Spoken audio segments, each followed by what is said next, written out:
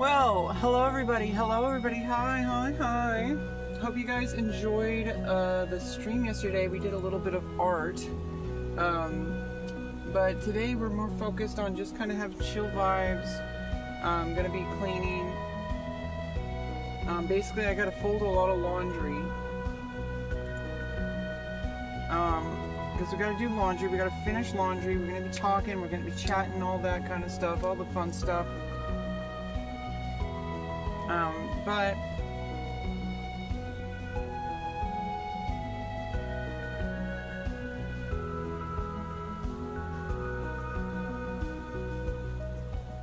you know, later we're going to be playing some OSRS, just leveling up agility some more, and all that kind of fun stuff.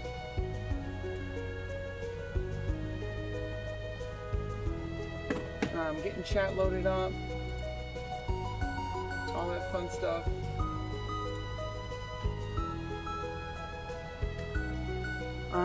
You know, building better habits. We need to throw this stuff out. All the stuff in my room that's gross, which isn't much because I cleaned it before. But I do stuff when I'm like brushing my teeth and like stuff like that can add up over time, like chewing gum. So I like chewing gum because it gets rid of all the oh, and Thundertop followed the channel. Thank you. Doing stuff like before you brush your teeth, you need to like kind of reset like pH balance and all that. So I chew gum to get rid of all the debris and to get rid of all the different like acids that can erode your enamel. So you know, I'll do that. You know, get saliva started. It also helps with digestion. So chewing gum really helps. You don't want to rely on, obviously it doesn't replace brushing and flossing, but an an old school RuneScape player brushing her teeth?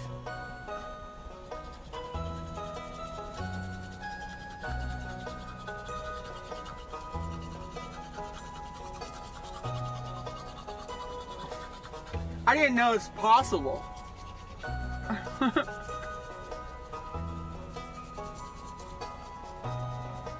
I didn't know RuneScape players brush teeth. Rare content.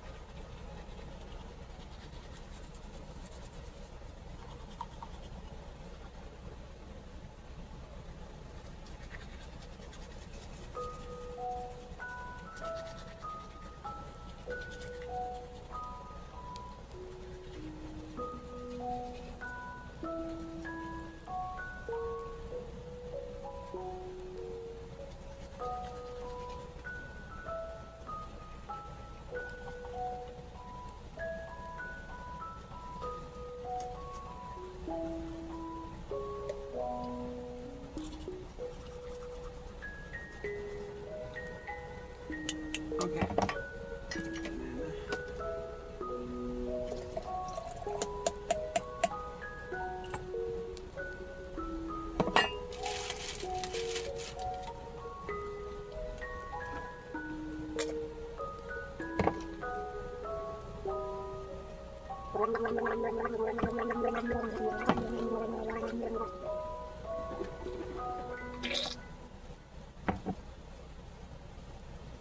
Okay. Then obviously got to refill my water. So like I think we need to come up with a plan for what we're going to accomplish today's stream.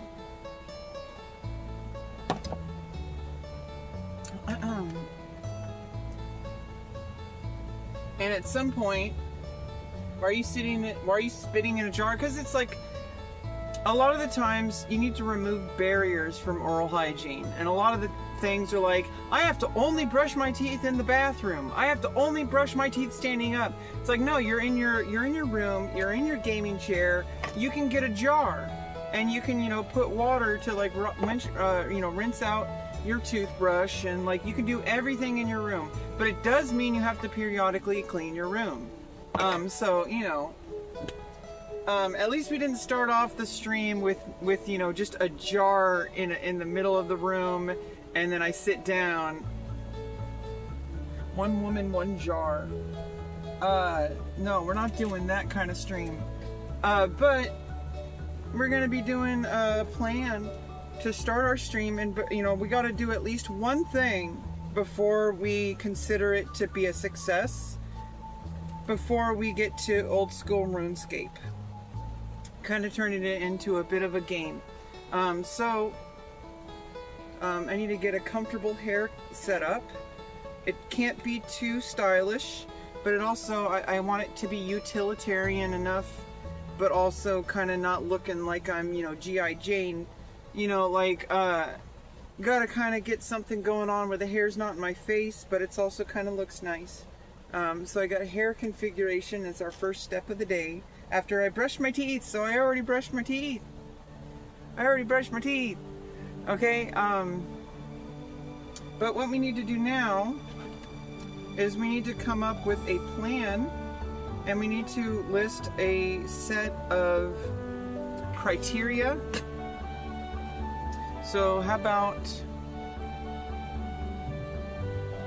we switch over to this mode. Okay, here we go.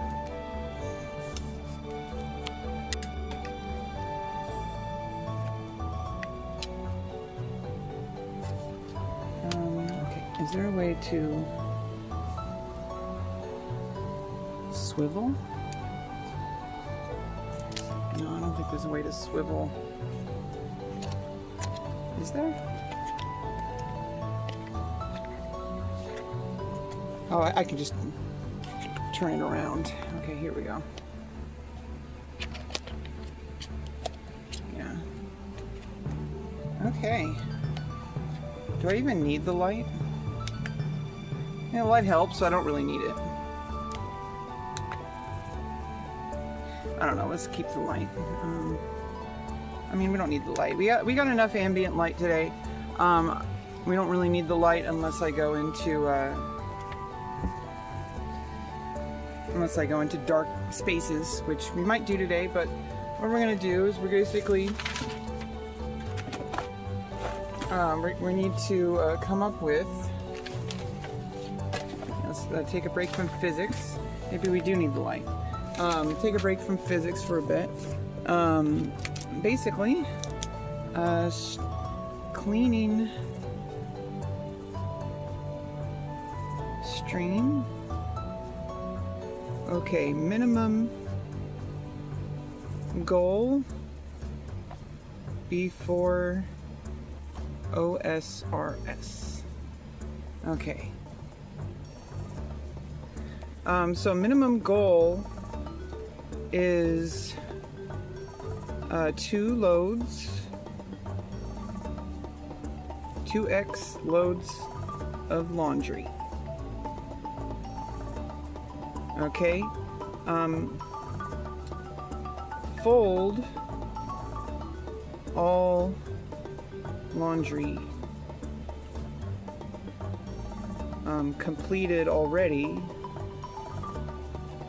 plus newly completed.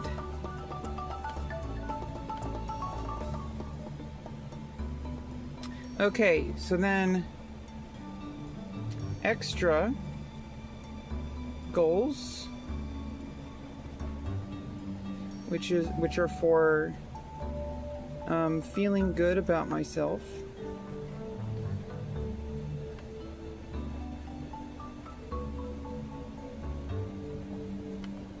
Extra goals to, not just do the minimum and just, get to degenerate gaming, which honestly, OSRS, we want to avoid as much as possible. I'm just grinding agility. So honestly, we should prefer to do different things. Like, we should prefer to do cleaning, because then we get to avoid grinding agility. So what we're gonna do is we are going to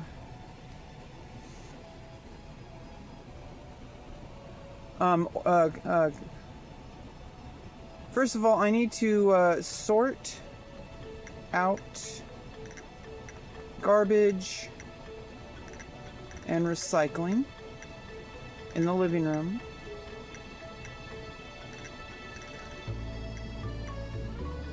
You know, queue up. Q. Is that how you spell Q?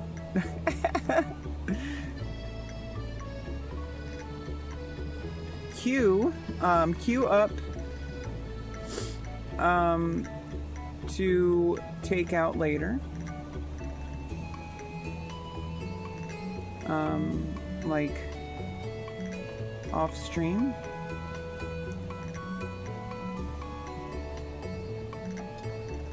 And then sweeping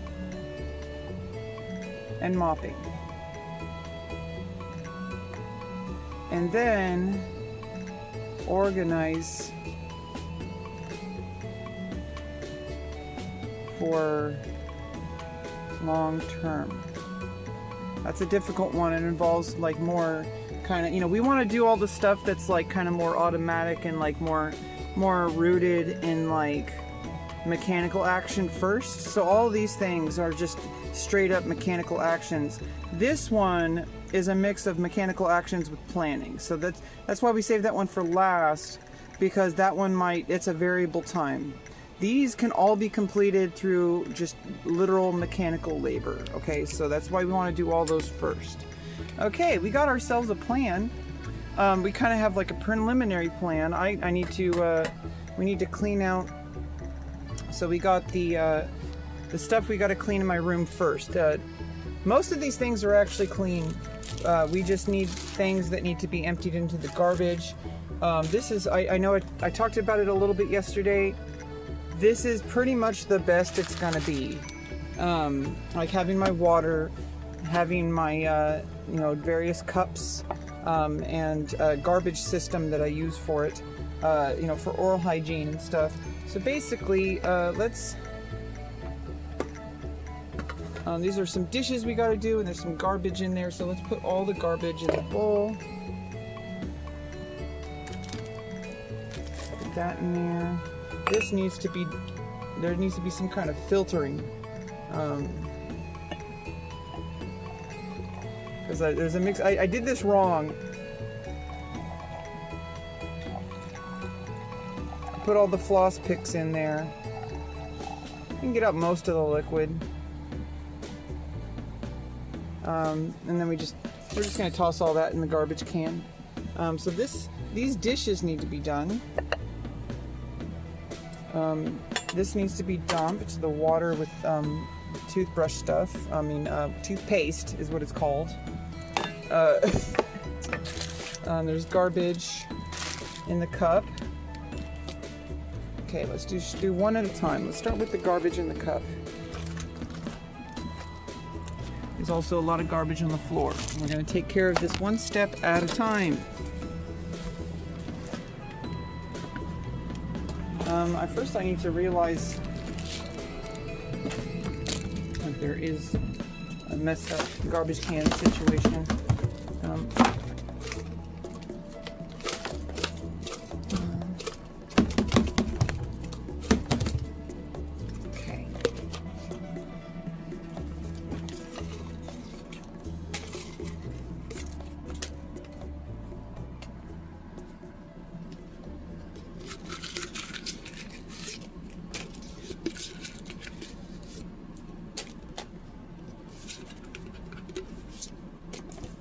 Okay.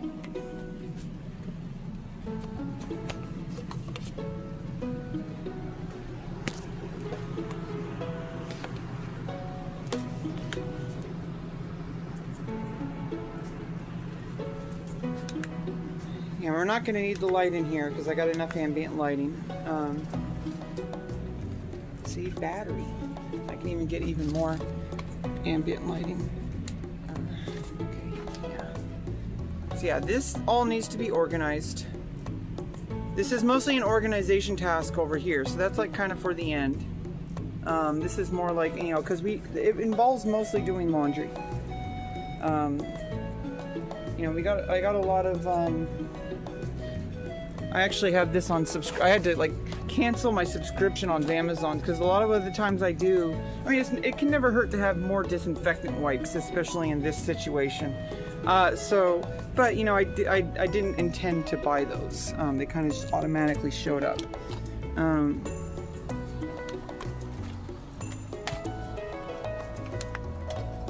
So that's done. This needs to be dumped as soon as possible, so we're going to do that.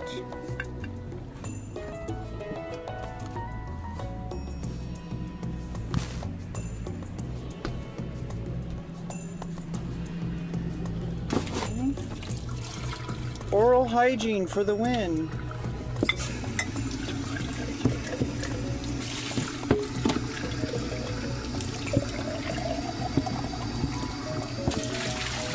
We brushed our teeth today. Let's go. We win. We win.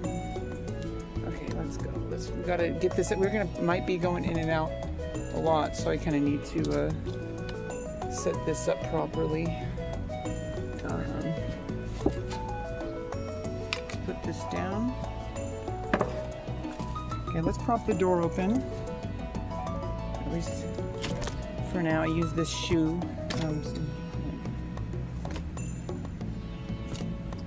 Okay. Do it this way. Okay. Yeah, may as well, while we're at it, pick up some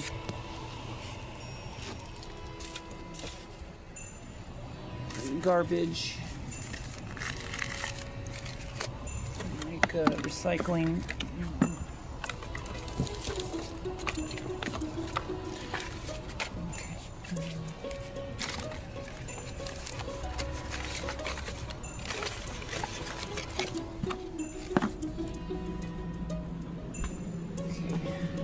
Recycling. We're just putting all recycling in this pile for now. And we did the bathroom yesterday. This was extremely messed up yesterday. And we did this yesterday. So I mean there's like tiny little min-maxing things. You know, we gotta take care of like cobwebs and stuff, but like that's not a big deal. We gotta do like the biggest problems, you know, first. I need to kind of like not just do random picking up, although it's always helpful.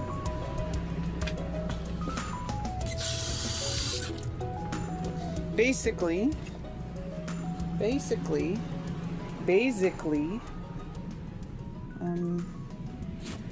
so first, we need to fold laundry. I think I need to, the laundry that's already in here needs to be finished, you know, because it's probably,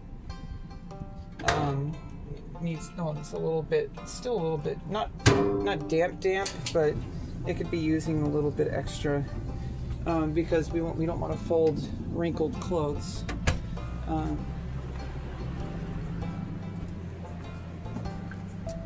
So basically, let me get chat going.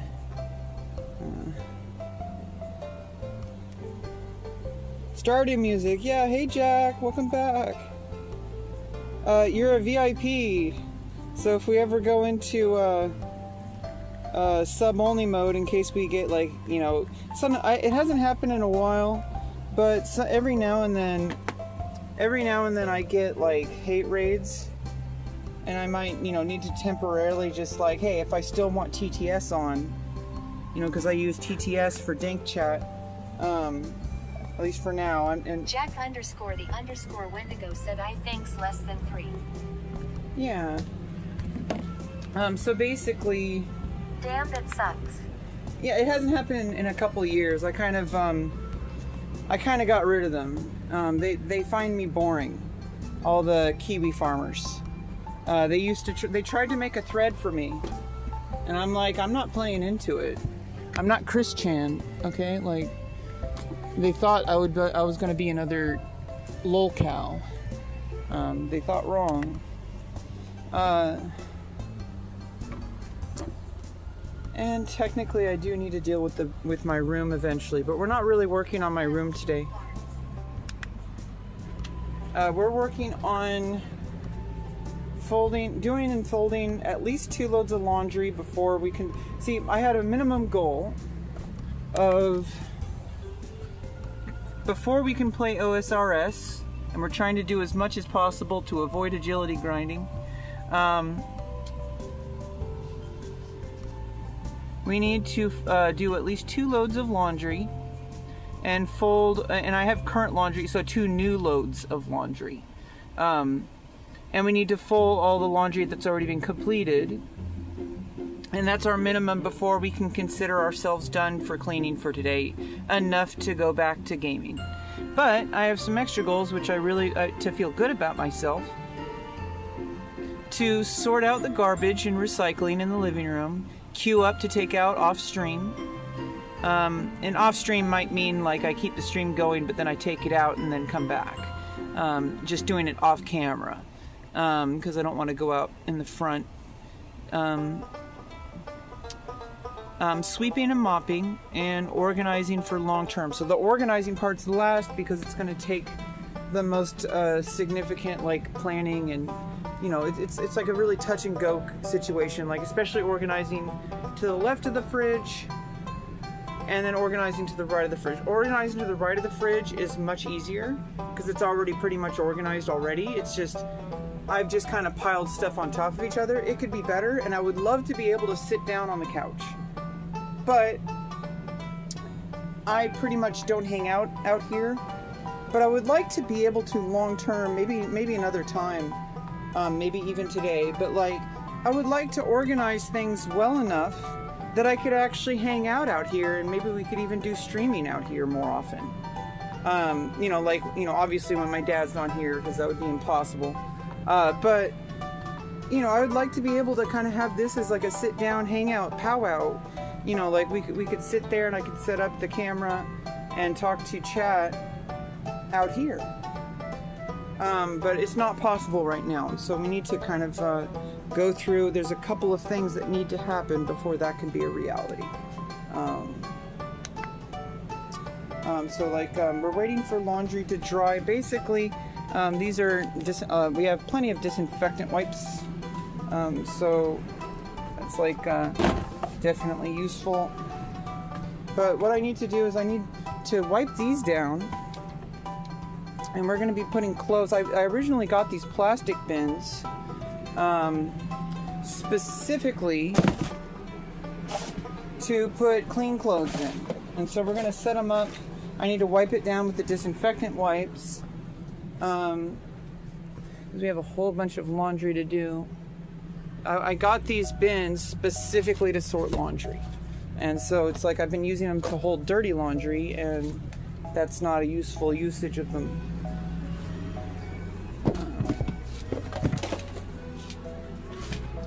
So that's going to be like tops, bottoms, tops and dresses, bottoms, and I don't really have too many dresses. Usually I keep my dresses in the closet in there, but I've actually kind of given up on that closet. I have things that I can't show on stream and I put in there. I do have a sex doll. I mean, kinda, I guess. I use her a little bit differently now. I have different body parts.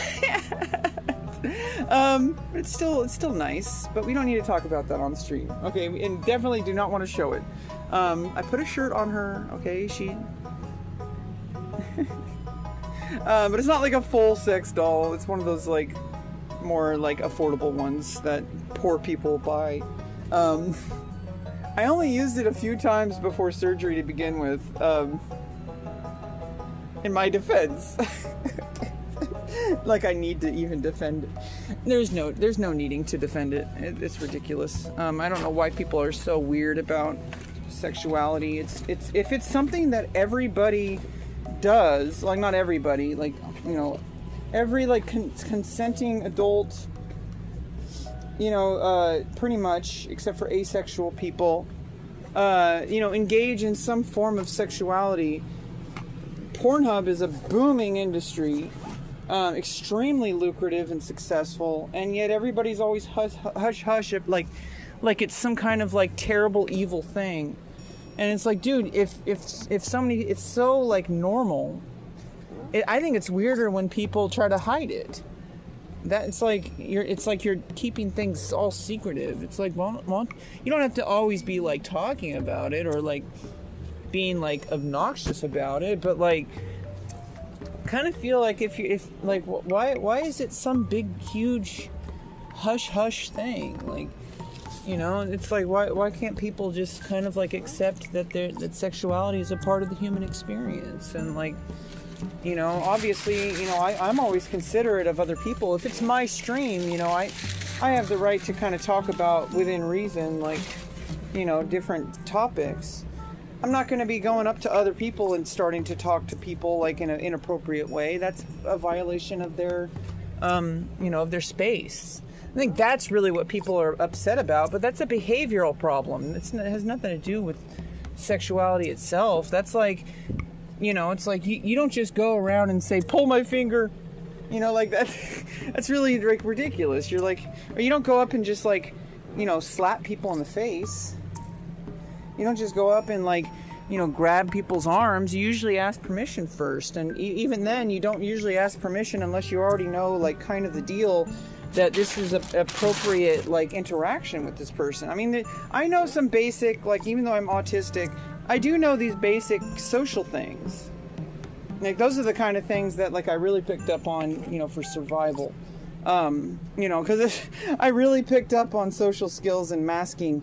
As far as like, you know, avoiding direct confrontation with people, because I've had a lot of negative experiences through my life of people having negative interactions with people. But you know, right now I'm trying to get over the need to basically there's this problem I have now where it's like I'm afraid to tell people what my beliefs are or how I feel about things, because I don't want to scare people away, and I don't want to ruin a relationship. I don't want to, and that's ridiculous. The right people are going to stick around. You know, the right people aren't going to judge you just because you have a specific like belief or something. You know, like just find the people who support you. You know, find the people who, you know, don't shy away from difficult conversations, and who are like, you know, I think that belief you have is like not so great, or that opinion you have is not so great or whatever, but that doesn't mean that we can't like be like I have to like, you know, take all the, you know, opportunities away from you. I don't have to like ruin your life. So like that's the big deal, is like a lot of the times I feel like I can't say or be myself around other people because that I'm too much for them. That my personality is too much. And that I can't express myself because it's unacceptable. And it's like, it's kind of presumptuous, and it kind of puts like way too much power in my hands. Like, people are responsible for themselves. I need to get over myself in a way that's like I'm hurting myself based on a false reality. Like,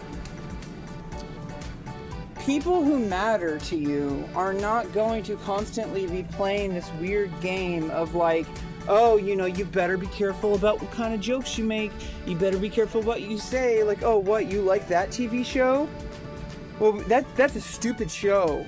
Why do you watch that? Like, I used to have problems like that, like in high school and stuff. Like, I used to always be careful about what I said around people. Like, because they were like, oh, why do you like that show? Like, what, or why do you watch anime? Or, you know, ew, like you're gross, like how can you, why are you okay with this? And it's like, those kind of people have a problem, and it has nothing to do with the things they're mad about. It's like they have an actual like issue that they're not dealing with, and they're projecting it on other people. And I've kind of learned that over time. It has nothing to do with me. Like, yeah, maybe there are things that I need to be held accountable for, but for the most part, that's not really the case. I need to go, like, take care of garbage and stuff. But,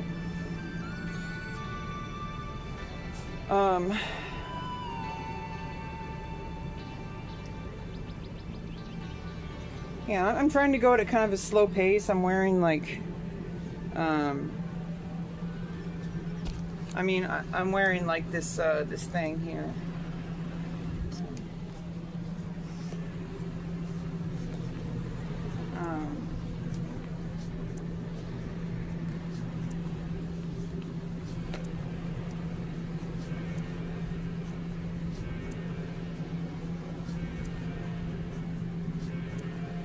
So it's like, I'm actually trying to like not build up too much of, like, I need to be going at such a pace that I need to be going at such a pace that I'm not going to be like building up too much of a sweat. So like I need to be able to wear this while doing this stream today, because I want to be able to like kind of just chill and not rush everything. Because my issue with cleaning a lot of the time is that I rush everything. That I spend way too much energy like trying to do it as quickly as possible. So what I'm gonna do is when we do the laundry sorting, first of all, I'm gonna set it up in tripod mode after that when we do that. But for now, I think putting this, I'm just like keeping this here for now.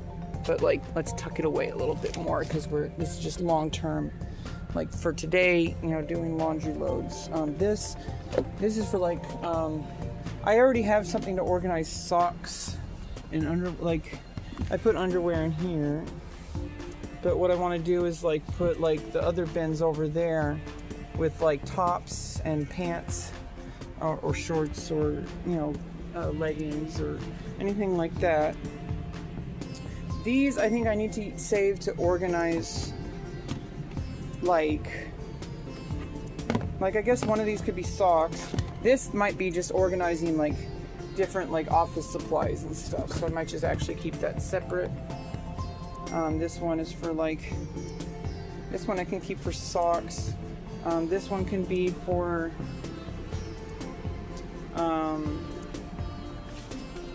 you know, miscellaneous tops or something. This can be like, one of these can be tops, one of these can be bottoms. This can be like miscellaneous, like kind of more like stuff I wear more often. Like I can put like the more like, this is a more frequent traffic box. And then, you know, obviously I have the laundry basket.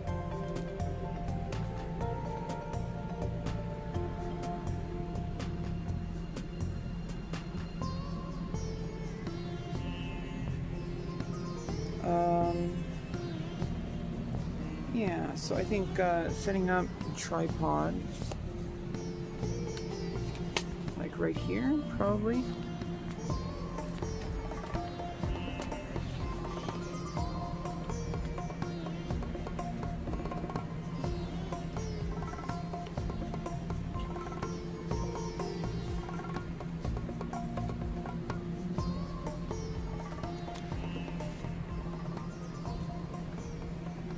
Or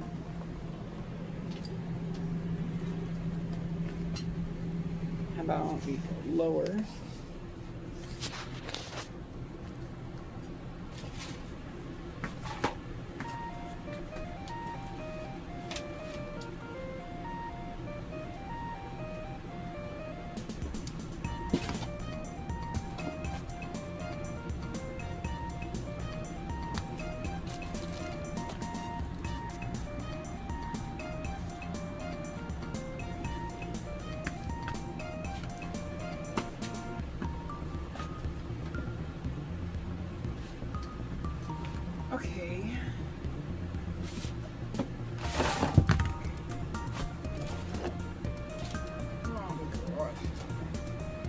basically,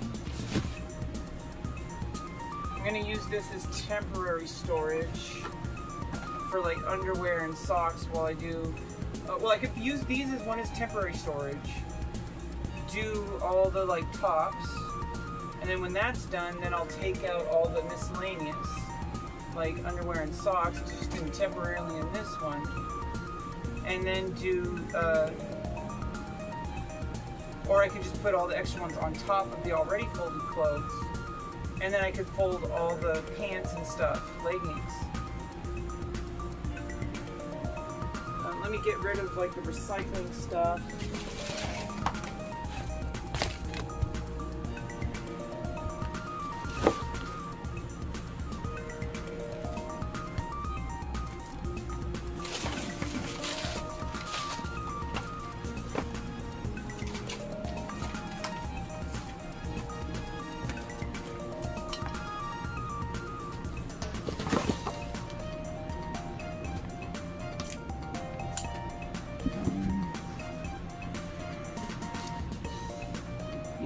We got a day planned.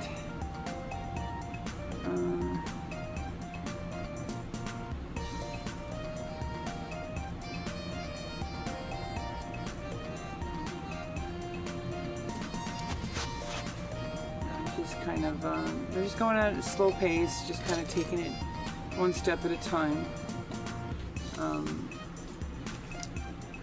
Thing I like about streaming is that like it gives me like a different like kind of focus that like nothing else really gives.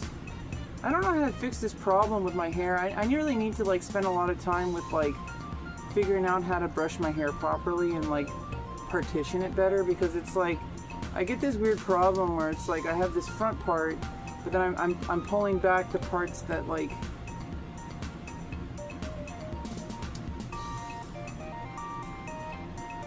my hair could look better. You know, I just don't really know. Don't really know how to do it properly. Not all the time.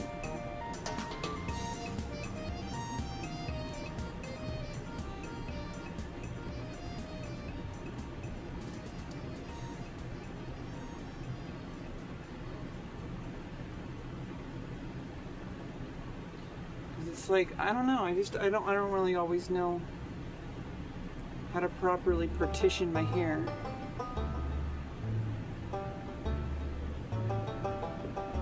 Kind of do it haphazardly most of the time.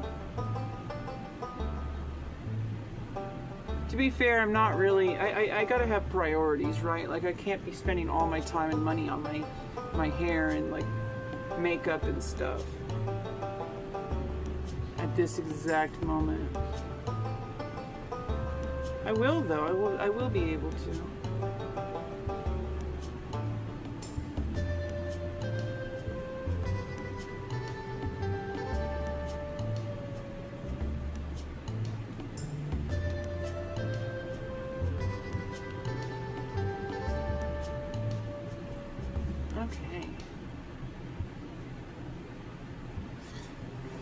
Okay. What is going on here? I think it's getting warm. I need to close the window.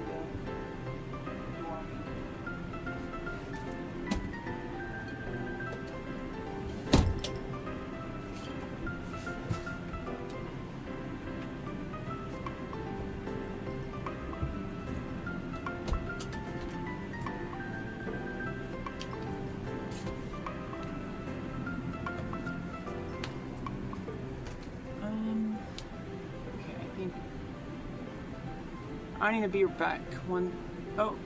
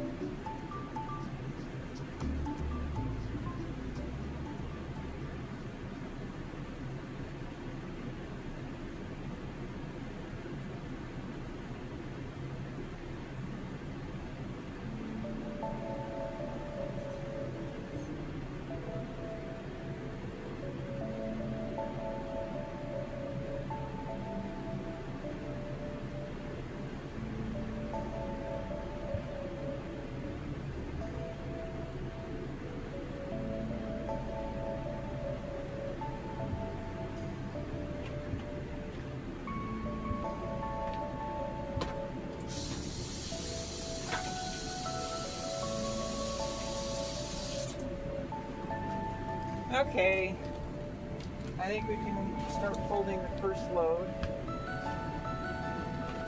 Oh, we need to wipe down the,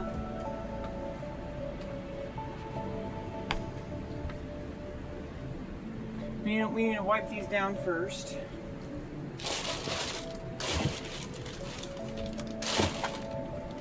Okay.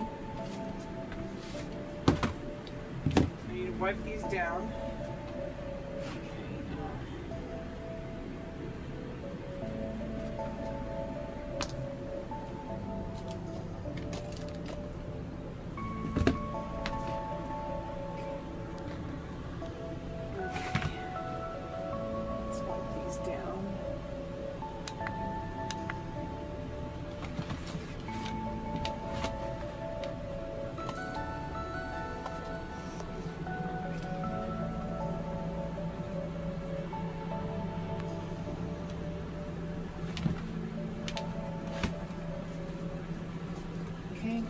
Disinfectant wipes.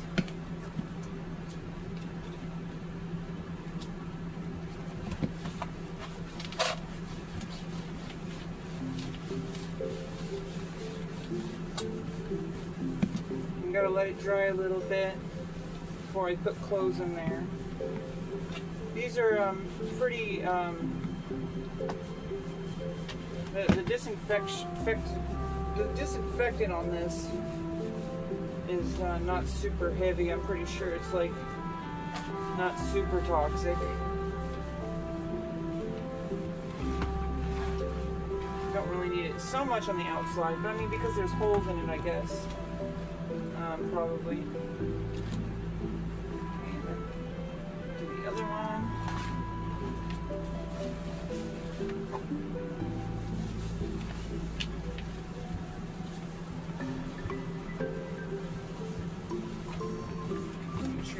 Every single part of the surface area.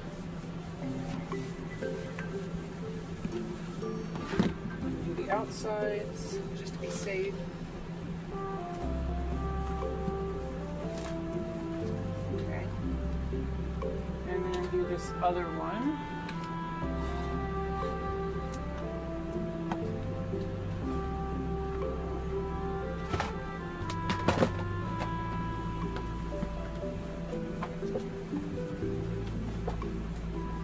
Also gets all the dust out of it. This one had a bunch of dust.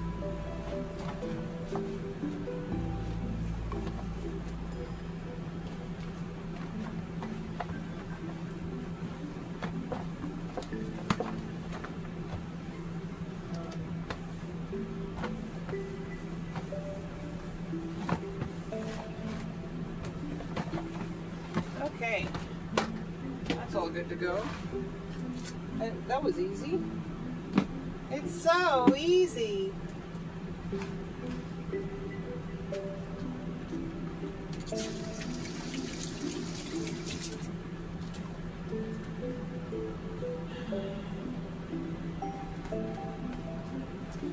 Yeah, this one should be dry now. I don't even smell stuff on it.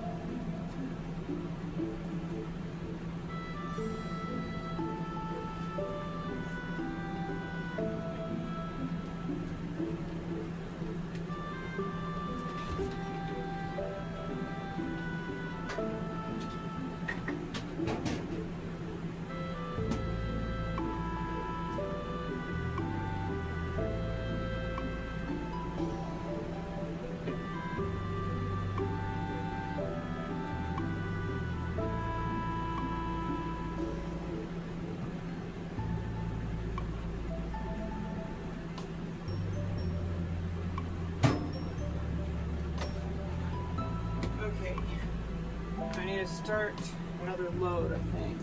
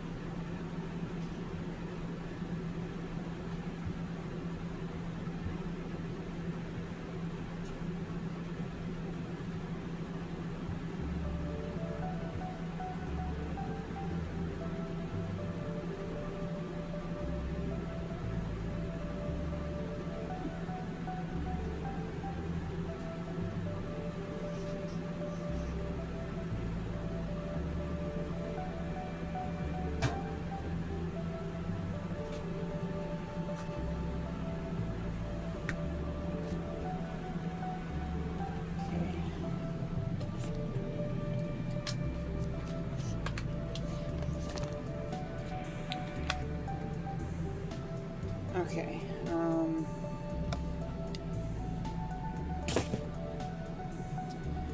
Prepare another group of clothes for a load.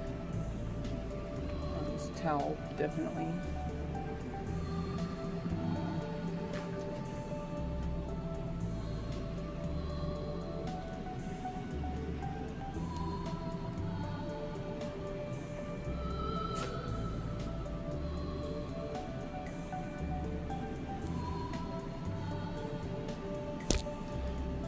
Now these loads are usually having to be smaller, so I kind of have to prioritize based on frequency of like what I wear most frequently.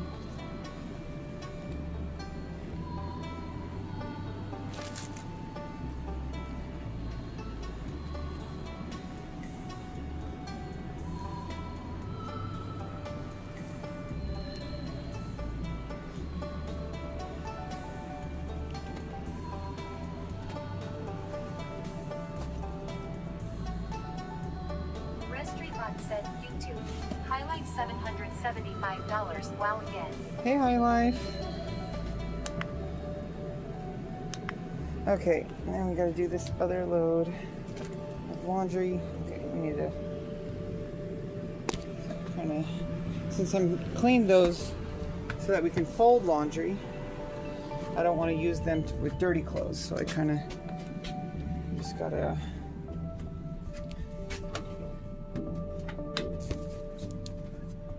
Yeah, we're doing some more cleaning.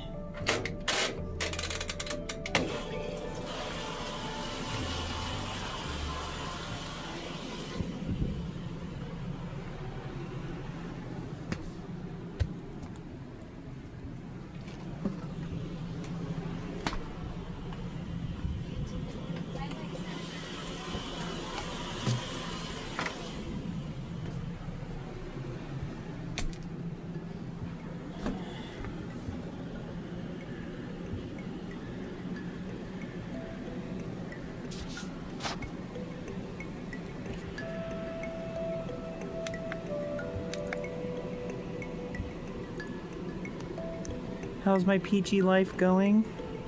Just peachy. I don't know what's up with the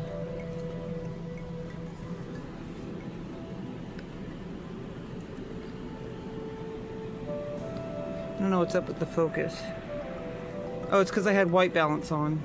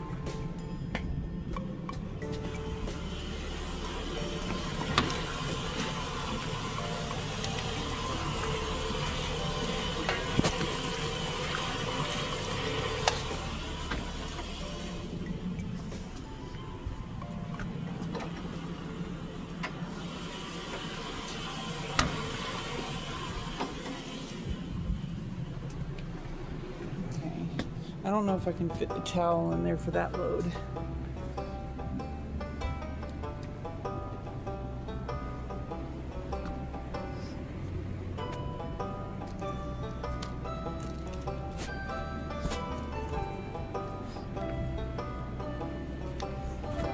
USB-C cable, or is that USB-B or whatever?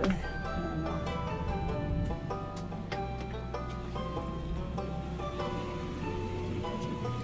If you overload it, this thing kind of like, it starts like really like getting everything out of alignment, and it like can like break the washing machine.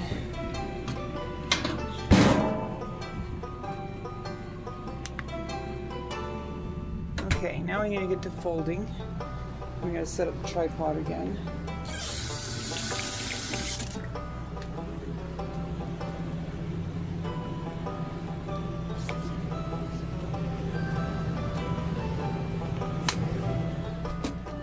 Okay.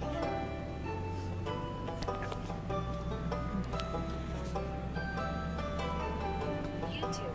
Yellow clean house, clean mind. Clean house, clean mind. Exactly, yellow. Yellow Dello.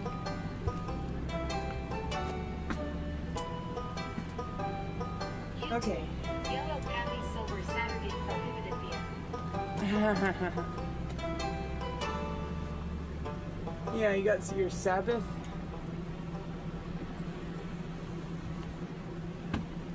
Okay. So socks and stuff temporarily storage in here.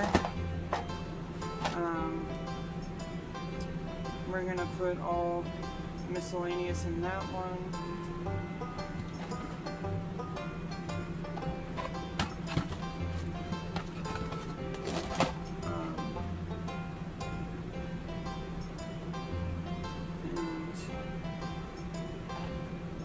Underwear and stuff,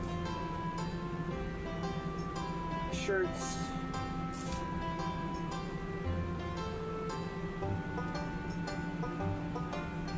do miscellaneous later. YouTube. Yellow Adam. Respectfully, you own a lot of stuff.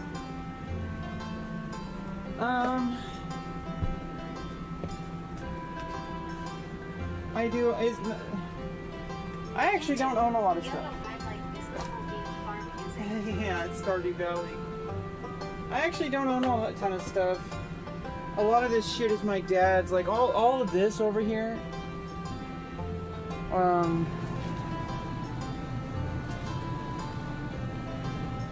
All of this is my dad's. All that stuff. That's all my dad's. It's like his like area, and then you do not. I mean, I'm not going to be able to show you his room, but like, because it's his room. But like, he has a lot of bullshit in his room he doesn't need, and he's paying for a storage that he doesn't even get stuff out of. So he's paying money every month for stuff he doesn't use, and he's never going to use. I have like, you know, some stuff over here, like music instruments, but actually pretty much everything I own can fit in my car. It might look like a lot, but I think that's because I'm in such a compact space. We might get to the organizing this today when we get to the organizing portion. So basically, we have a plan. So minimum goal is to do 2 loads of laundry and fold all laundry.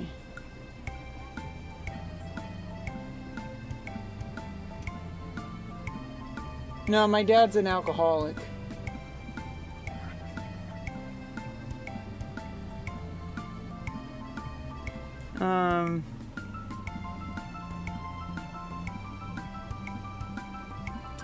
And then extra goals, if we get to organizing, then we'll clean this little island here, whatever that, this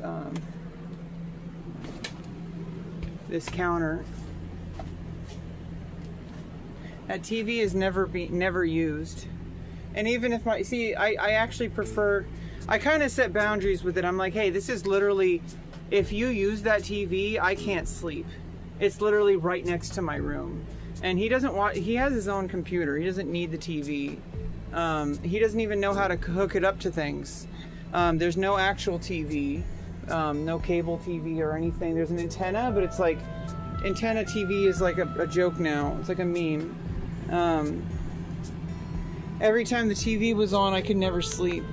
And so I kind of set boundaries with it. I'm like, hey, like, I even gave him the ice machine to put in his room. I got an ice machine when I was recovering from surgery. YouTube.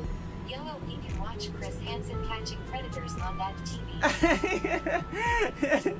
It's his favorite show.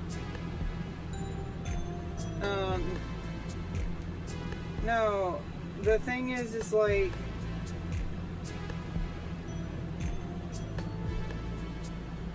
okay, so leggings and stuff. YouTube.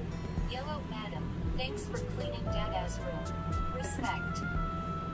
Well, this isn't really his. I'm just cleaning. I'm doing my laundry, and I'm cleaning my side of the house. I can't touch his stuff.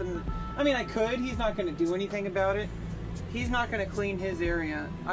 I've cleaned his table a few times already, and it just every single time I do, it just always goes to shit. I got it to the point where it's like I'm going to clean it because it affects me.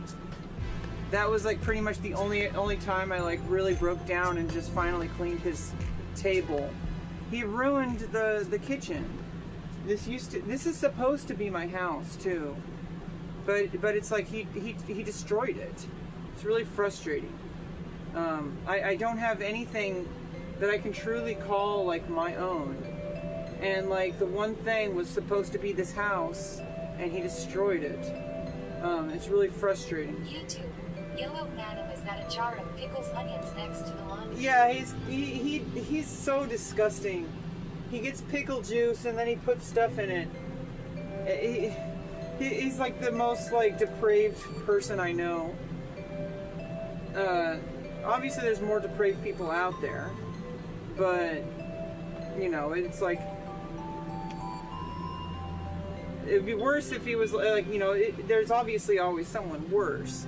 Like if he was like smoking meth and shit. But, you know, like we're talking like, he smells so nasty. Like it's unbearable. And if I can only, you know, the human mind is very adaptive for survival. I'm able to, you know, you can handle things if you expose yourself to it enough times. Because I live here, your mind adjusts. And if I ever leave here for a few weeks and then I come back, the smell is overwhelming. So it looks like in that load there's only a few bottoms. YouTube. Yellow, sorry you have to do the laundry next to pickled onions now. I mean, now we're doing it just in spite of your comment, just to make it into content. Because people are going to say, why are there pickles there? Are those onions? I hope there's no human eyeballs in there.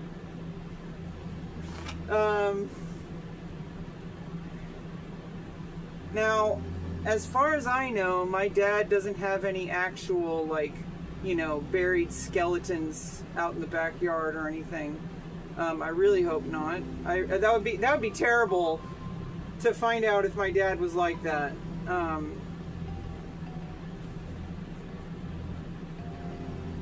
I mean, he's just a degenerate.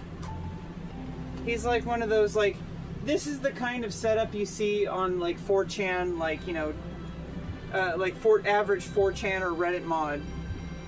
You know, that's the kind of living space he has, and he's an amateur compared to them. So. YouTube. Yellow madam. Maybe you can scan for all food items and put them in one place. I'm not touching his area. We're folding clothes first and foremost, and then I'm gonna switch over to the right side of the refrigerator. So we have oh, whoops. We have an area over here we're gonna be doing. I'm focused on laundry mostly because I have a whole bunch of laundry I need to do. Yellow, we don't want moldy guacamole evolving into a bioweapon. Yeah, we have COVID-2. Is because I open the door and the air gets out. So I need to organize this space over here. It's already pretty much organized. You can kind of see that, like, I already underneath the laundry, like, you know, there's some level of organization, but we need to organize it better. But that's like that's after we're done with laundry. So we need to primarily focus on laundry right now.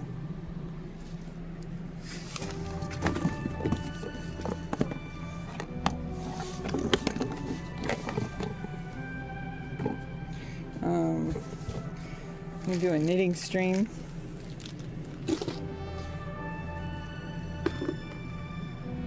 I'm supposed to put that in my car. I have one in my backpack. I have one in the house. YouTube. Yellow, I love organizing and cleaning. Yeah, and this emergency, like, hypothermal sleeping bag is supposed to go in my car. I have one emergency for my backpacking.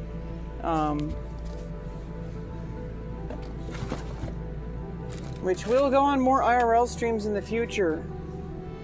Right now we're focused on cleaning because this is a really high priority. Yellow, I've done a good time sorting out this. Yeah, so like we need to like just take care of as much cleaning in like little increments. Just like focus on cleaning.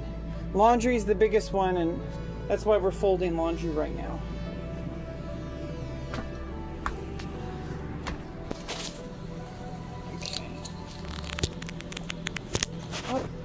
Okay, whoop. YouTube.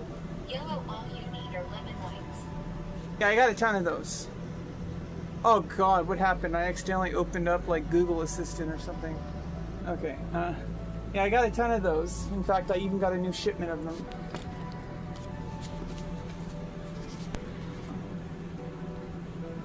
So like, I even just got a new shipment of them today, or yesterday actually.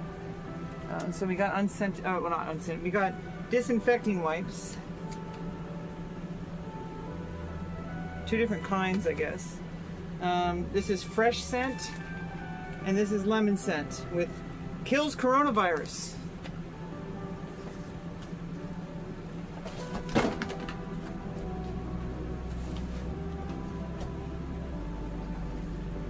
Okay, so we folded 1 article of clothing. Success. Great success. Yeah, so we're doing all the... I have a lot more tops than bottoms. I'm gonna be real. I usually put these on hangers, but I'm trying to get the hang of folding.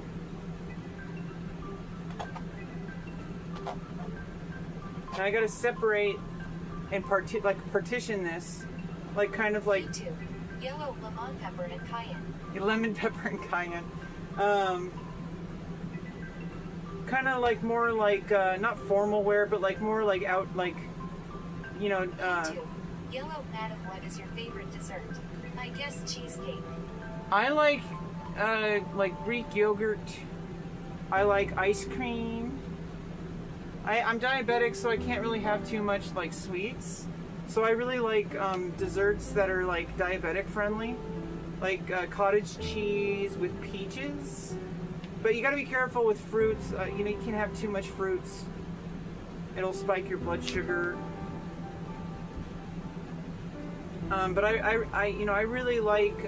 Sometimes I do eat junk food. I actually got some Lay's Ruffles potato chips yesterday, but I felt kind of shitty afterwards. But I did a lot of cleaning yesterday, so it's like sometimes I kind of associate junk food with like. I save it for like when I really want to just snack on something that I know is like it's just purely for like, you know, indulgence. I don't always do that though. I don't like incentivizing junk food with rewards. YouTube. Yellow, that sucks, madam. Sorry to hear. Yes, madam. Basically I'm gonna put like kind of more kind of, I guess, like undershirt type of stuff over here. Put more like kind of fitness wear over here. Like kind of more like complicated like dress shirts. Yellow, you look healthy and fit, madam. Yeah, I mean, I'm doing a deep squat right now. I do a lot of squats. I was able to get my surgery because I like got my diabetes like under a certain level, so the surgeon would okay the surgery like 15 months ago, and it's been, I talked about it a lot on stream. It was you know, transgender surgery. It was the vaginoplasty. You know, you got to eat clean, train dirty. You know, I mostly eat clean. I have like, you know, ground beef or tuna with like onions and garlic with kale is like my main go-to for like primary meal. I have like oatmeal and peanut butter. Yellow, I am a 30-year-old male and I love cleaning, but I refuse to fold clothes. What a waste of time. It's not a... See, it's good for your mind because it's like, I'm really bad at folding clothes. I'm 37 years old. You know, I'm really bad at like, I'm always like have wrinkled clothes. I mean, yeah, you could throw it in the dryer, but then it's like now you're using all this extra energy, and it's like, well, what if I just fold it and it like gives me like good discipline, and like, you know, I need to actually fold it because what I was using before were coat hangers, and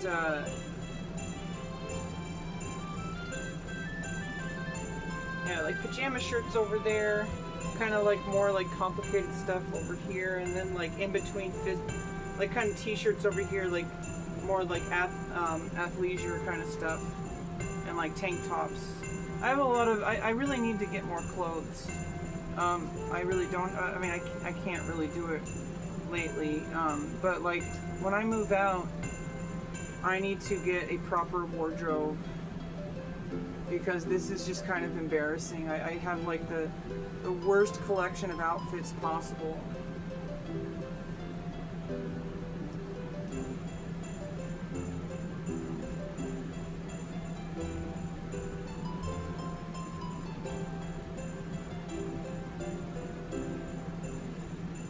YouTube. Yellow, changing gender is kind of foreign to me, but I won't call you names for it.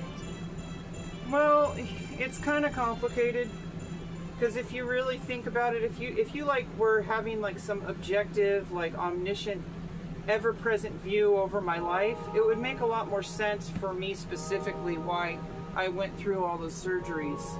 It makes sense for me because it's like I had a unique need. Yellow, we'll keep it friendly and cordial. Yeah, well, I mean, I always try to help people understand. It's like,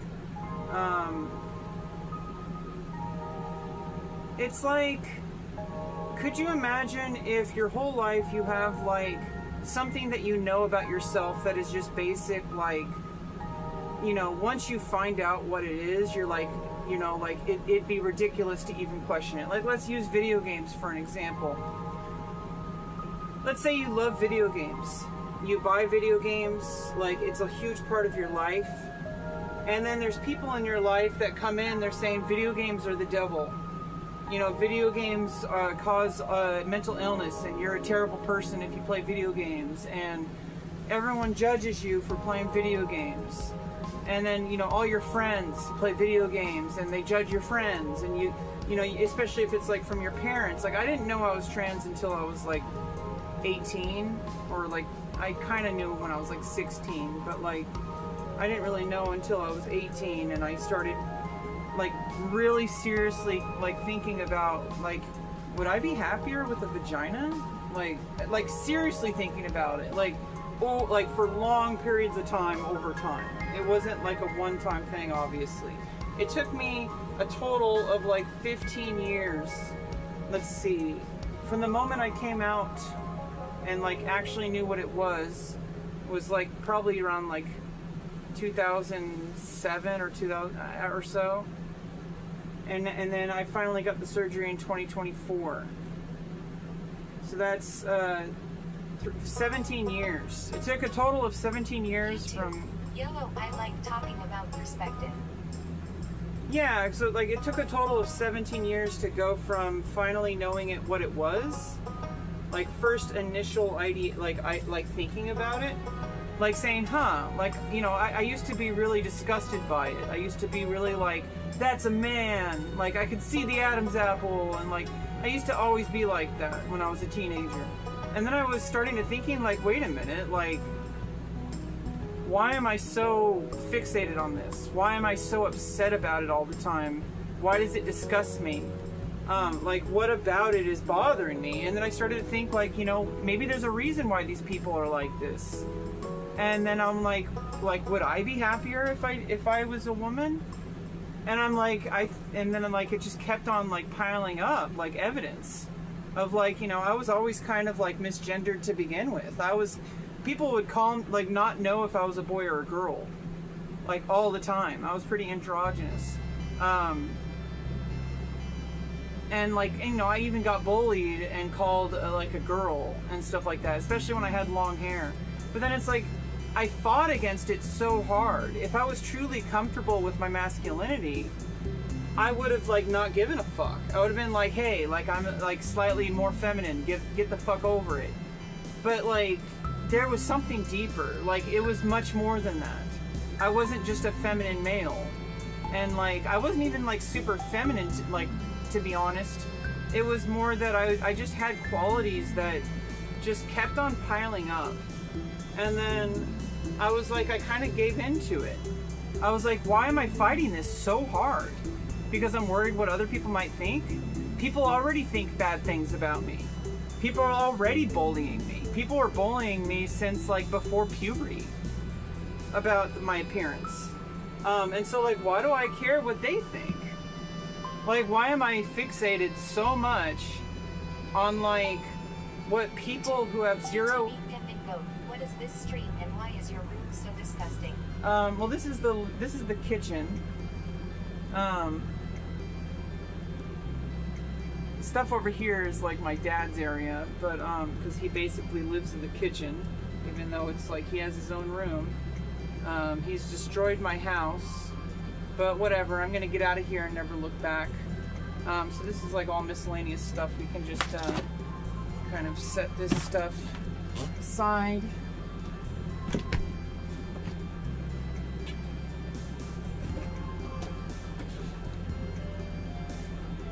Okay. Oh, we have like quite the challenge for us today.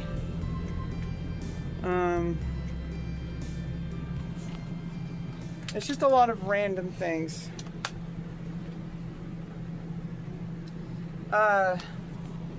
Basically, there kind of becomes a point where you just stop fighting who you are. Where people around you are always trying to change you, regardless of who you are. Like, I like the video games example. How old are you and what are your circumstances? I'm 37. Children. Yeah, no children. I can't have children. I'm a trans woman. I'm post-op. I just had my surgery 15 months ago, and like that took like 5 years. I documented the whole thing on Twitch and YouTube. But like, basically, I got through all my surgeries. I'm autistic. And I got like SSI for permanent disability. I have a developmental disorder, so I qualify for specialized services. And like, they're gonna be coaching me to get like a better life. And it's just gonna be one little step at a time. You know, that's how success happens. You know, you just do one little step at a time. And like, before you know it, you look back and there's like a whole bunch of, you know, changes over time. But, you know, I got somebody who's I have multiple case management. So like, I have a case manager for like housing. I have one for, you know, I have a main case manager at like North Bay Regional Center. Yellow, I find it kind of unfair that transgenders have hair and can choose cock size in Dr. Vespucci's office.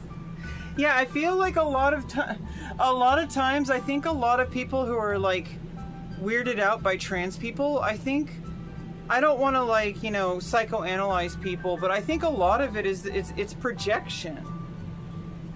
People are unhappy about themselves, and instead of focusing on themselves, they want to project all of their personal hang-ups on other people.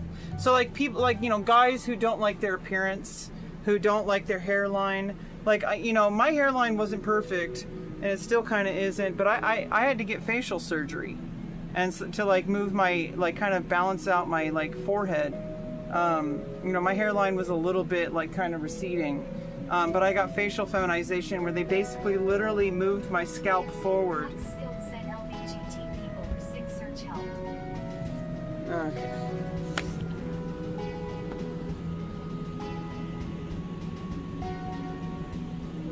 I mean, everybody's sick if you really think about it.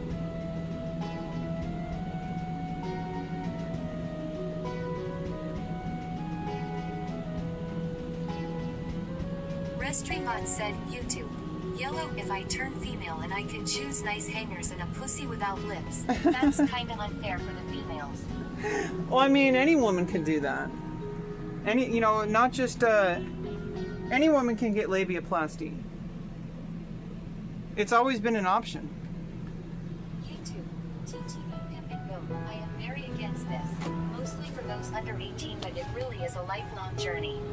I don't hate anyone, I just don't think it's the best option for most. I want you to, like, kind of think about it from a different perspective.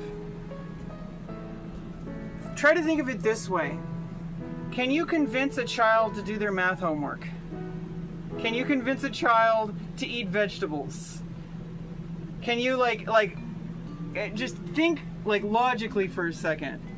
This idea that people are like brainwashing children to be trans is so it's so like willfully choosing to ignore reality. Well, I mean, that's your personal thing, but you know, luckily, other people's life decisions aren't based on your opinion. Here's the thing, is there's a lot of fear-mongering and false information going around about transgender medicine, and I don't want to argue with you, so please, it's really annoying. I will just block you if it gets annoying.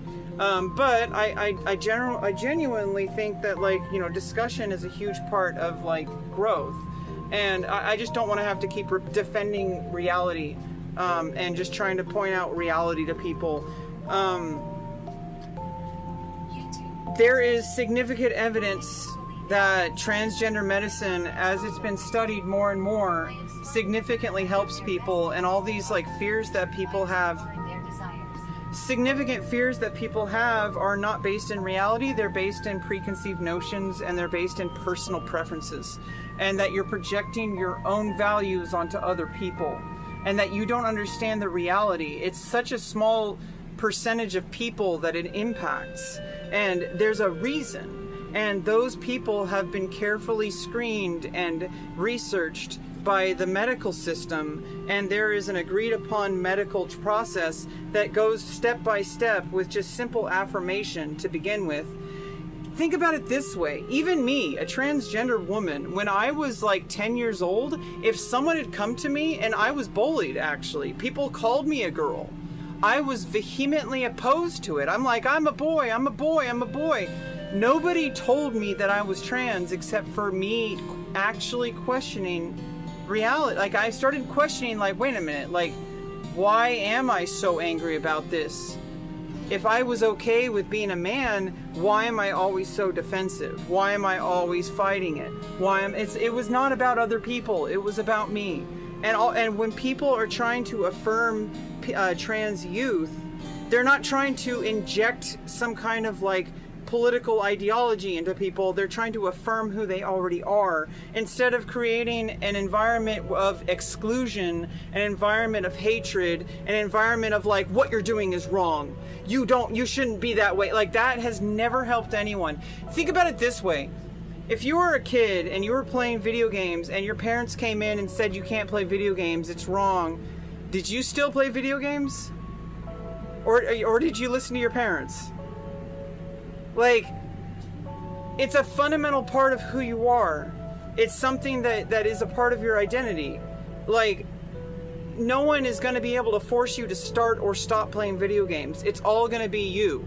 And if you like video games and you previously didn't, it means that you just didn't have the proper exposure to video games, right? You know how like some people, their first exposure to video games is like the worst possible video game you can think of, and you're like, well, no wonder you hate video games. You started out with this bullshit game that nobody plays. Why don't you play this game? It's a real game. Right? Think about it that way. Because it's like, nobody can make you somebody that you're not. Yeah, I think what opposes a lot of people to trans is what's happening to kids with LGBTQ children books and classes.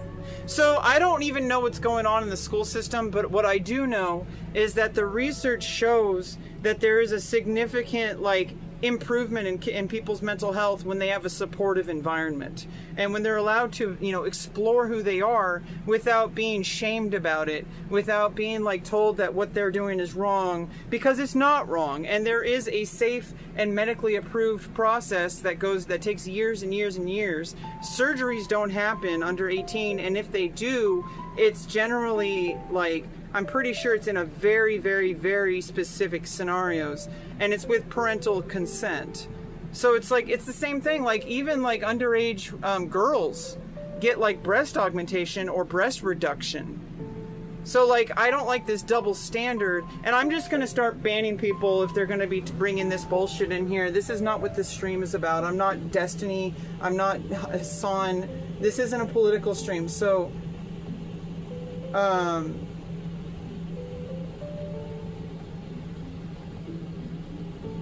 so I'm going to ask you to tone it down. I'm not going to debate my existence with my chat. Okay, like, think about it this way. If you were like a Counter-Strike streamer. Pride parades which pretend to promote gays and lesbians, but in reality it's some kind of hairy fetish parade. Yeah, I don't know about that. Exposed to. I'm gonna time you out. Because you're really annoying me. I don't want to have to debate my existence with chat. Think about it this way. If you're a Counter-Strike streamer, you play Counter-Strike, and people keep coming in and tell you to play Valorant. Like, think about it. I'm not going to constantly debate my existence. I don't need to justify my existence. Why don't you go to a political streamer and talk to them about it? Go talk to Destiny about it. Go talk to Hassan about it. I'm not Hassan. I'm not Destiny. I'm just a random chick who's trying to live the best life that she can. And if you have a problem with it, you can leave. So, leave that shit out of here. It's really fucking annoying. It's just annoying. This isn't a political debate stream. This is me cleaning my house, having a good time, trying to live my best life. Okay, this isn't that kind of stream. It's just get the fuck out of here with that. I don't need to justify my existence. I exist, and no matter what you think, you're just annoying. If you want to debate politics, go somewhere else. You're not welcome here. This isn't a politics debate stream. Okay?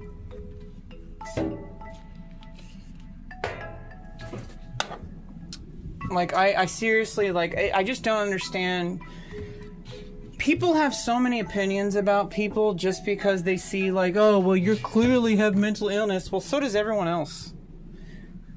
You know how many people also live in really fucked up trailers? But because I'm trans, I'm held up to, an extremely higher standard than all the rest of the, fucked up shit that's on the internet. Get the fuck out of here. I'm just sick and tired of it. It's just annoying.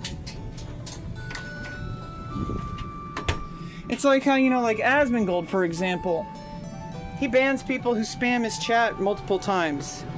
If he didn't respond to it the first time, he's not going to respond to it the 10th time. Okay, so he's going to ban people who annoy him. I'm going to ban people who try to make my life into a debate. Who debate things that have nothing to do with me. If you want to debate other people, go to their streams where they invite that kind of chat. I do not allow that kind of discussion here. We're not a politics discussion stream. I talk about, sometimes I talk about issues, but it's I encourage you to think more about personal people. You should think about people as individuals. That everybody's different. And when you start lumping trans care into all these supposed opinions you have about people, you have all these preconceptions that you're projecting onto other people with very limited knowledge of reality. and you're conflating multiple things and making it into a single argument. At least separate all of your beliefs. If you think that you're saying that being trans means that you're like a child predator, is what you're saying. You're basically saying that LGBT parades are highly fetishized and well, that's a case-by-case scenario, and maybe the parades you're thinking of are literally sexualized kink celebrations. Those aren't like for children. Those are adults only. It's like going to the red light district with your family. Like, you're not going to go to the red light district with your kids. Okay, like that's ridiculous. And that you're bringing kids to these sexualized things. But then also, some things people accuse of being sexualized, and they're actually just, they have a preconceived notion that being gay is inherently pornographic, or being trans is inherently pornographic. That's because most people's experience is shoving down the reality that of any kind of gay attraction to people, or any kind of like people this is why people are fighting back, as this is the reason. Okay, and I kind of dropped the light fell, and then there was like a thing fell off of the, oh, here it is, yeah. This thing fell off of the light that allows me to adjust it. Luckily, it's not broken, it just fell out because the light fell. It's because you have preconceived notions that are based in opinion, based on your limited understanding of reality. And then you're going around and you're projecting your opinions onto other people as if it's fact. And it's not fact. It's just your specific opinion that you think that being gay is somehow taboo. And it's that's why people have pride parades. It's because they're saying, we're here, we're queer, deal with it. Now, I don't go to parades because I don't like politicizing myself. I don't want to go and do that. I'm going to protest by living my best life.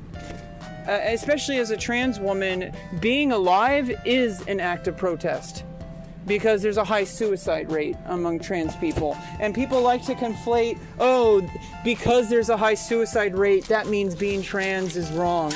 No, people are suicidal because of the environment.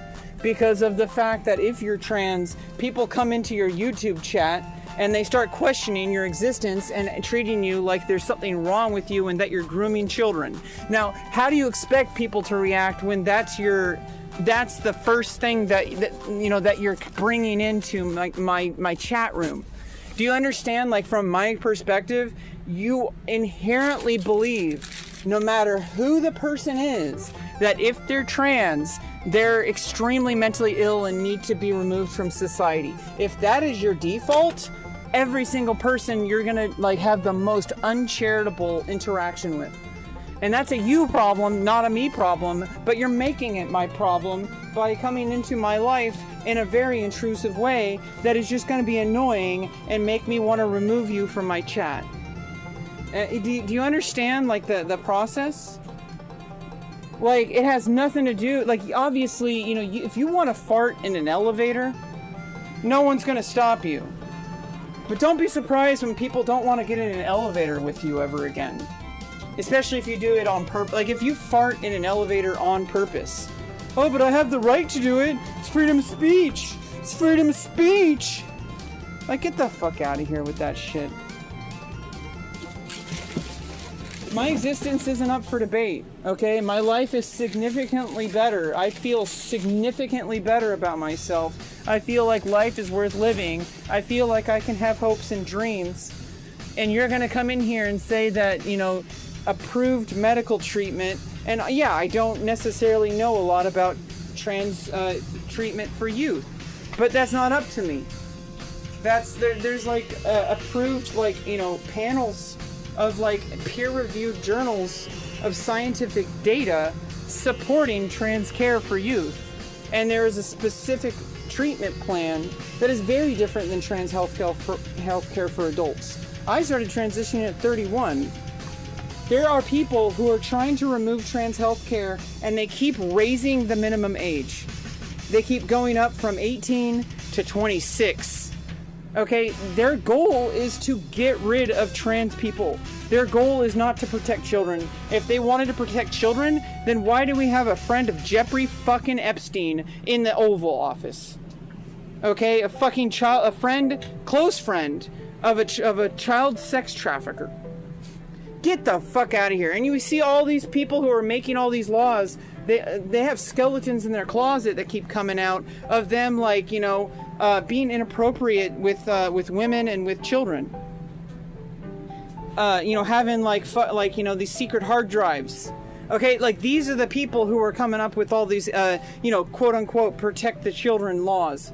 Okay, so get the fuck out of here with that. First word I heard was Epstein. Yeah, I mean, it's just I had to time someone out because he was like talking about trans corrupting the youth and stuff, and I'm like, get the fuck out of here. Like, this is not like go back to Destiny or Vosh or Hassan. Okay, I am not a political streamer. We're listening to fucking Stardew Valley cleaning my house.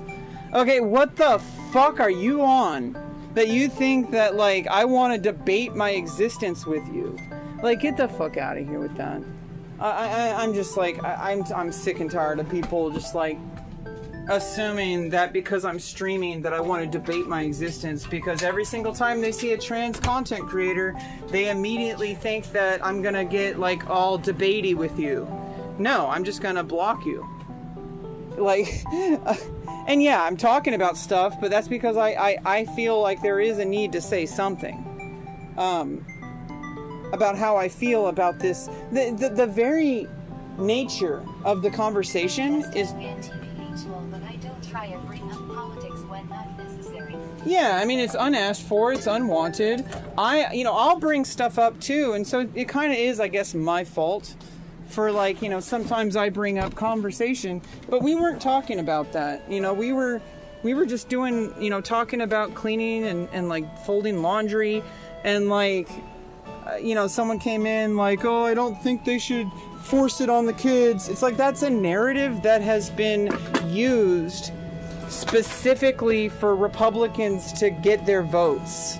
Okay, like, and these are the same people that are like saying protect the children, and they're supportive of like Donald Trump and his Mar-a-Lago bullshit, that, like, you know, all this more and more stuff is coming out every single day about his close connection with Jeffrey Epstein. Okay, so like, I am sick, and then we see Republican after, and obviously also Democrats, but we see politician after politician after politician, more and more being involved in some kind of thing, scandal involving inappropriate and absolute, like, childhood sexual abuse.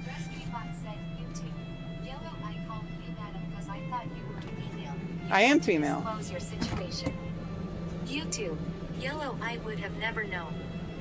Yeah, but I mean, here's the thing: is what. Okay, I'm like about to ban you because I already timed you out for 10 minutes, and the first thing you came back in is like you want to keep arguing. The fact that I have to step on, like I'm walking on glass, just to like appease you. Oh, I don't like it when trans people are always pushing it in their face. And literally, I was just explaining my surgeries, which are a deep part of my personal life that I chose to disclose. It's not up to you. If I want to disclose it, either way, if I want to like not talk about it, that's up to me. If I want to talk about it, that's up to me. And as soon as I talk about it, you say, oh, well, you know, you didn't have to say anything. I'm not going to walk on eggshells. You know, oh, if I disclose it, I might get harassed. No, I'm just going to block people who have a problem with it. I am not here to be your personal entertainer. I am doing my own thing. I'm creating my own life. I have my own content style, and I'm not here to appease you. Okay, so like I every single time someone gets mad at you, maybe you should think about what the common factor is. Okay, like I've had zero problems up until you showed up in my chat. So think about every time I talk to a trans person, they're always yelling at me. They're always having they must be emotionally unstable. Like, no, the common factor is you constantly questioning someone's existence and just get the fuck off my back, dude. What do you want from me? I'm just trying to live my life. I just wanted to get my surgeries so I could feel happy about my body and love myself and love my body. What do you want from me? It's never enough, right? Like, it's always going to be something else. Like, you know, and as soon as we start capitulating to people like that, that's when it's like, okay, well, it's like, oh, but you know, you're okay to be trans, but just do it at home, right? That's like, you're asking someone to exist in secrecy. How much are you planning to clean? YouTube. Yellow, I mean, I didn't call you slurs or didn't acknowledge your existence once respectfully. Right, but that's not what I'm talking about. You know how, like, there's a difference between, like, soft racism and hard racism? So racism isn't always just saying the hard R, right? But, like, if you, like, you see a black guy come into the elevator with you, and I like to use elevators as an example, so, like, with farting in the elevator and all that kind of stuff. So, if a black guy comes into the elevator with you and you start perspirating, your heart rate goes up. Yellow, I don't think I can turn this around. I am forced to wish you a pleasant evening, madam. Okay. Jack_the_Wendigo said, I didn't call you slurs, people. Yeah, no, let's not get on Yellow's case. I'm not trying to fight you. I think that's like the biggest assumption. And then it's like, if you assume that I'm fighting you and then I assume that you're fighting me, it just escalates. Restaurant said, YouTube. I am rich, where is the chaos altar? Chaos altar. Oh yeah, I was gonna get some water. Okay,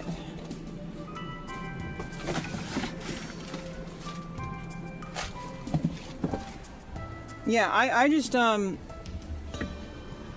don't know what to do about that situation. It's a constant situation. Like, every single time people come, it's like, how are trans people supposed to exist in this planet? When every single time we try to do something, someone's going to come in and say, oh, you're a child groomer. There's something inherently wrong with you. Why are you always pushing some kind of agenda? Well, you know, it's okay that you're trans, we accept that, but just do it in privacy. Like, no, I can't exist in privacy. I live in the world just like you do. Imagine if every single time you went to YouTube, every comment you made, you had to go through like a 20-page questionnaire to be approved to comment on the channel. That's fucking exhausting. You would not want to comment. So like, but then you say, oh, but I didn't say you couldn't comment.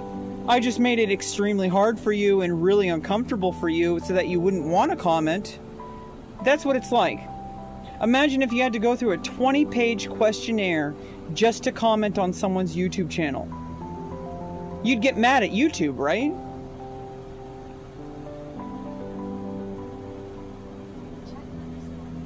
And that's what it's like being a trans person. That in order to get the same access that everybody else gets to have in society, the same level of baseline acceptance, we have to go through a 20-page questionnaire to prove our worth to people. And to be fair, like, this is just being a woman in general. Women are held to a much higher standard than men, and everything you do is constantly, like, you know, scrutinized. If you're trans, it's like, you know, whether you're a trans woman or a trans man, it's like this, it's basically this, it's lumped into the same problem. It's that if I was truly a man, like all these people accuse me of being, I wouldn't have to fight so hard to talk to you. We would be able to just shoot the shit and you'd have no problem with me other than the normal kind of ribbing that guys do to other guys. Like, you might make fun of me for different reasons like guys do. But no, like, you're holding me up to a higher standard because I'm a woman. Because, like, oh, you know, oh, there's something wrong with your face, or there's something wrong, I can see the Adam's apple. You know, like, cis women, like, natal women, like, women assigned female at birth,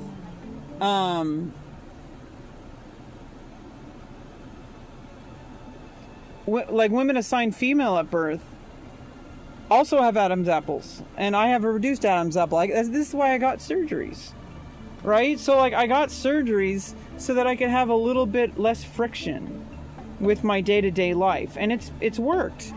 But because I'm on the internet, obviously people are going to inject their opinions, and I understand that. I've been on social media for 25 years, but I am kind of like trying to figure out, like, what am I supposed to do if the default is so many people coming in and they have so many preconceived notions of who I am as a person before they've even met me. And I don't know, maybe I should just kind of, just accept it. But at the same time, I feel like there can be change. And I'm not going to stop fighting for change, right? Like, I have stake in the game. Yeah, I got to get back into cleaning. I really don't know what I'm doing. I'm waiting for the laundry. But there's more stuff to do. Maybe I can move all the laundry into the bathroom so that we can get started on the floor.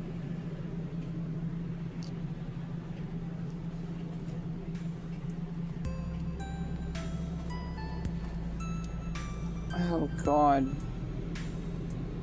Yeah, so I'm gonna have to set up tripod again, so.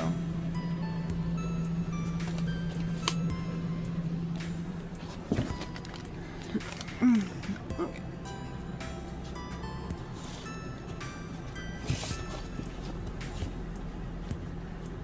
Make this as easy as possible. Yeah, and this is kind of why it's just uncomfortable. Like it's like someone comes into your chat and they try to take over the conversation with their preconceived beliefs. And I'm like, dude, like, go elsewhere with that.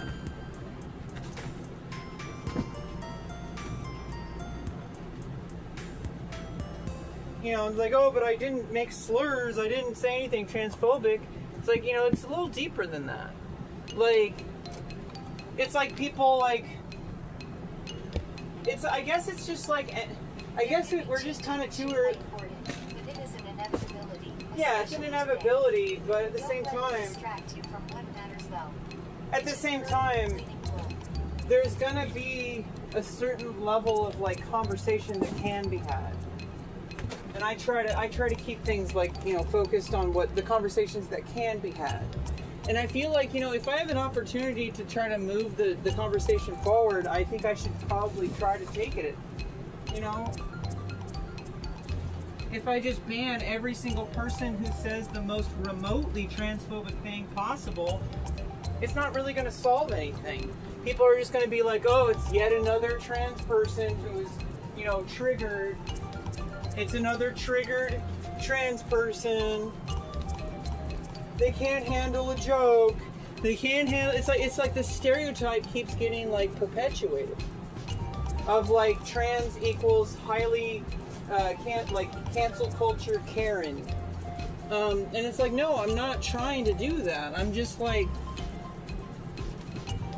it's a lack of education about like, I feel like in the root of its problem, if we help men understand themselves, like content creators like Dr. K, like Healthy Gamer, he's trying to help men because there is a mental health crisis, especially among men. And I think it's rooted in a lack of empathy, in a lack of understanding of themselves. And when you don't really, and this is kind of the root of transphobia and homophobia, because men have tend to have a very rigid understanding of like what is acceptable and what isn't. And like being gay is somehow like an attack against you and your masculinity. Being trans is inherently an attack against you and your masculinity. And it's like, it's a lot of unresolved trauma. Because men are highly traumatized. And it needs to be talked about more. Men are abused by men and by women. And there are very abusive women out there. There are women who are who will weaponize. I don't know how I feel about that. Conservative women are transphobic too long. Yeah, but I mean, Streetbot said, YouTube. Yellow too much understanding results in a soft world where we have to walk on eggshells. I mean that's a preconceived notion. You have to ask yourself, what led you to believing that is a correlation, that is causation. That you think, that you have a supposed belief that if we have more empathy, it means that we walk on eggshells. Like, you have to really ask yourself, like, why is it that you believe that's the case? If we have more empathy, it means that we can just stop, like, pretending. And we can enjoy life more. Like, imagine being able to just enjoy nature. And, like, be around people and, like, care about each other. And, like, not, I think it goes, like, both ways. Because it's also empathy towards people that don't like us. And I feel like there's, like, a weird, like, paradox. Hey, what's up? I think there's like a weird paradox where it's like when we have more empathy, we need to open both floodgates. You can't just have it one way. We can't just have empathy for trans people. Yellow, it's kind of unfair that everything you say is fact and everything I say is hateful and nonsense. I mean, that's your personal belief. Wendigo said if you applied that logic to everything, the world would fall apart. LMAO. I mean, Yellow is saying. As soon as we start making blanket statements that are like it's called a slippery slope. It's like, oh, well, why is everybody left-handed now? And it's not that everybody is like, more people are left-handed. It's that in the past, being left-handed was extremely frowned upon in social situations. Said, YouTube. I have my own opinions on all of this. But I think we should care about what we think about each other so much. Just focus on ourselves and our own lives. Yeah, it's like, I was just watching something about, like, porn addiction. Dr. K was talking about it, Healthy Gamer, and the whole NoFap community. And there's, like, a whole subsection of the internet of people who believe that if you just stop giving in to your, like, sexual desires. For the Wendigo said based as always. Like if you just stop giving in to your base desires, that you're going to be able to achieve all that you can as a man. And first of all, they don't seem to care about like what like women do. But like as soon as you start like picking and choosing what is the right way and what is the wrong way, you're going to run into so many problems.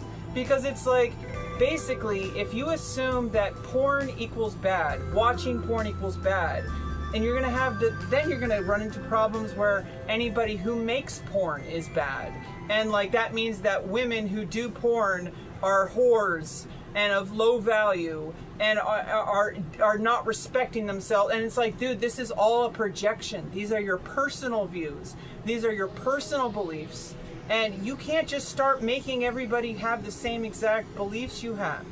You can't. You can't force someone to be someone they're not. And as soon as you say like, oh, you need to stop watching porn, it's like, no, you don't want to watch porn. Keep that to yourself. Like there's a whole problem of like, you're avoiding accountability by externalizing what the problem is to something that is actually not the real problem. The real problem is that you have some problems with your self-esteem and with your body image, and you use pornography as like an escape from that, and that if you stop watching porn in the short term, you're going to start having like, better habits and taking better care of yourself. But it's actually kind of been proven to have the opposite effect, because you kind of had a false realization. It's not a direct cause and effect. It's just like you got rid of the symptom and you didn't treat the root of the problem. Porn isn't the problem, you are. And it's like, you need to take personal accountability. Be a man, right? Like, don't start saying, oh, I'm only like this because of other people. No, you're like the way you are. Your life is the way you are because of your decisions. And as soon as you start saying that other people need to change in order for life to be better, like you're looking at, like, you're just like projecting. Anyway.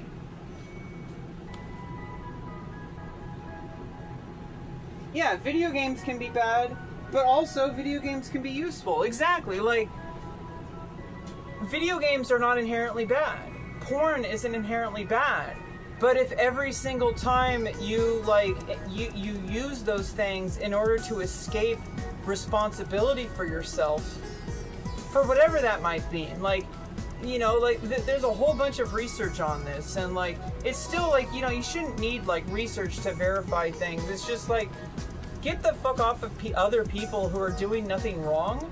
And this is, like, the root of the problem, is that you think that trans people are wrong, and that there's no you believe falsely that trans children don't exist, and that you just want to let kids be kids.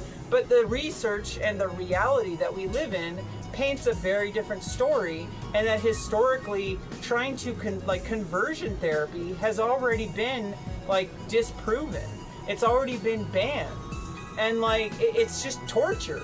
You can't force someone to be someone they're not. And with trans people, basically the best approach that medical science has arrived to, and it can always be better, but, like, what we have now is basically a step-by-step, slow process of, you know, allowing the person to explore and be a kid. And if you notice, like, the reality is that every single time a trans youth has a support network that isn't trying to convert them, they end up just being normal kids. You actually see this happen. And the only time there's problems is when someone comes in and tries to inject their, like, you know, their moral disapproval. These, like, anti-trans hate groups are spreading misinformation, very, like, dubious research that has been debunked, and, like, getting, you know, a very few small amount of detransitioners who are on some kind of crusade to, like, hurt trans people because they made a mistake. And it's like, everyone is projecting their own insecurities, and I think in the end of the day, and I'm going to kind of put this topic to bed, I'm kind of done with this bullshit, but basically, it's because people are refusing to take accountability for their own actions, and instead of doing that, they're trying to force everyone else to fit their worldview. And as soon as people stop doing that, I feel like we can start making some real progress and just stop giving a fuck. Like, I don't care if you're gonna smoke crack, but, like, as soon as you start smoking crack and then getting in my face, now I'm gonna have a problem. It's not because of the crack, it's because of the behavior. If you're gonna start yelling and screaming in my face, punching me, like hitting me, pulling a knife out on me, I'm gonna call the cops. And, you know, it's like just like the same vein. If, you know, nobody's forcing kids to be trans. You can't do that. It doesn't work. You know, just go to any child of, like, any age and say, hey, like, you're not the gender that you think you are. And they're like, I'm not a boy, or I'm not a girl. Like, you call them the wrong gender. Like, you call a boy a girl, or a girl a boy, or whatever. Or you say that they're gender neutral, like, if they're not. And, like, they're like, what are you talking about? Like, it's one of the most basic forms of identity that most people develop extremely early. Now, with trans people, it's a little bit of a kind of a gray area, because we're dealing with complex emotions that the vast majority of people never experience. The vast majority of people never experience this additional layer of gender-related dysphoria. Okay, and so it's really complicated, and I didn't understand even the tip of the iceberg until I was 16. Now, there are people who understand who they are a lot earlier, and especially, it's just like they're like, oh, they're convincing people they're trans. It's like, no, people are just getting the vocabulary to understand it earlier, and there's more acceptance. And so, like, it's just like the left-handed thing. Being left-handed used to be a huge problem in society. People were like pressured to learn how to be right-handed in the workplace. All the stuff is kind of defaults to being right-handed. But as soon as they started, you know, kind of like, people slowly started accepting left-handedness more and more, and then, of course, then there became, like, a bunch more of a report of people saying they're left-handed because they were afraid to say they were left-handed before. It's not that they're suddenly becoming left-handed, it's that they already were left-handed and now they don't feel like they have to hide it. That's what's happening with trans people. There's a lot more trans people than we realized because there was a lot of people who just didn't know how to even talk about these feelings, and they didn't even know that they were trans because they didn't know what these feelings were. And there's some people who just live their whole lives without ever doing anything about it. And, you know, they might be like kind of sad, but some people just kind of get by. You know, but not everybody's okay with that. Some people are like extremely devastated, and then you find a way to deal with it, and then you're met with people who have a problem with it. And it's like knowing, like, I want to play video games, but in order to buy video games, I have to upload my driver's license to Steam, and I have to like take a, like, you know, I have to, like, every single time I have to go through like a 20-page questionnaire every time I buy a game because they care about your wallet. They don't want you spending money without extra steps involved. We don't want people to make mistakes. It's like, dude, that's what doctors are there to help you through that, and there is an approved process, especially for children. Do you think the same agents, like, you know, medical associations that help people, you know, get through things like diabetes and like cancer treatments and all sorts of different treatments for the youth, do you think they're going to treat youth any differently just because of some crazy imaginary boogeyman of the woke agenda? Like, no, what you're talking about is that you happened to go in certain social media circles where you are more exposed to extremely, you know, radicalized people on on Twitter and Reddit, and you think that paints the entire picture of LGBTQ. It doesn't. It's not a monolith. I have a lot of personal opinions that a lot of people in the LGBTQ community would not be in agreement with. You know, but I don't think I should be canceled. You know, but to each their own. And I'm kind of done talking about this bullshit.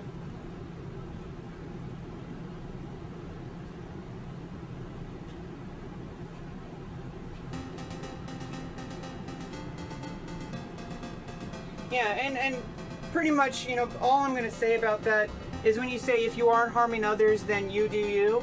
Here's the problem. Here's the really big crux of the problem and why education is the answer, is because every single person has a different definition of what harming others means. And that's the problem, is because people think that telling kids that they're allowed to be trans is somehow grooming them. And it's like, dude, go to any kid in the world and tell them that if you eat your vegetables, I'll get you a video game. Okay, they're gonna grab the bag of chips and they're gonna be like, whatever. I'll just go to my friend's house to play video games. You can't force someone to do something that they don't want to do. It's a fundamental part of human existence. Like, if somebody touches you, you're gonna know whether or not you want them to touch you. Okay, so like this whole idea that like kids are being groomed or whispered in their ear, that is a fear-mongering campaign. And the people who are pushing this are like turning out left and right to have secret skeletons in their closet. All these politicians that are pushing these agendas, they have extremely bad skeletons in their closet, left and right. More and more and more. We're finding people coming out of the woodwork with like secret hard drives with like, you know, child sexual. I don't want to talk about it. It's making me upset. I'm done. Let's just move on.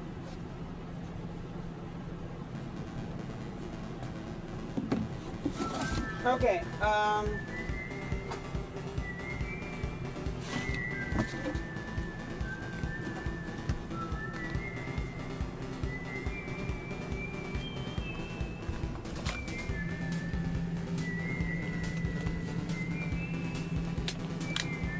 Okay.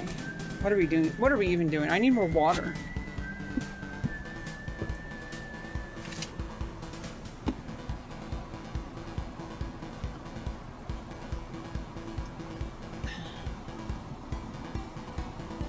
Yeah, exactly. I don't want to talk about this. It's really uncomfortable.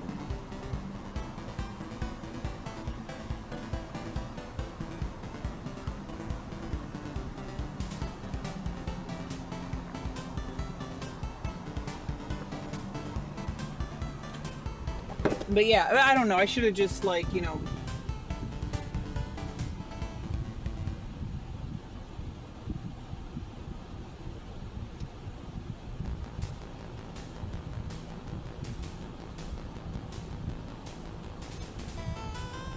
I'm just banning yellow.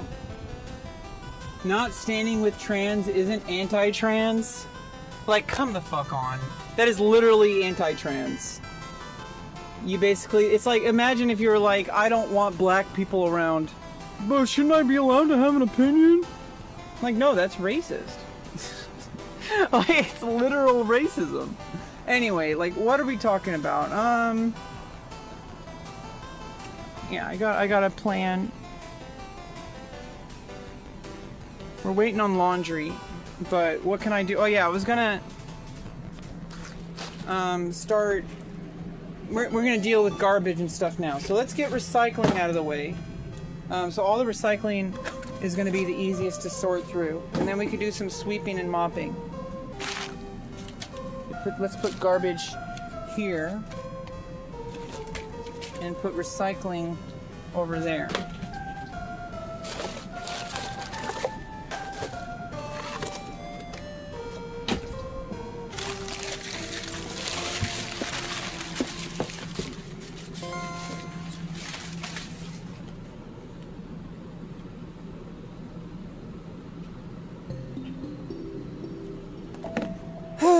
Yeah, that's like, you know, every now and then stuff like that. I mean, it's part of being a streamer. I kind of got like, I kind of just got used to it. Like, you know, it's like, I try to focus on things that are, you know, more pleasant, you know, more universal. I don't want to create a bad vibe. It kind of upsetting when it's like, sometimes it's like, it's not even my fault. Like, it's just like, people bring stuff to my chat, and it's like, you know, because I'm a trans person, it happens more often. And it's like, you know, come on. Like, why do I not get to have a fair shot at having, like, a fun, you know, welcoming stream? I want to have good vibes. Why do I get less of a shot at that? Why do I have to be subjected to more and more stuff like that? It's not fair. I mean, life was never fair. But, you know, it's like, it's one of the things I have to face. But, you know, I can't run away from it. It's I don't know, to be continued. It's a really tough problem to deal with. Because I don't want to be a political streamer. I don't want to constantly be political. It's really bad vibe. You know, I don't want to do what Hassan does. I don't want to be Destiny. I don't want to constantly have, like, you know, just negative stuff flying around all the time. So I'm just going to start banning people, which was what I should have done in the first place. But it's a little too late now. But it's okay. We can move forward. I got to stay hydrated.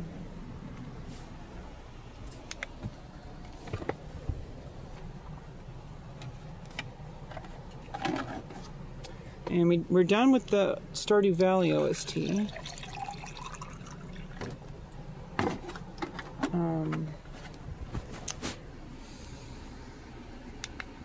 Let's see.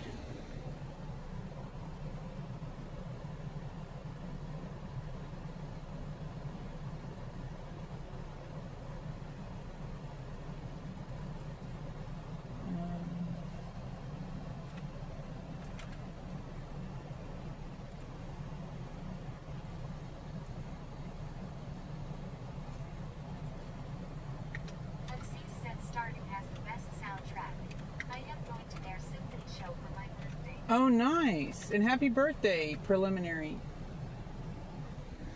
I like the Animal Crossing.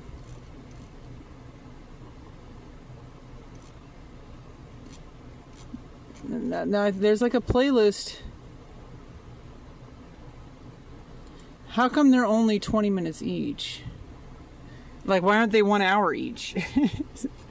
It's just like... I think I actually have a playlist on my... that I saved that has those...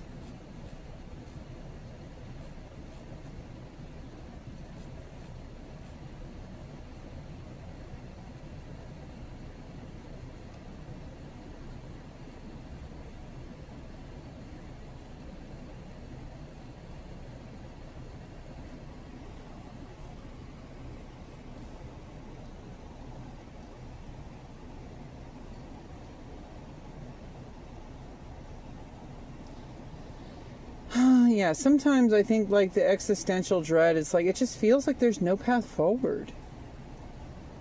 But I have to keep going, you know. It's like, hey, like I exist and I need to have confidence in myself. We're not doing horror stuff today. I hope in a good way. That was interesting art. I never did anything like that before. Like, that was really interesting. I thought I had saved a playlist. Was that on my old YouTube account?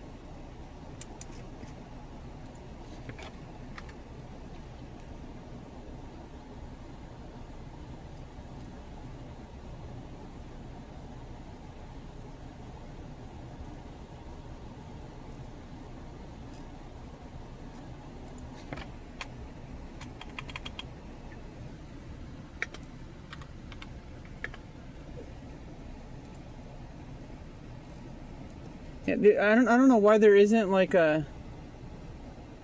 Here's all AM hours plus clock. No, wait, but it's PM now. So where's the PM? Oh, here we go. Okay, here we go for New Horizons. So what time is it? It's 14:31.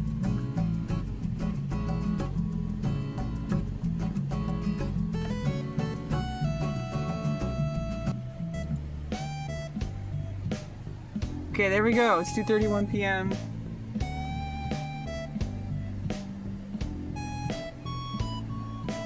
Yeah.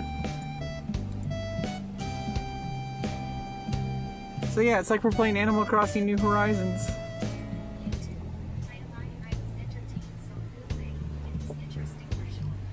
Yeah, I'm glad you liked it. It did creep me out a little bit. That's why, you know, I get creeped out maybe a little bit easier than a lot of people do. It's just, I didn't like what it was, like, it made me feel really weird thoughts.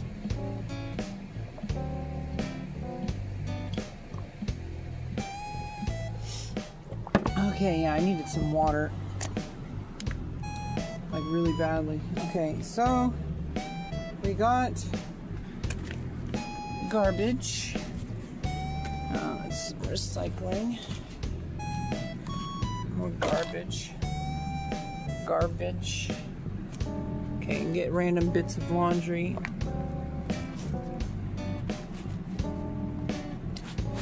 Yeah, I think it's like all streamers have to deal with stuff where it's like, how do you deal with intrusive chatters? I think it's I'm trying to separate things that, you know, it's like not everything is about being trans. Like, some things are just universal, right? Like, just being a streamer, there's something, and obviously there is no, like, it's one of those things you have to, like, find out for, you know, it's a custom thing for every streamer. And so it's like, there are things that streamers have to deal with that literally have nothing to do with who you are as a person. It's just literally being a streamer invites certain things into your chat. So it's like, I don't necessarily know how to deal with it except for just, you know, they might feel upset about some things, but sometimes it's just so much more harmonious just to ban people. And you know what? You know, if they accuse me of being like suppressing their free speech or whatever, they can go complain about it on Reddit. Like, you know, I need to set a precedent. I want a certain vibe here. We're kind of just here to have a good time. And, you know, I like having like kind of, interesting kind of robust conversations. But there's like a line, and you know, maybe that's my fault for like, you know, not setting as much of a hard boundary there. But because you start to blur the line when it's like, you know, I'm the one who allowed this conversation by having the conversation, and then it's like, well, why am I going to be complaining when people come in to have the conversation? But I think it's just like, I guess there is like a line that has to be drawn when it becomes just annoying. Like, there's a difference between like friendly discussion where people are just kind of like, you know, just having ideas and talking about interesting topics, and I don't shy away from that.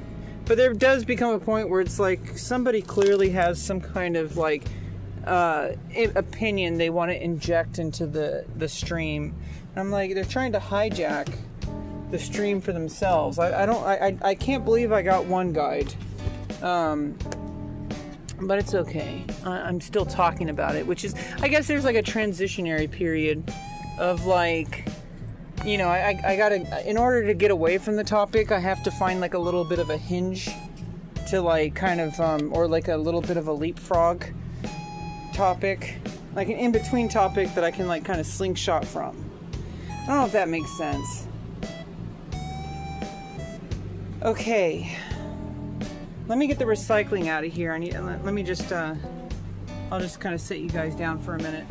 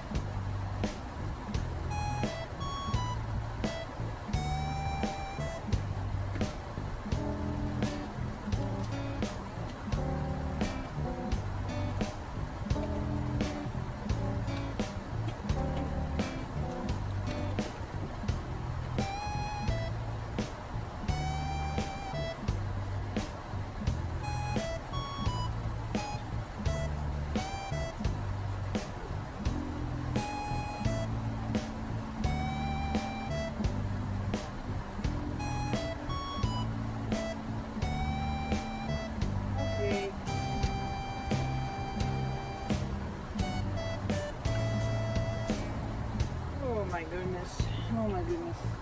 Yeah, I just,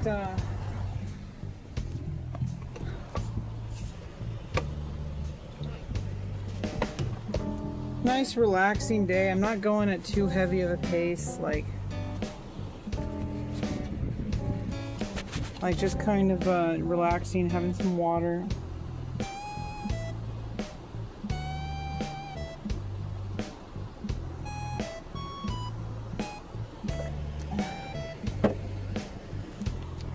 You know, I got all the recycling out of the way.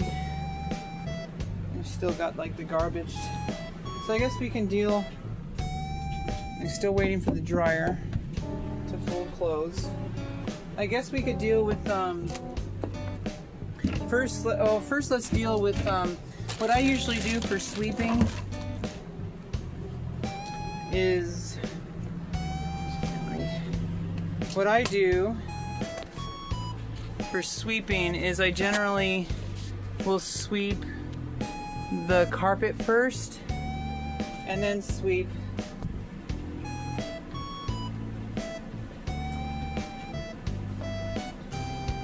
after I sweep the carpet, and then I'll sweep the regular floor. I guess we're not going to be having time and energy to organize today, so I don't have to. We can just do this. You know, just get all the dirt out of here. I just need to focus on like one thing at a time.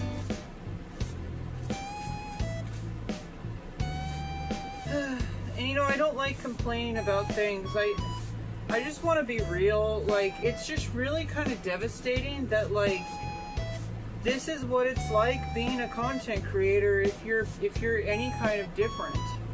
It's like I just want to have a good vibe. I just want to do my thing, and I guess, you know, I can find a way to make that happen. You know, that's kind of my the onus is on me.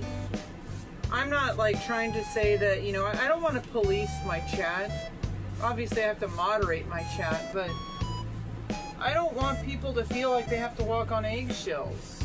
But you know, I guess that, you know, certain topics are just kind of not really appropriate for stream. You know, it's like if people are going to come in here and debate, I'm going to kind of say, hey, cut that out. Like, let's just chill for a second. Like, let's all, like, you know, smoke a blunt, you know, like that's when you pull out the blunt. You know, like, hey, let's back off. It's not that I'm trying to silence the conversation. I'm just trying to put some perspective. Like, hey, like, we're just chilling.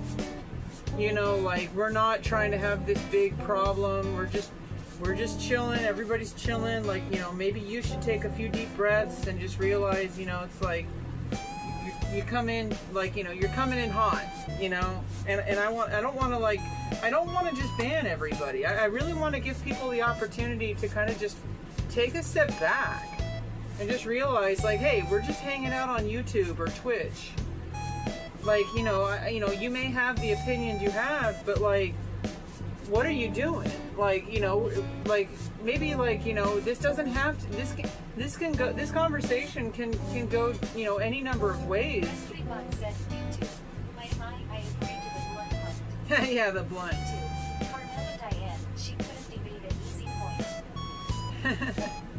Yeah, you know, it's like, yeah, we could do a debate, but like, what if we just take a step back and say, hey, you know, like, let's check in with ourselves. Like, what do you truly need right now? Like, do you really need to have a debate right now, or maybe there's something else you want to talk about? Like, you know, maybe there's something that's bothering you. I'm happy to talk about that. I care about you. You know, even people who don't like me. Especially people who don't like me, because I mean, think about how much it must hurt to be a hateful person. I really want to help those people. I you know, I have like incentive to help them. I don't have to help them, but like, I care about people. I have a lot of empathy. I'm like, there must be some reason why some people are just extremely angry and always want to debate. Like, what, like, you know, I hope, you know, I'm not a therapist, you know, so in the end of the day, you know, if I need to ban someone, I'm just going to do it. It's not my job to help them. But if I have like a little bit of an opportunity to say, hey, let's slam the brakes a little bit, let's chill, you know, bust out a blunt if you want, and like maybe let's talk about something else. Maybe we have something in common rather than something that makes us different. You know, maybe there's something in common that we share. I always try to think about things that way, because then it's like, well, you know, hold on, I could get angry at this person, or we could just kind of like, you know, slam the brakes and like, maybe we don't have to have this intense political debate right now. You know, maybe we can just talk about Animal Crossing, or, you know, like about like our favorite video games, like, or maybe we can like, you know, talk about some other thing that we disagree with. Like, it doesn't have to be like some intense political debate topic. You know, like that just divides people. It makes me, and also in the end of the day, when you come away from a conversation like that, are you really much better off? Like, are you really happy that you had that conversation? I know it just makes everybody feel gross.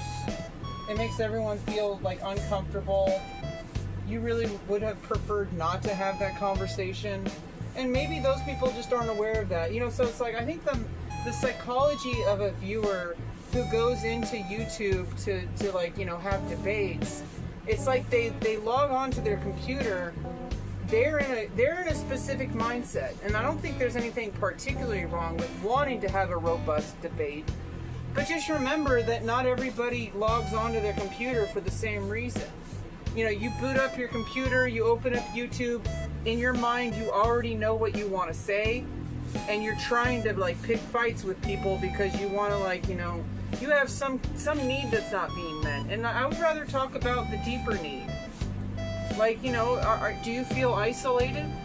Like, do you feel like nobody listens to you? Because I feel that way all the time. You know, like, do you feel like every time you say your opinion that someone's going to be like trying to cancel you, or like that someone's going to have a huge problem with you, and that you don't feel like anybody cares about what your beliefs are or what your opinion is? That every single time you say something, someone is going to have a problem with you? And you just get further and further defensive, because it's like you're not even able to listen to other people's, they might have legitimate reasons why, you know, but like you kind of close yourself off because the root of the thing is that you just feel like you're being ignored. And I think, like, you know, that's something that, like, you know, that can be talked about. And, you know, not everybody's in that mental space, unfortunately, but I do feel like there is a reason why people argue on the internet. Otherwise, it wouldn't happen, right? Like, there's got to be some, like, people say, oh, they're just losers. I think that's a cop-out. If they're a loser, then I'm a loser. Then everybody's a loser, because everybody does that. Everybody finds something, there's some, you know, in some way or some shape or some form, someone is going to log on to the internet to specifically have an argument with somebody. Because they want to have an argument. And it's like, well, you could just dismiss it as like, oh, that's unhealthy, you shouldn't do that. It's like, okay, yeah, that can be true, but there's definitely like some need that's not being met. And like, how do we address that? You know, obviously, you know, that's for therapy. You know, go see a therapist. But a lot of people, when you say something like that, it makes them more defensive. They're like, oh, I don't need to go to therapy, because they see therapy as an attack on their character. They see as like, oh, that makes them weak, or they, you know, it's like, I just invite people to kind of change the way they see things. It's not necessarily that you're right or wrong. Sometimes you definitely are wrong, or you definitely are right. But like reframing like your emotional attachment to that. Because you can be right, but like you could also like not really fully understand the implications of like, does it even particularly matter that you're factually correct? Because you can be correct but not right, if that makes sense. Like, truth is something much deeper than factual correctness or not. Like, you can be factually correct, but that doesn't make it truth. Because everyone has their own version of truth. And yeah, you could say like they're delusional or whatever, but that's a different story. But everybody does have their own version of truth. And you might not like it, but it's true. I mean, it's correct. Like, see, it's like, you know, obviously, you know, splitting hairs here. I don't know. Every time, here's the thing, is I'm getting into that deep dive mentality again. It's like, you don't always have to go there. So let's take a few steps back. Let's check in with myself. I'm feeling good because I'm taking steps to clean my house. I'm taking steps to make my life a little bit better today. Isn't that awesome? You know, it's like I made some fun content yesterday that may have been a little bit creepy, but you know, it was also probably could have been better. But you know, at least I did something that was kind of different. You said I love your outlook. Yeah, I mean, let's talk about how awesome I am. I mean, it's my stream. Let's just pump up my ego a little bit. I don't know if people always know if I'm sarcastic or not. I have a really weird, strange sense of humor. That's a mix between like being like serious and also being silly. And maybe I think people are used to people being either one thing or the other. I think it kind of confuses people when you sometimes are silly and then sometimes you're serious. Because I think, especially on the internet, people expect you to just fit into a box. Let's take yourself out of a situation and shift your focus is huge for protecting your peace. I could learn a thing or two about that. Yeah, it's tough. I mean, it's taken me many years. I used to always get in arguments with people in elementary school. I had people attacking me, adults. Like everything, every belief, every opinion I had was always wrong because I was a child. And even when I was actually right, but they didn't want to look bad in front of the other children because they're supposed to be the teacher. They can't be wrong because then the other kids are gonna not trust them because it's like, oh, well, you know, even though you're right about this, I have to be the alpha. I am the alpha. I am the alpha.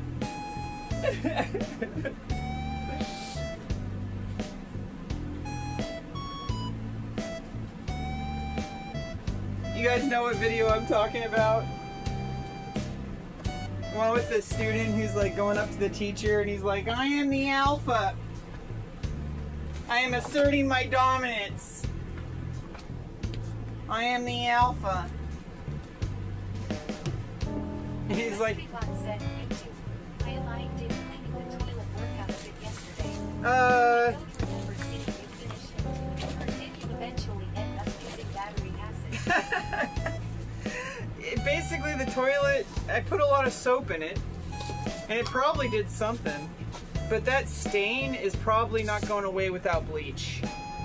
The problem with that toilet, it just needs to be completely replaced.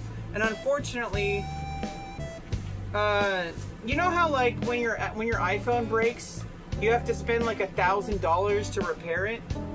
That's what a trailer is. So every single piece of equipment that is in a trailer is always custom. And one trailer thing that works in some trailers doesn't fit into other trailers or mobile homes. And so the problem with trailer toilets is they're so customized for like to be able to fit in specific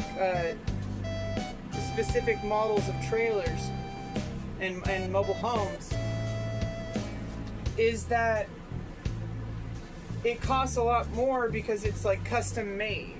And so like in order to replace that toilet, I'd have to spend like $500 or $600 or something like that. I don't know how to fix it. I think there's like some kind of issue with the seal. It needs to have a water seal. If you've ever been in a camper or a trailer or a mobile home and used a camper toilet, they need to have a water seal that goes above like a certain level to keep the odor out. But there's no water seal. It doesn't. It drains. It's really disgusting and very unsanitary. And I need to get the hell out of here before I get cancer or something.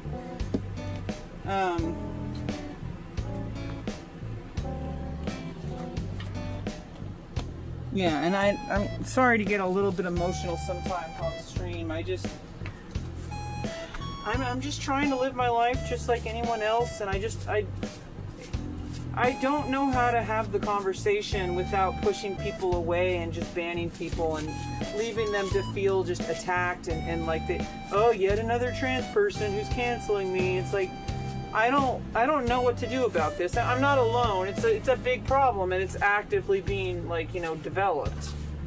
This is kind of a newer development in, you know, civil rights. You know, so it's like, I mean, why am I expecting myself to have all these answers when it's like, this is a legitimately difficult problem that I'm not the only person experiencing. So it's like, why am I holding myself up to such a goddamn high standard that I'm somehow responsible to, like, be like, what, like Martin Luther King Jr. for trans people? Like, why am I holding myself up to such a goddamn high standard that I have to basically solve transphobia in order to be a successful streamer? It's like, why am I holding myself up to that high of a standard? It's insanity. I deserve to have, like, you know, figuring out the boundaries is hard, and I need to learn how to develop, you know, better kind of de-escalation strategies. I think where I am now is a lot better than I was, like, even like a year ago. But like, I keep evolving. It's taken many years. You know, I'm an autistic person. I could have just kind of, like, you know, not cared. I could have just said, you know what, I'm autistic, I am who I am, and I'm not going to change. But from a very early age, I saw that there was something that was, like, causing friction in my life, and I wanted to change it. I know a lot of people say, you know, you shouldn't have to mask. But, you know, I do want to get along with people, and I don't want to cause problems. You know, I want to survive in society. And so it's like, from a very early age, I tried to pick up on, you know, how to deal with these emotions. Because people seem to always have a problem with me. And yeah, you could say, you know, what's the I said the same words I said to that other person. What's the common factor? And the common factor is me, but it's a little bit deeper than that, because it's like, I've faced a lot of people who, it was more of a power trip, especially when I was a child. You know, I had teachers who basically used me as their personal punching bags to assert dominance over me so that the rest of the class would fall in line. They used me as an example. They would put my name on the board and punish me for just being really energetic and involved with the classroom setting. And, you know, I don't know. I don't want to go into early childhood stuff, so let's steer away from that topic.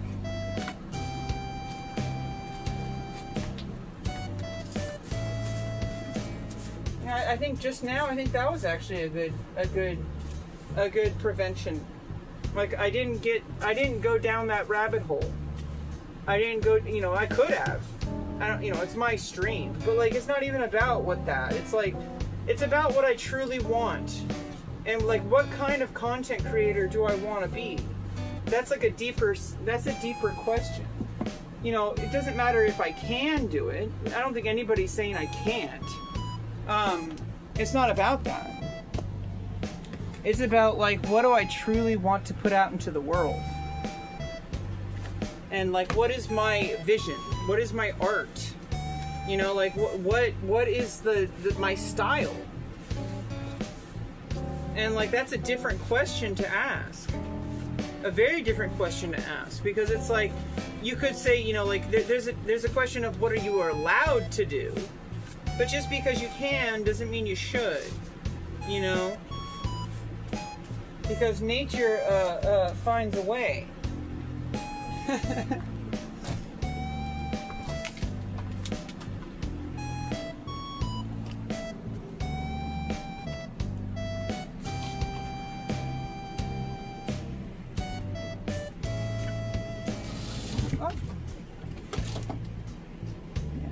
Just for now, just for now, just for now, just for now, just for now, just for now.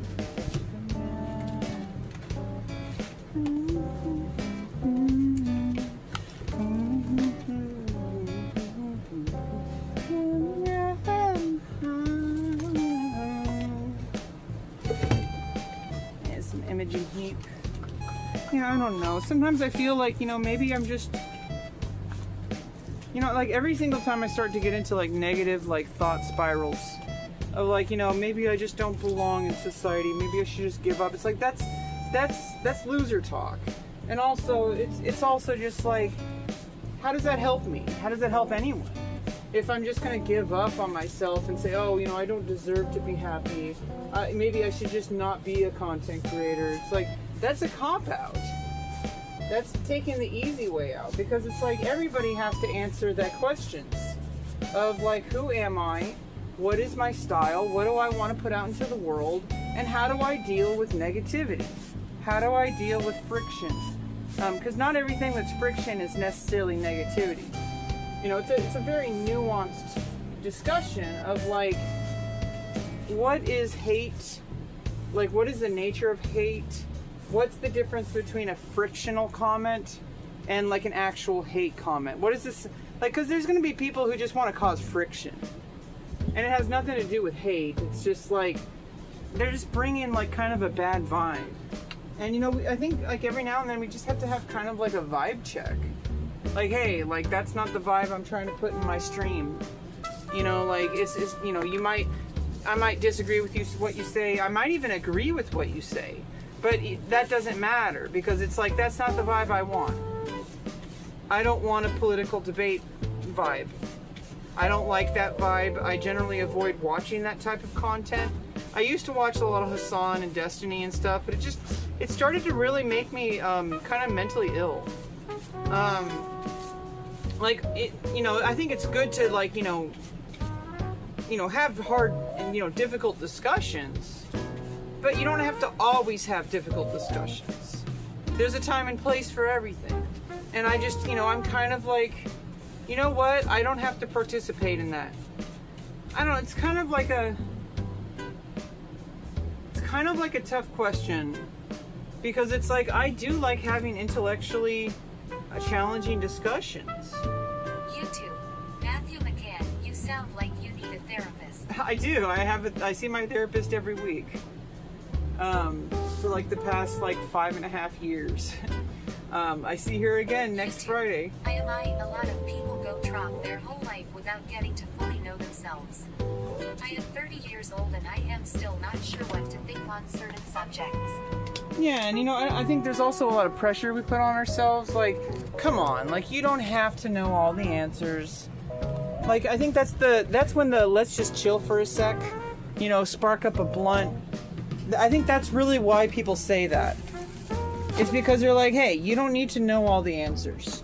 You don't need to have every single thing figured out. You know, I'm 37, I'm still figuring shit out. There's people in their 60s and 70s just still trying to figure shit out. Yeah, I think it's like, as soon as we separate ourselves from this idea of having everything figured out, then we start to figure shit out. Yeah, because it's like with like old school RuneScape. Like, I'll just finish this and then I'll get to play the game. It's the same thing, right? Like, you're always gonna find some new thing. You're always gonna find some like new dynamic that you need to get through. Yeah, like we're doing good. We're doing good. Like, I got like close.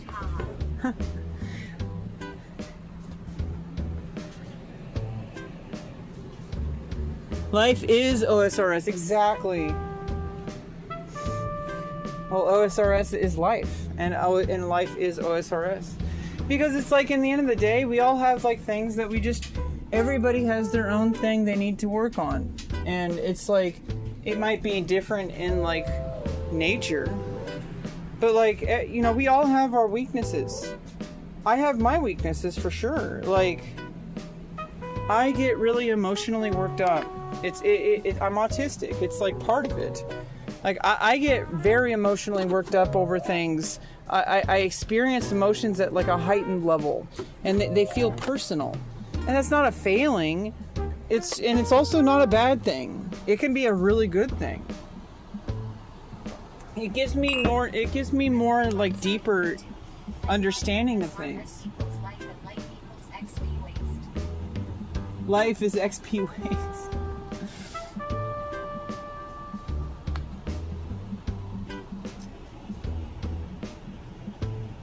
Yeah, and so I think, like, you know, just give yourself a break, you know? It's like,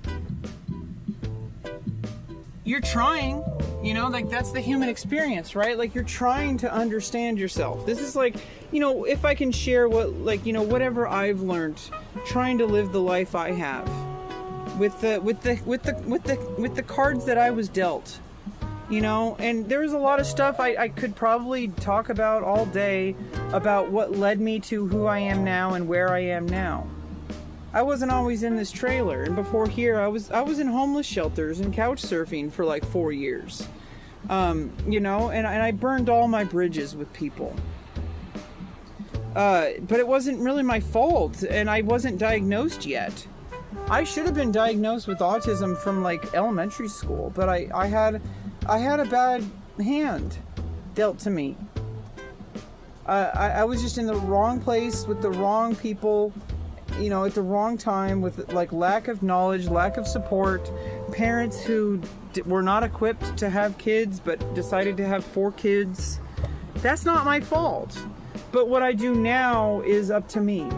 And I've been taking charge of my life for the past several years. Like, I've been making more and more and more like deliberate actions towards improving my life. And yeah, some people are not going to really understand it. Some people are going to be like, oh, you know, you're wasting your life, or you're a loser, or you're pathetic, you're so mentally ill. It's like, you don't know what mental illness is. You have no idea where I came from.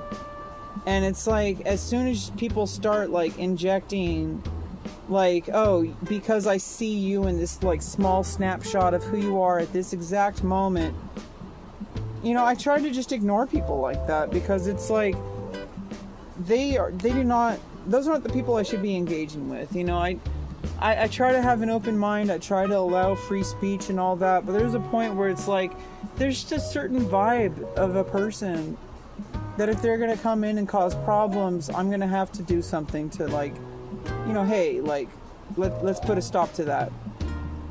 You know, but it's a difficult process, you know, knowing how to moderate without being, you know, I don't want to play my hand too harsh.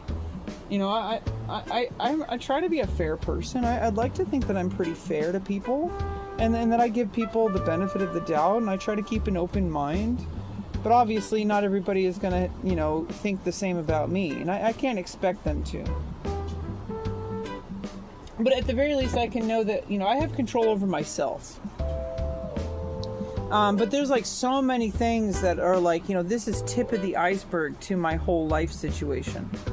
This trailer is not, it didn't start out this way, okay? It ended up here, and I'm also like on my way out of here.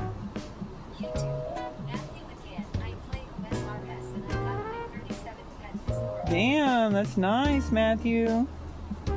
I don't even have, I'm still leveling agility. We're gonna level agility in a bit. We're just kind of doing some house cleaning. I'm just chilling. I'm not gonna feel bad about, you know, moderating my chat. You know, at some point I just have to, like, you know, be okay with, like, there's always the question of, like, if I ban this person, am I missing out on opportunities to have, like, a meaningful discussion? But, you know, I need to get over it. It's just some random person on the internet. I mean, I need to, like, it works both ways. Like, there are people who are going to moderate me because of, like, something I might say or do. So it's like, you know.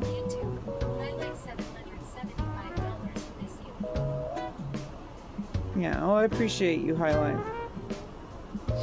Yeah, I just, I also don't always really know what to talk about or do on stream. I'm also trying to give myself, like, a little bit of a benefit of the doubt here, like, and a little bit of grace. Like, you know, I don't have to always be doing something crazy on stream, you know.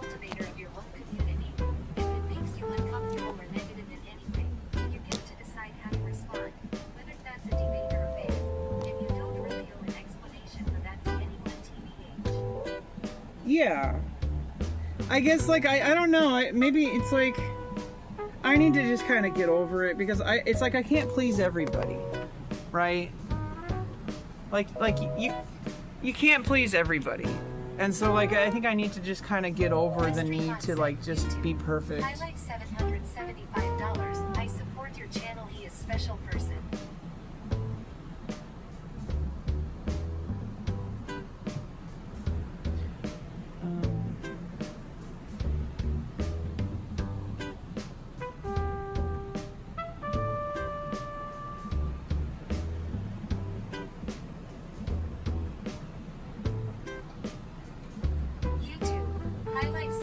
$775. You're a special person.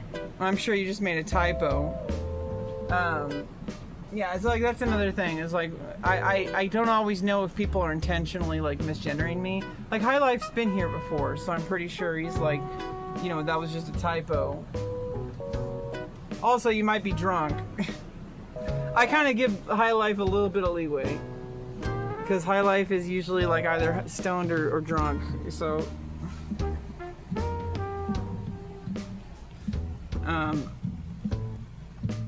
YouTube. Highlight $775. Not bad.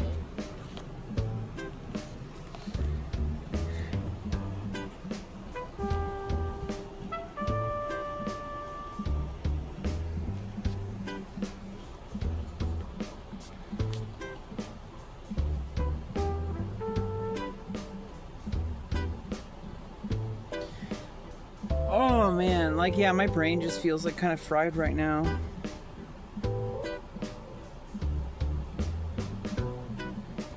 Yeah, I mean, trying to avoid getting one guide in chat, that's like a big deal. It's not unique to me. It's, you know, it's like,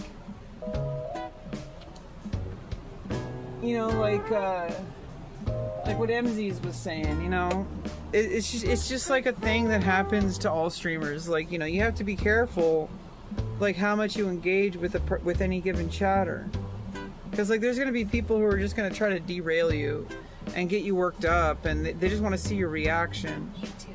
Highlight $775. Sorry, Rebecca. Don't worry about it.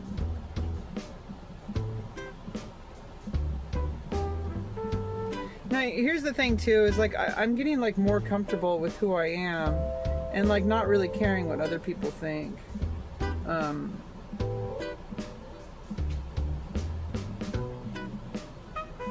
just kind of like, I'm over a lot of things.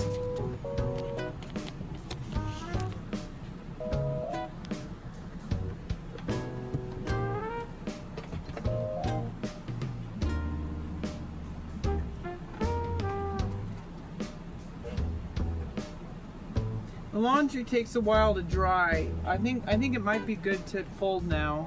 We'll have to check the laundry really quick, but I'm also just trying to go at a really slow, even pace, not really trying to overdo it.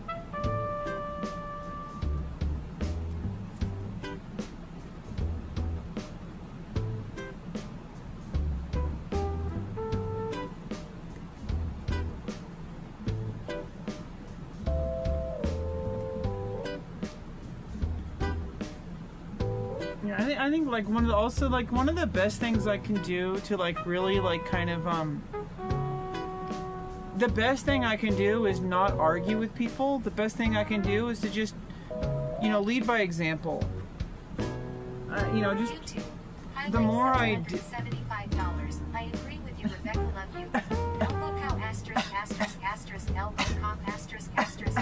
elbow. The best thing I can actually do is to just live my life and like make my life better whatever way I can, and just, you know, not let other people determine my happiness. It's really hard, and I wish it wasn't that way, and I wish there was but you know, I can't help everyone, and like, you know, but I can help myself, and if helping myself will in effect help everyone, especially as a content creator, as a trans person. It's like I feel like you know, people, it's really hard because a lot of people are like, you know, you know, we need to support trans content creators, or you know, we need to support women, or we need to support, you know, people from, you know, minority groups. And it's like, I understand that, but also there's an element of like, I wish there was a day where we didn't have to do that, where I could just be another drop in the bucket, just another person. And until we have to like _L said best viewers on streaming.com. Repeat the space CJ Lex. Restreambot said YouTube. Carson Penguin 2007. He again. Hey, what's up, Penguin? How you doing? Just like kind of YouTube. slowly doing some household chores. Trophy yellow smiling. Trophy yellow smiling. Trophy yellow smiling. Trophy yellow smiling. Trophy yellow smiling. Trophy yellow smiling. Trophy yellow smiling.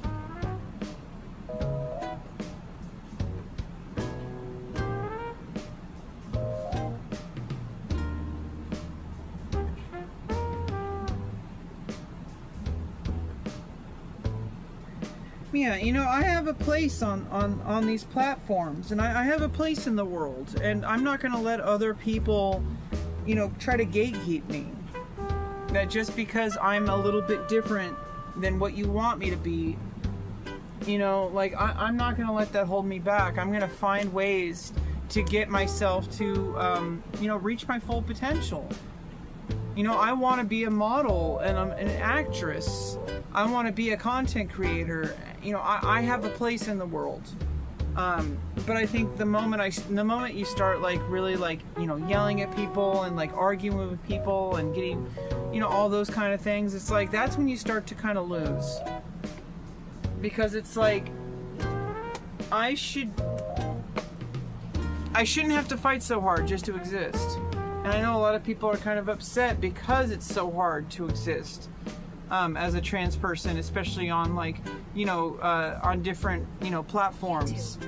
But I think there's going to be a day where people don't have to fight so hard. And if anything's going to help, it's going to be, I'm going to keep showing up and injecting myself into trying my best to be a better content creator and to get myself to where I need to be, to get recognized for my talents, you know, and in spite of all those barriers. And the more people do that, the easier it's going to be for people in the future. And so that's, in my opinion, that's the best way to protest. And I don't want to just, you know, as soon as you start engaging with people who are going to, like, you know, be arguing with you, that's when you kind of start to lose. Because that's when it's like, it just further cements the idea that trans equals Karen in people's minds. And I'm kind of frustrated with that. I don't want to be a Karen. Why do I have to be a Karen? I didn't ask for that. Okay, these seem to be dry. So let's do the second iteration of laundry folding. Now how am I going to do this? Okay, so I'm going to use this one. First of all, I can put these temporarily into the other one. And just use this as a receptacle.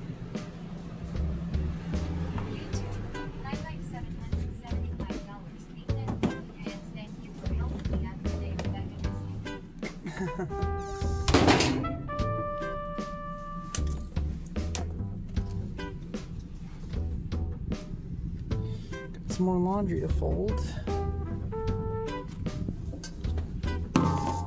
Whoops. There's so much laundry to do still.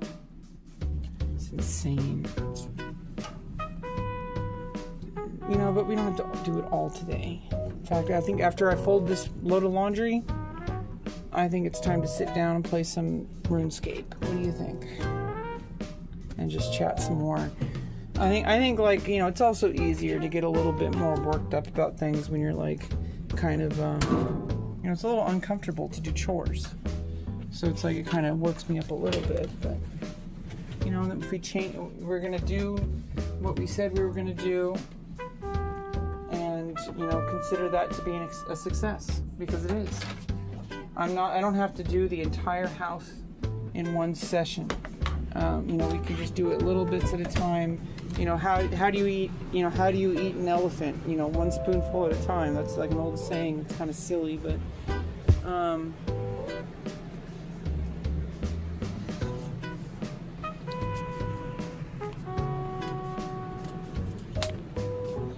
there's some, it's like one of those sayings people say.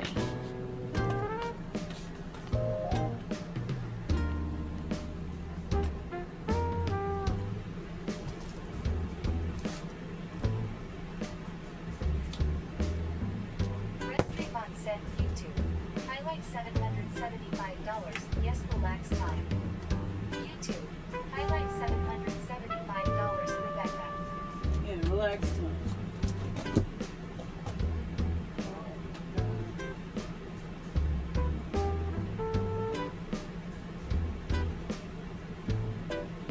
Yeah, I gotta figure out a proper way to sort. Highlight $775. I'm drinking tea. Nice. I do not drink beer anymore. Well, I'm glad to hear that, You gotta set your goals, and you got your own goals. That's awesome. I got my goals.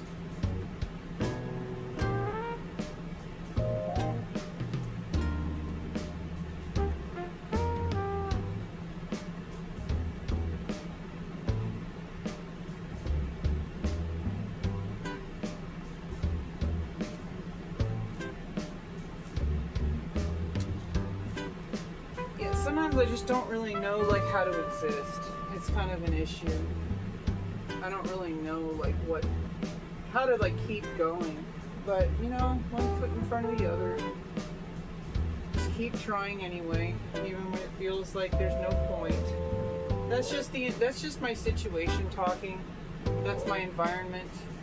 It's not really about me.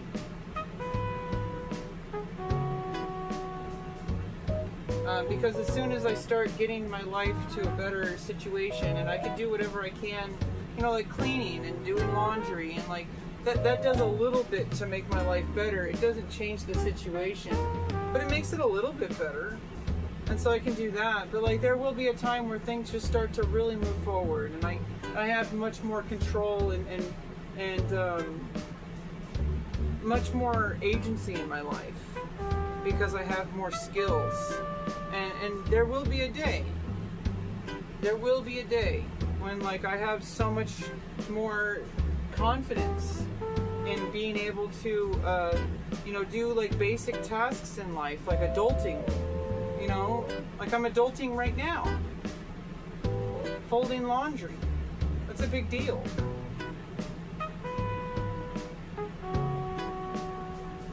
It's really hard for me to do. And I've had people in my life who are like, oh yeah, you're complete. You think you're doing all this work, you're actually doing nothing. You need to be doing 20 times more than what you're doing. It's like, dude, that doesn't help anybody. That just makes me feel terrible. It makes me feel like a loser, and it's like I need to work with what I have at where I'm at. YouTube. Highlight $775. So when are you going to get your memberships on YouTube? Rebecca. I don't like to think about streaming that way. I would say that it's going to happen organically, as if viewership, if I start making better content and making more viewers, it's going to speak for itself. There's a lot of people who start out as streamers, they do the whole sub for sub thing or whatever, follow for follow. It's fundamentally missing the entire reality of what live streaming is and what content creation is. People are going to follow you because they like your content, and if you're not making good enough content to naturally deserve that amount of followers, artificially boosting those numbers is not going to do anything. YouTube. Highlight $775 on your channel. Yeah, so if I was making the kind of content. $775, the awesome person. Yeah, so like just be yourself and just make your content in the way that you would normally, and as you improve, your view count's gonna go up. Like as you improve. It's gonna be like an organic process. And I think like having this mindset that you need to get partner or you need to get members, unlock memberships or whatever, that's like kind of the wrong mindset, because you're thinking about things backwards. You shouldn't be thinking about monetizing your channel. You shouldn't be thinking about, because if you don't have the view count to be able to even monetize it, then it doesn't matter if you have memberships or not. What you need is you need to make better content, which is something that I'm lacking. I'm not really making any content on my YouTube. So I can't expect my YouTube to grow if I'm not actively making good content. $75. Thumbs up, sorry, Rebecca. No, you're not doing anything wrong. I'm just trying to explain the concept. That like I'm trying to do stuff like kind of like trying to improve my life kind of passively, make content in the background, and like I'll try to do like live streams, and I try to do clippable moments. That's generally like what I'm trying to do with. That's the extent of my YouTube channel right now. That's why I make like a lot of shorts. I'll clip things from my Twitch stream, and I'll make them in vertical format. And sometimes they get like 1,000+ views. Sometimes they only get like 10 views. But like at the very least, I'm making something that can like reach an audience. And I'm not as deliberate as I should be if my goal was to grow my YouTube channel, because growing my YouTube channel is not a huge priority for me right now. I'm just trying to passively like kind of just do my thing, and whatever happens, growth wise with my content is more of like a steady, slow, incidental climb. $775. Goodbye, sparkles.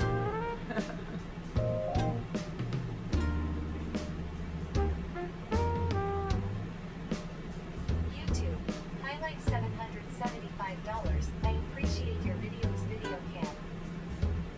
Yeah, and I need to do more dance videos. Those were doing pretty well. I wasn't really trying. I was actually not even dancing to music. I would dance, like I would take a video of me dancing, and then after the fact, I would then upload it and then find music that kind of fits it.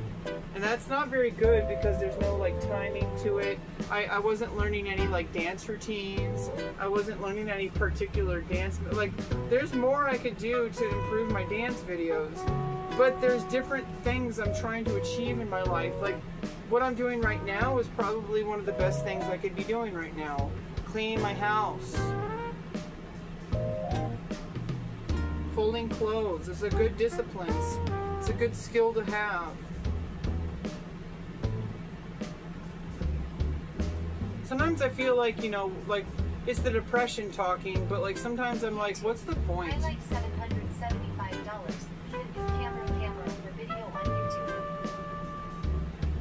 I don't know about that. I do have like, a decent camera. Equipment isn't the answer. Getting better equipment is only just going to make things slightly better. Like I need to make better content from the ground up. YouTube. I very true. You are doing good.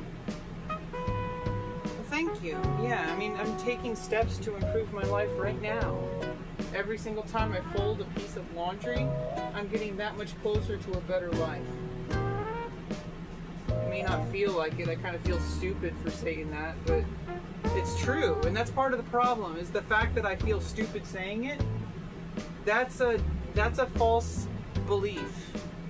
That somebody programmed me to think that.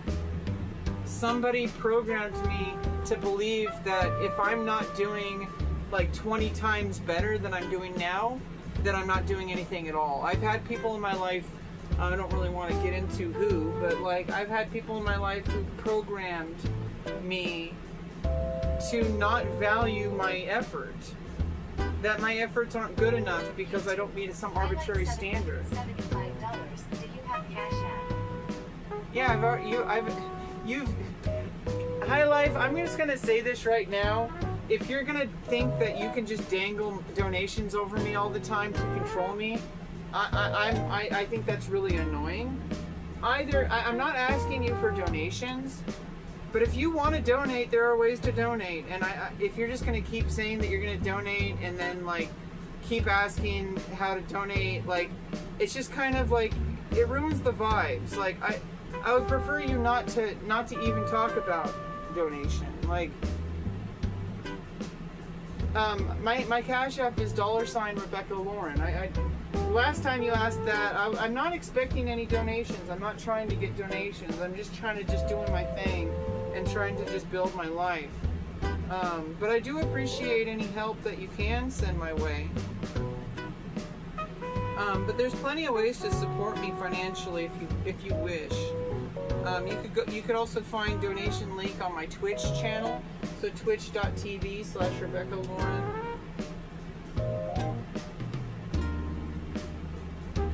YouTube, highlight $775. Helping out with your channel, you have Cash App.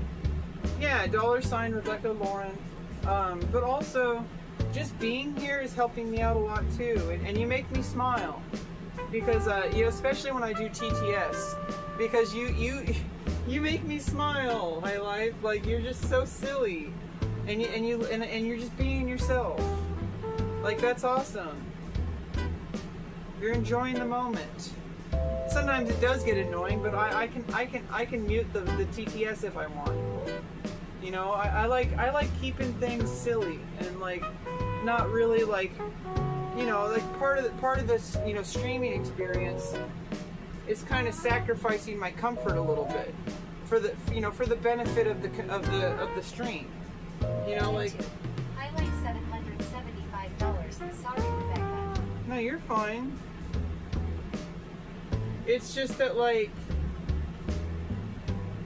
I'm doing my own thing, and you know, it's like I'm not gonna expect you to like change. Highlight $775. So sorry. Sorry about what? You didn't do anything wrong.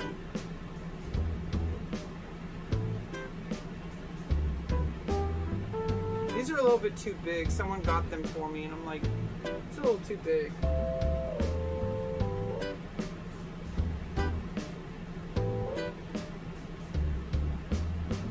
We're almost done with folding laundry. We did good today.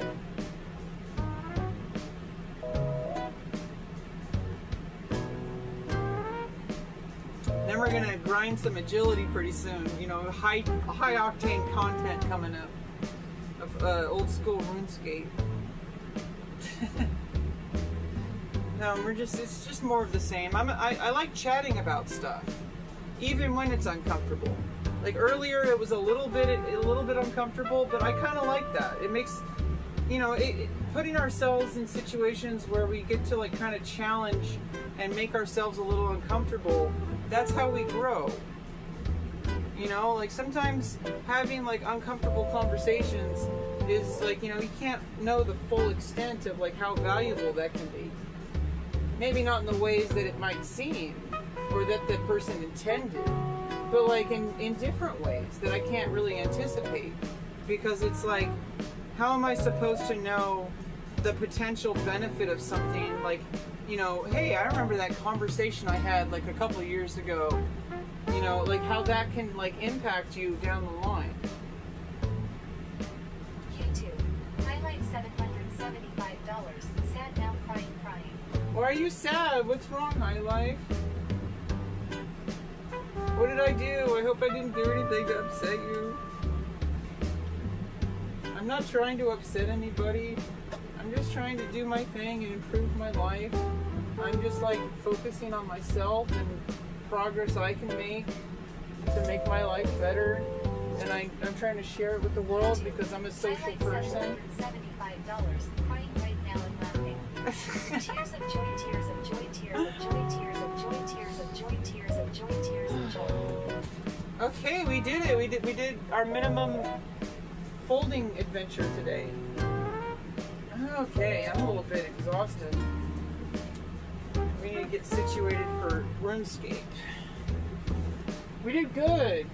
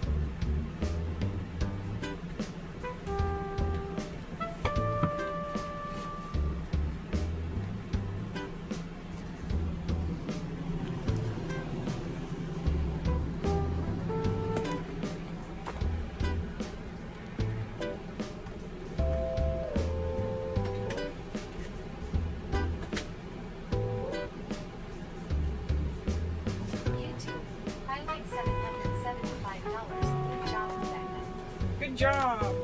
Great job!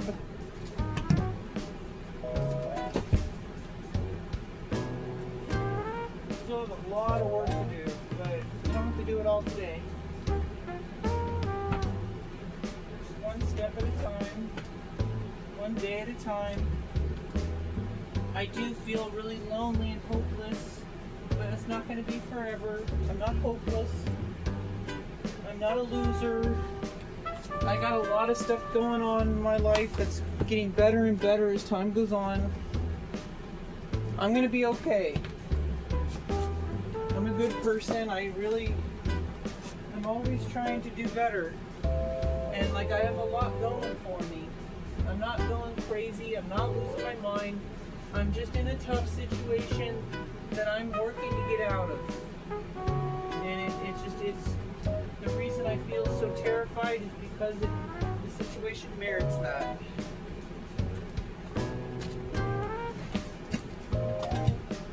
It's normal, considering everything.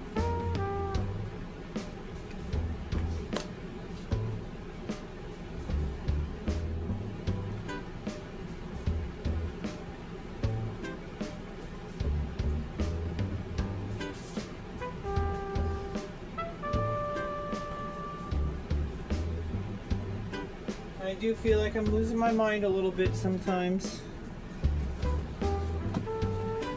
But I'm just really kind of stressed out and I feel powerless.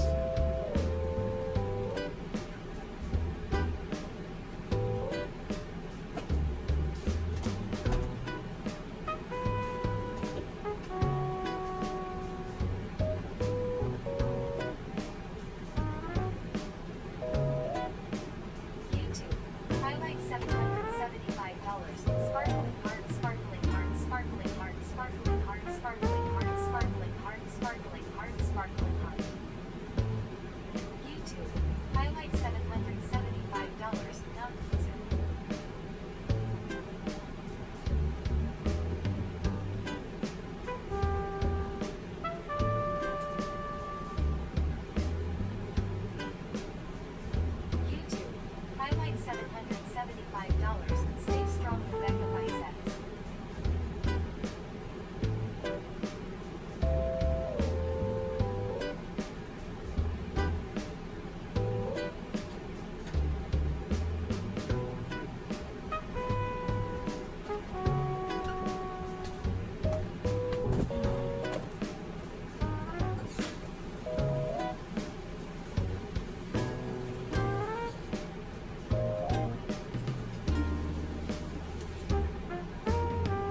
Okay. Well, we did something today. We really did something. It's real. Like, nobody can ever take it away from us.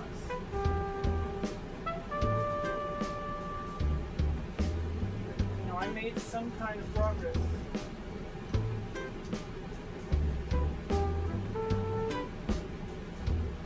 And it's nobody's ever going to take it away. Nobody can ever take it away from me. I have power. I have agency. I have control.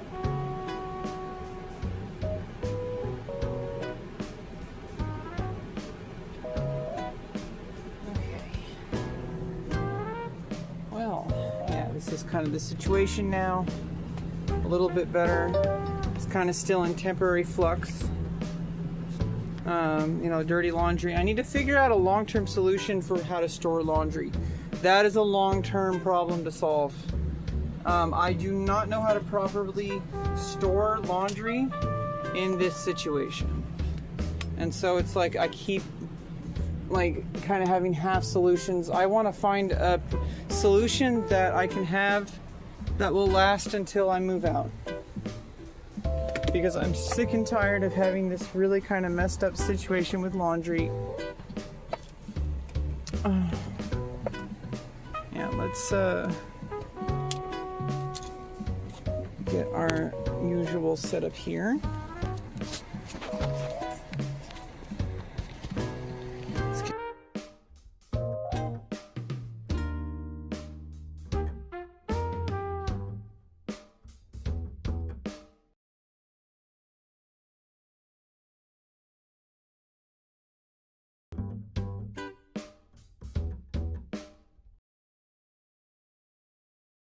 Okay, yeah, let's switch microphones, switch cameras.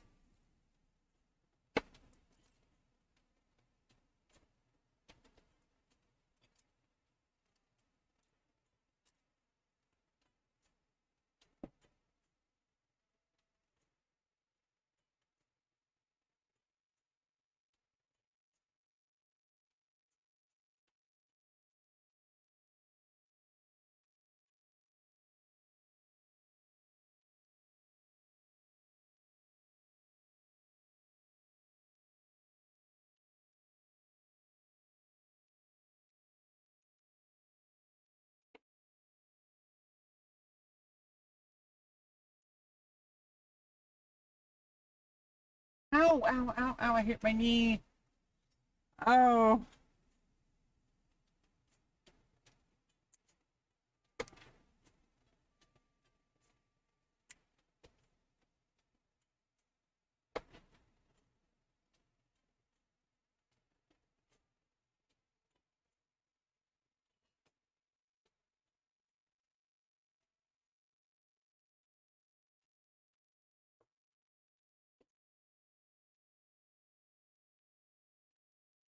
Hey, we did good.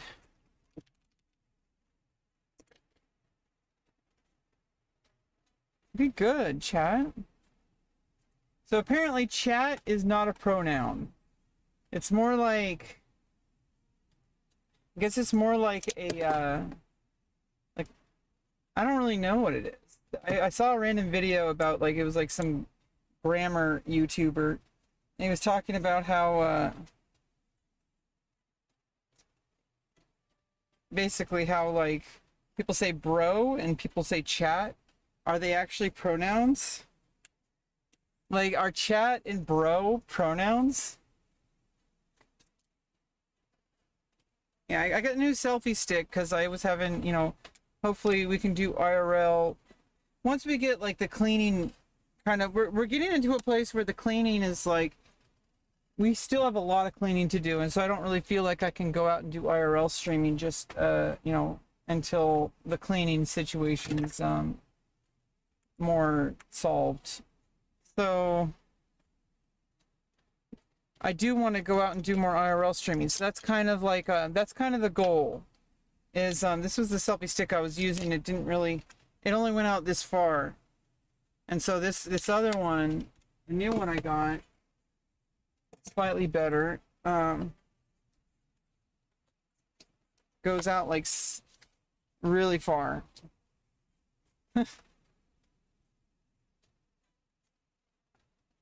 I do wish the gripper for the phone was a bit more secure. This one has a more secure holder because it's like it has like a vise that you can, screw in.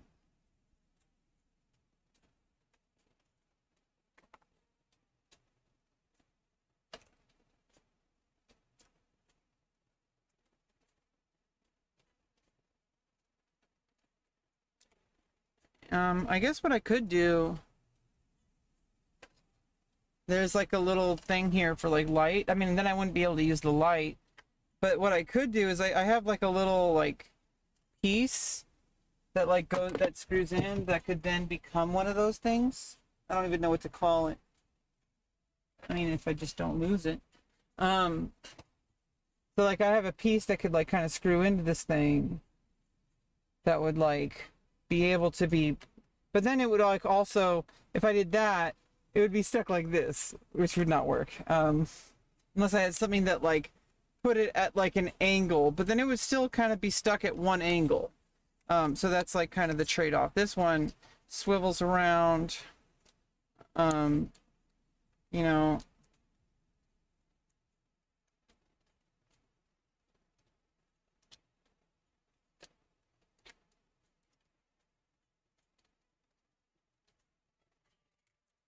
And it is kind of tight, you know.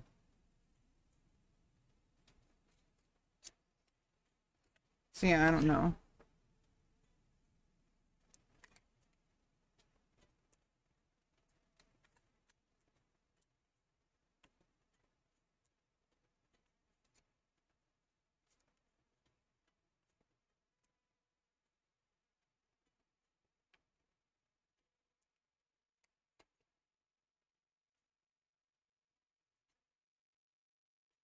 Push to take out. Oh, yeah, it's like a little bit of a remote Bluetooth.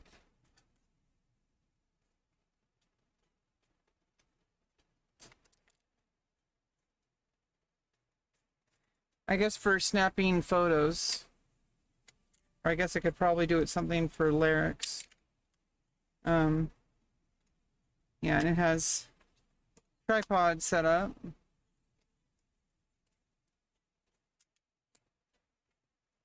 Yeah, I don't know. I've been like trying to treat like streaming and stuff as like more of a hobby. And I really want to get out.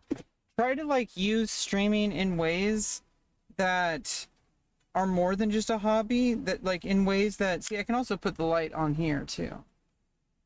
So if I want to put the light for this one, it's a little different.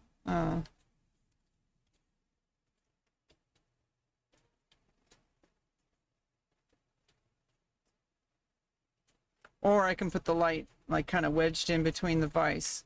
So there's like multiple ways to set up the light or microphone. Like I could put a microphone here. I do have a lav mic on the way. I don't know, just trying to find ways to like combine my hobby of like wanting to do like content creation and streaming, but like right now it's kind of like more focused on how can I improve my life. And so streaming right now is going to be less about content. It's going to be more about streamlining, I mean, so to speak, ways to integrate streaming as a method of, giving myself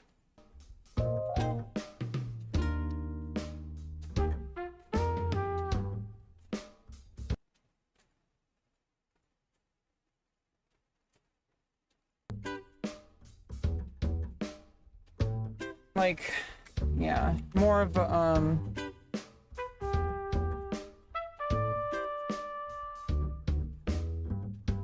just giving myself like more incentive to go out and try things.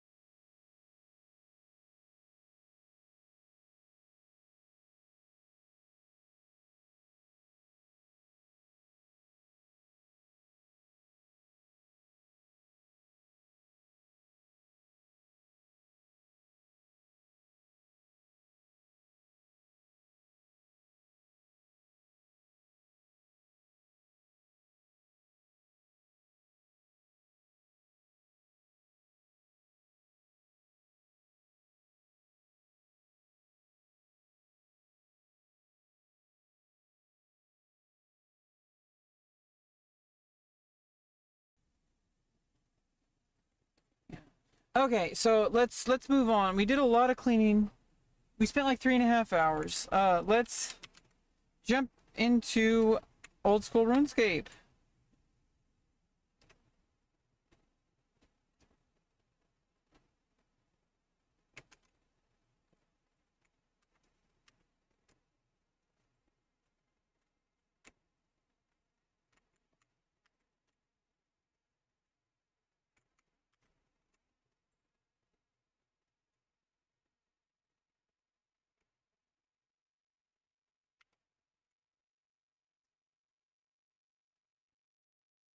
Okay. And I need to have a banana.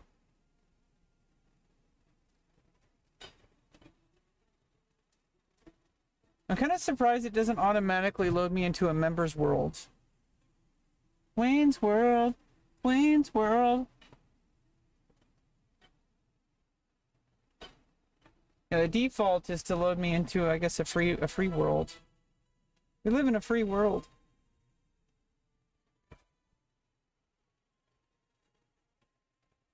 Okay, back to the agility grind. Let's go.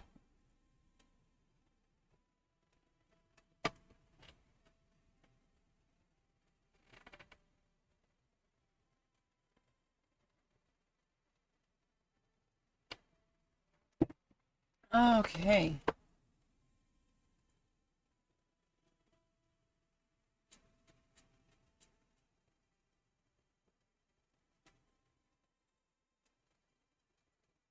Yeah, I need a banana.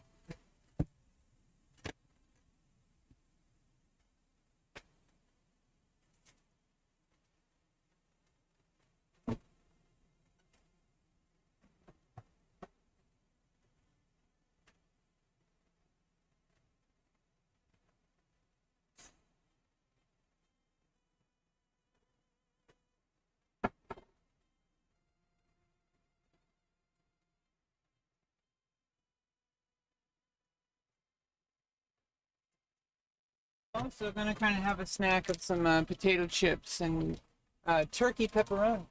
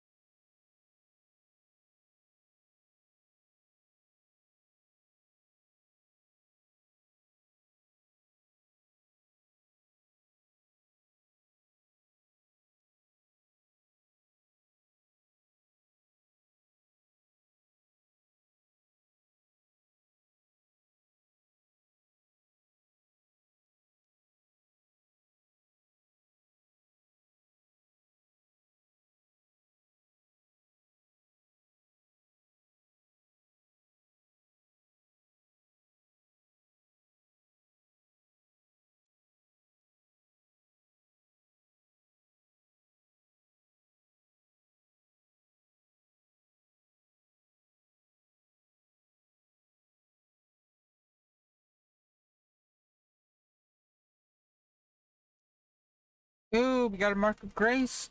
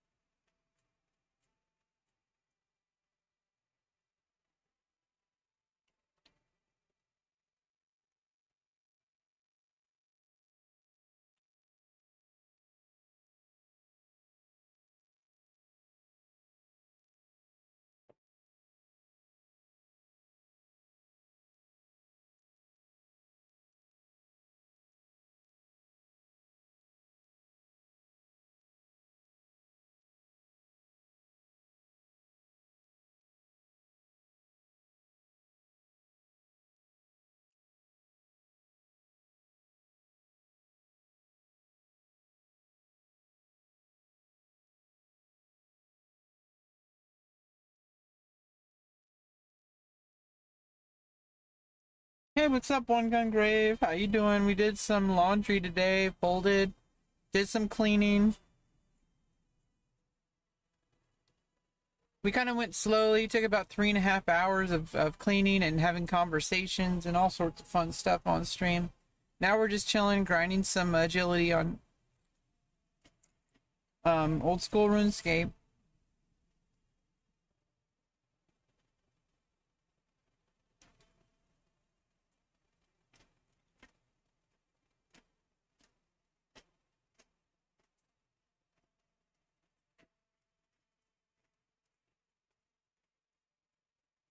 Now I'm having a little bit of a snack. Not the healthiest food, like some potato chips, Ruffles, and some turkey pepperoni.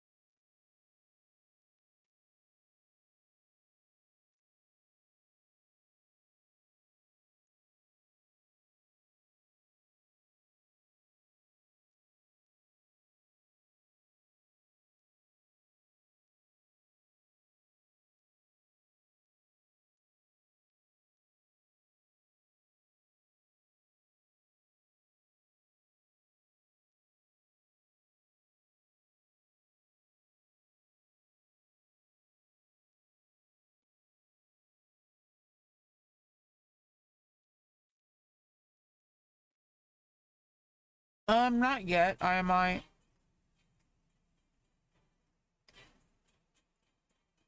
Just like with just with my cleaning, like house cleaning, I kind of have trouble like figuring out like I kind of basically have this kind of pattern where I just find something to do and then if hopefully eventually I figure out what I want to do. Just kind of do something that you know you need to do so that while you're doing it maybe you come up with inspiration.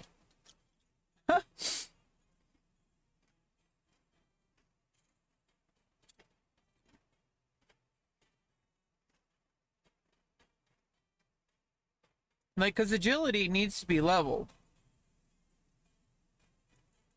Like regardless.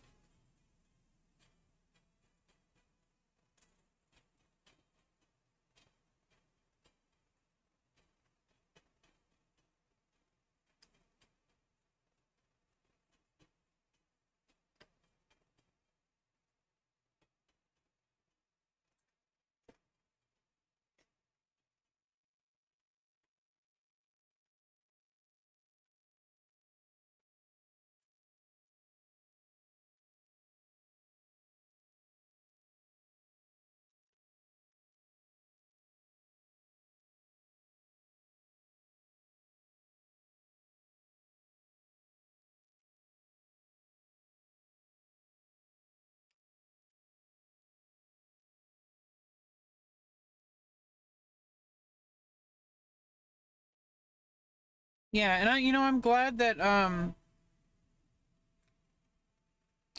we kind of like changed the direction of that earlier conversation. I really try not to ruin the vibes of my stream, and I really do try to like be fair and all that kind of stuff. So it's like I don't know, it's just it's weird. I mean, it's one of those things that, a lot of people may not understand, but streaming is like it's really difficult to like keep finding new things to talk about. Like a lot more difficult than, I mean, I've been streaming for like 6 years. I still kind of only like resort to the same like several topics, and I keep returning to, and I try to find new topics to talk about, but it usually ends up kind of going in circles back and forth to the old things. Usually, chatters will like bring in stuff, and then it kind of goes into like a vicious circle. Especially when I used to get hate rated a lot.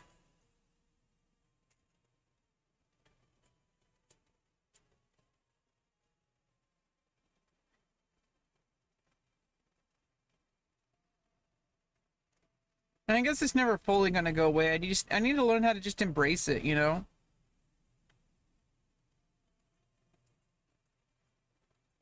Like if it's raining, you know, I could just try to struggle to find the perfect, raincoat. Oops. I could just, like constantly be trying to figure out how to like wear the perfect raincoat, or how to avoid the rain, or all sorts of different things to do. Or I could just learn to accept that I'm going to get wet and just roll with it and just avoid hypothermia. But, like going out on a run, right?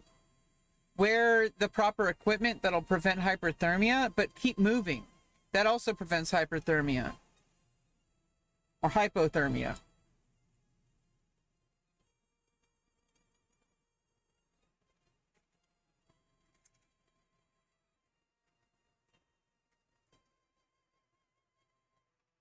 Then it's like, oh, I can't go out on a run because it's raining. Uh-oh. I guess I can't run today. No, you can run. Just, get used to the fact that you're going to get wet. Just kind of, roll with it. Don't let weather stop you. But, obviously take proper precautions to, like, not put yourself in danger. There's specialized, like, clothing to wear when it's raining.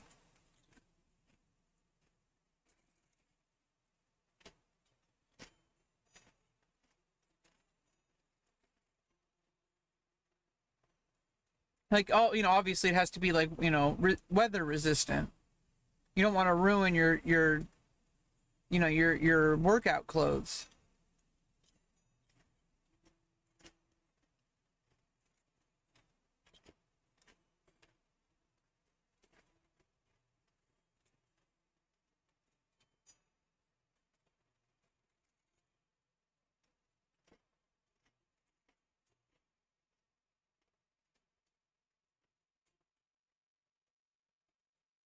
Yeah, I don't know. I also go through this thing where I kind of feel like I'm losing my mind. And it's like, hey, like, you're fine. This is just, it's really not normal to be a streamer. So, like, just get used to the things that are, like, to be expected. Like, you're gonna expect yourself to feel really weird when you're put on the camera, when you're, like, talking to members of chat. Like, it's gonna feel different than anything else you do in your life. So it's like, maybe I'm just not used to, like, accepting that feeling is just never really gonna go away. It's what being a streamer is. That's like the streamer version of just allowing yourself to just get wet. And that there's going to be people who are like really argumentative coming into your chat. Like there's going to be people who are going to get mad that I'm training agility. I'm like, dude, I'm the one playing the game. I want to level my agility, and it's easy, and it's nice. I can do it on stream, and I can talk because it's really repetitive, and like But there's always going to be that one guy in chat. That's why they call it getting one guide. There's going to be that one guy in chat, and it's gender neutral. There's always that one guy in chat who's like, actually, that's not how you should be playing OSRS. You need to be using Rune Light, and you need to be doing other stuff. You can't just do agility. Or I'm unsubscribing.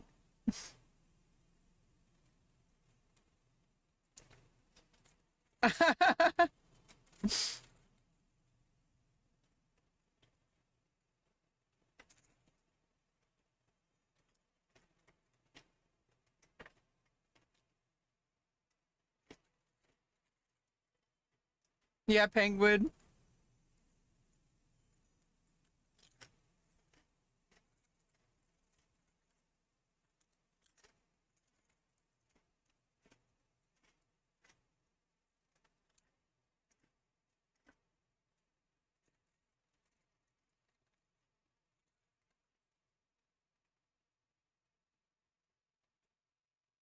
Yeah, streaming is definitely interesting.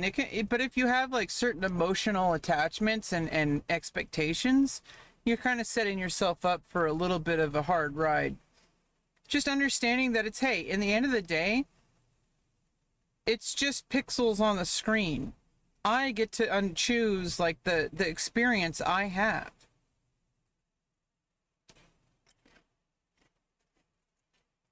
And there's a certain power that like comes with like being like emotionally resilient and knowing when to like pick your battles. And like in the end of the day, like no matter how emotional I might get or impassioned even, sometimes like just taking a little bit of a step back, like, hey, like, bro,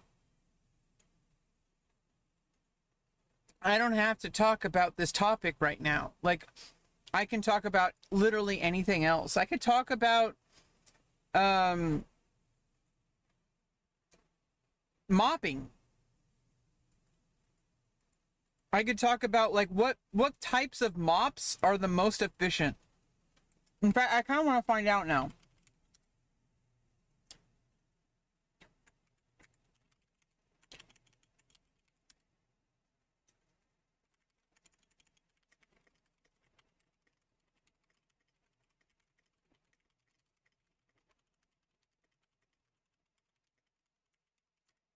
Yeah.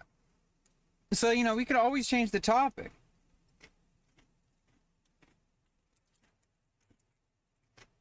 Okay, so we got flat mop. We got flat mop, spin mop, sponge mop, strip mop, string mop, and dust mop.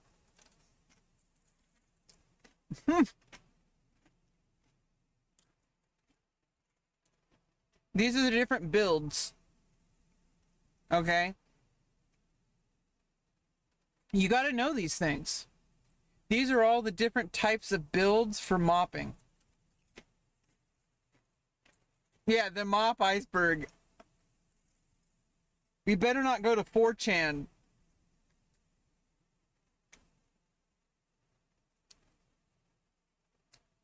And slash mop. Or the Reddit, the subreddit, r/mop. Yeah, string mop is like the OG. I agree. Like string mop is absolutely like the most versatile mop. Super flexible, like you can put it in different situations, but you got to know how to use it. Now let's read what the research tells us. Oops.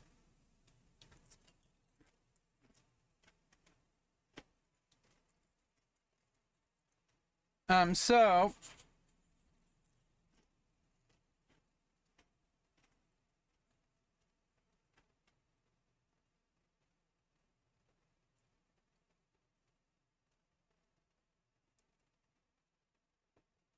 oops.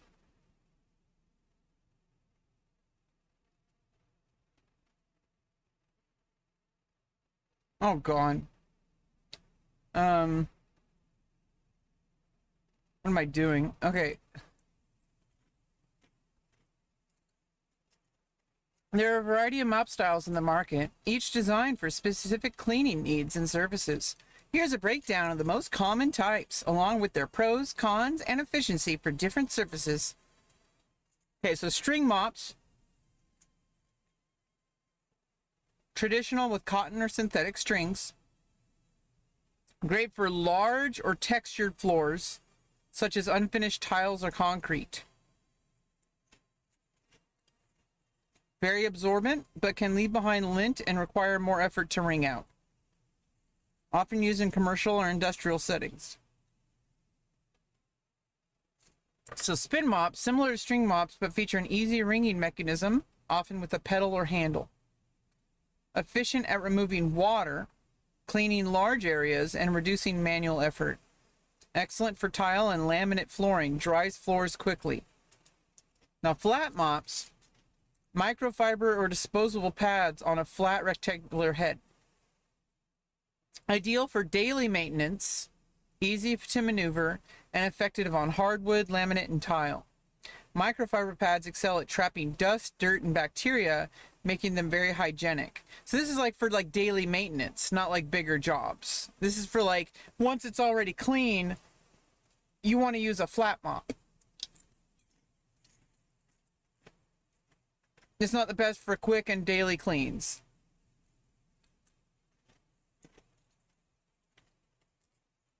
Now, steam mops use steam to sanitize and loosen dirt. Great for tile, vinyl, and some laminate. Not recommended for unsealed wood, since moisture could cause warping. Chemical-free cleaning option. So that's like if you really want to like sanitize and there's like deep dirt and stuff. Sponge mops. Pliable sponge head, often with butterfly or rolling ringer mechanisms. Absorbent and gentle for delicate surfaces like some laminates, linoleum, or marble. Can harbor bacteria if not cleaned or dried. So that's like a little bit more like meta. There's a little bit more meta to the sponge mops, okay? Because there's like a cleaning mechanic.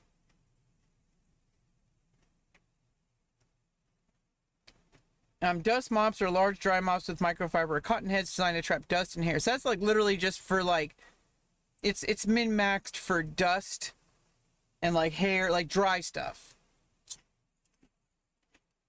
Great for prepping floors before wet mopping. So it's like a pre-mop. You know, like if you're getting ready to marry someone, you want to get into a pre-mop. That's your option. Yeah, and for maintaining hardwood, so or tile. So it's like it's more of a maintenance, just like the Oh, we didn't talk about spray mops, just like flat mops. So spray mops are a flat mop with integrated spray mechanism for quick spot cleaning. Excellent for sealed hardwood, laminate, and tile. So that's like it's like a steam mop, but more for sealed hardwood. Never mind. You probably still don't want to do it on unsealed wood. Quick daily cleans and light messes. In the end of the day, the one for the most, the one that you want to use for like the biggest jobs are probably string mops or spin mops.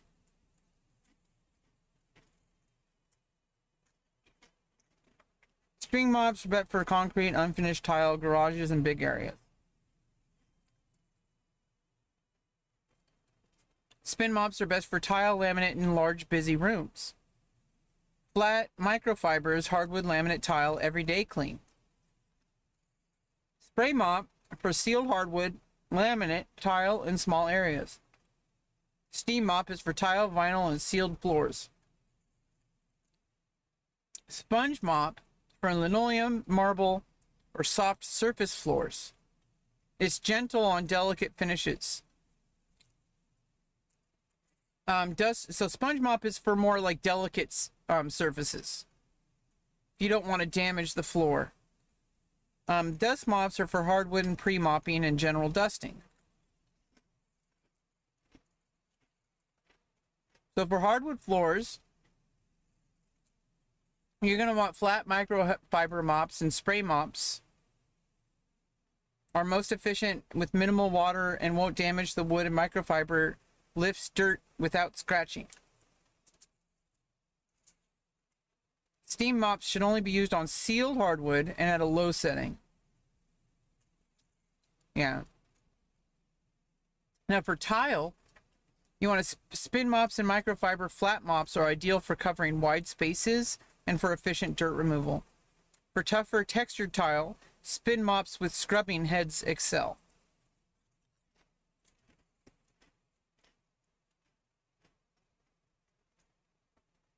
Now for laminate floors, you want a flat microfiber and sponge mop because they use minimal moisture and offer a gentle touch, avoiding moisture damage. So remember, moisture damage is important. We need to remember that for the meta. Now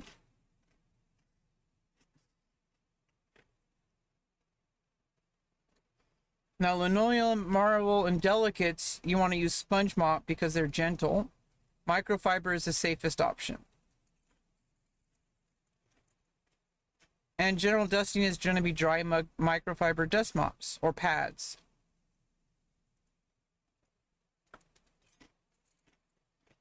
So microfiber mops, flat and spin, are the most efficient and for, on most indoor surfaces.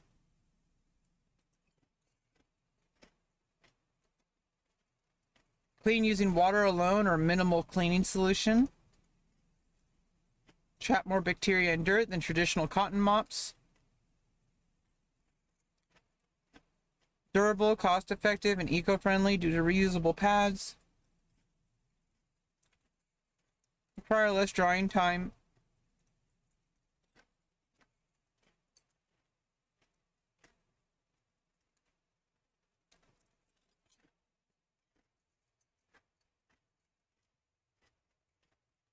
Honestly, for everything except for heavy messes, you probably want to use a flat microfiber mop.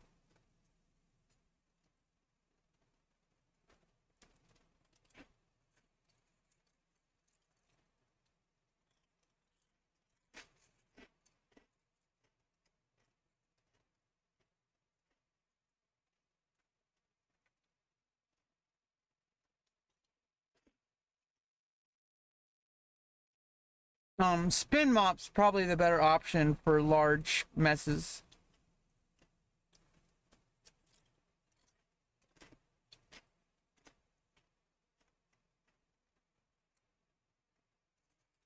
I'm glad that we, settled that.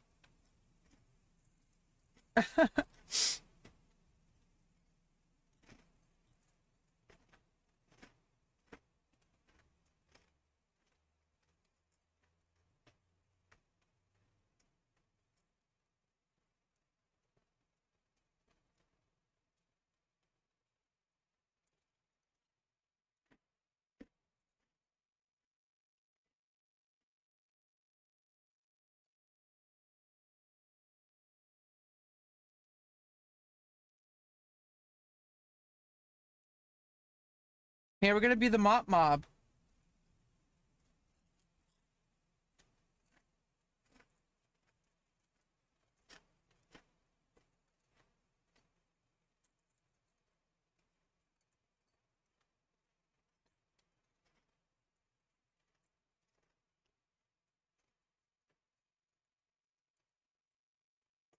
Mm.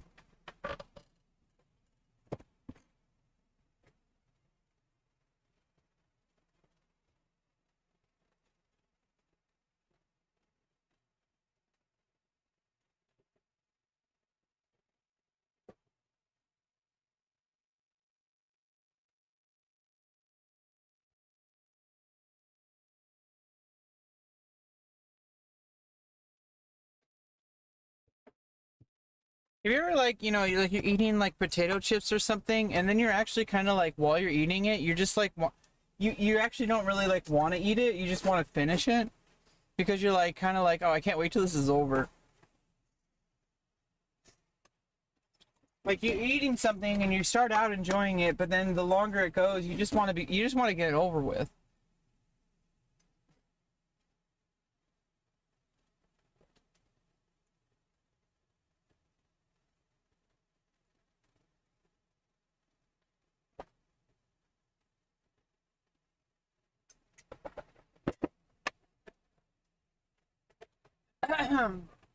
Yeah, the self-doubt really starts to seep in, you know, especially if you're like when you put yourself out there, you know, like when you really put yourself out there, like regardless of what you're doing, questions of like, what right do I have, you know, to be successful? Like, you know, that imposter syndrome really like starts to get to you, and I think it's pretty common because like if you really think about it, what right does anybody have to be successful at something? Yeah, RuneScape Rampage, let's go. High octane tightrope climbing content.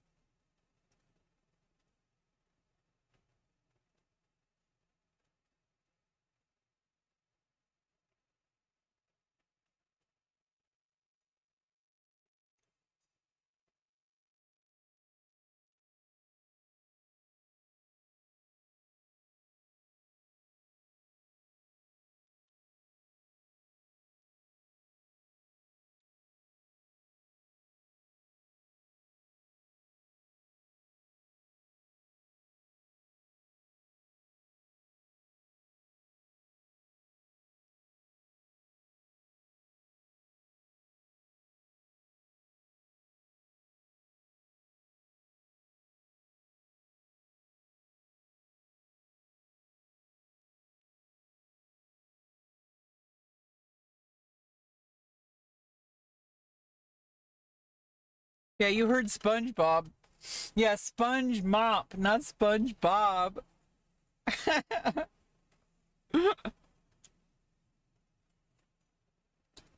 I find it highly offensive that you are comparing SpongeBob to a mop.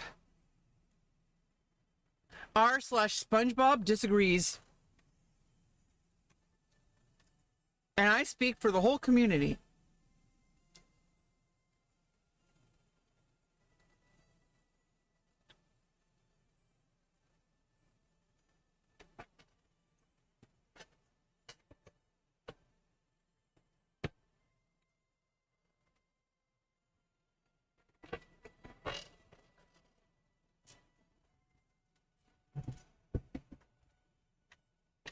Yeah, I speak for the entire R/mop community when I say that you don't know what you're talking about.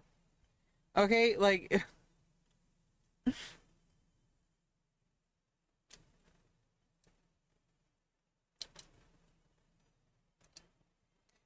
that YouTuber has no right talking about mops. She's not even a member of the community.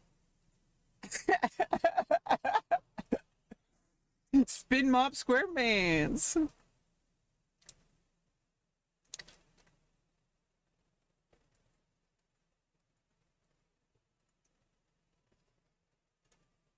A Reddit mob was angered today, but then he grew his heart grew 3 sizes that day, and he decided not to ban her.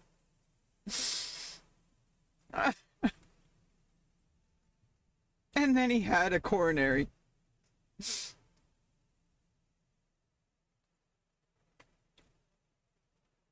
Because of what she said about mops.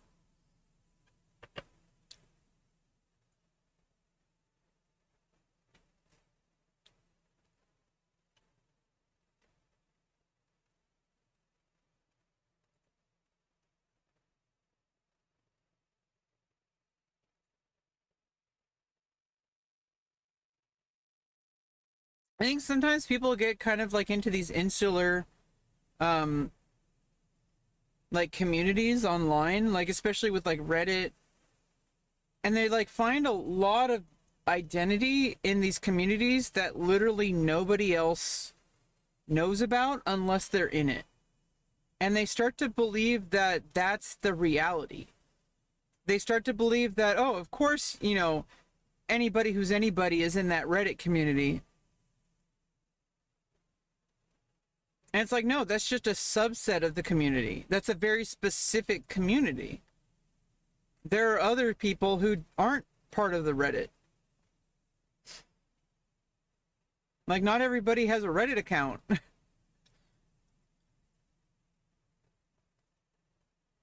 And it's like they start having conversations as if, like, you know, everything, like the entire world revolves around whatever drama is happening within that specific community.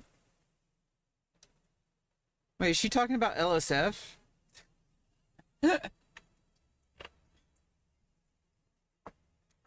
Let's be honest. I mean, is there really anything else outside of LSF?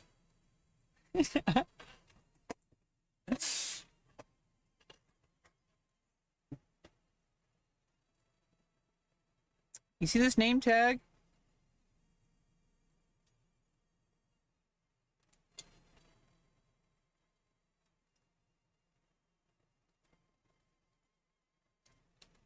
Yeah, in real life, there's so many, like, so much nuance. That's why, like, first of all, in real life, you don't have anonymity. In fact, if you start acting like you're, like, trying to hide your identity in public, people get even more suspicious. Like, if you wear, like, a ski mask. Well, if you're too high to say serious things, then just chill, you know? No pressure. You don't have to say anything or do anything. Don't hurt yourself. But you know, like in public, I think people, like, there's a genuine, like, kind of more of a drive towards harmony. Like, you're not really likely to get into an argument, some pointless internet argument in real life. Like, most people are just kind of, even if you do hear something out in public that you disagree with, you're like, whatever. I'm just gonna focus on getting to, you know, I'm just trying to take the bus so I can get to my thing. Like,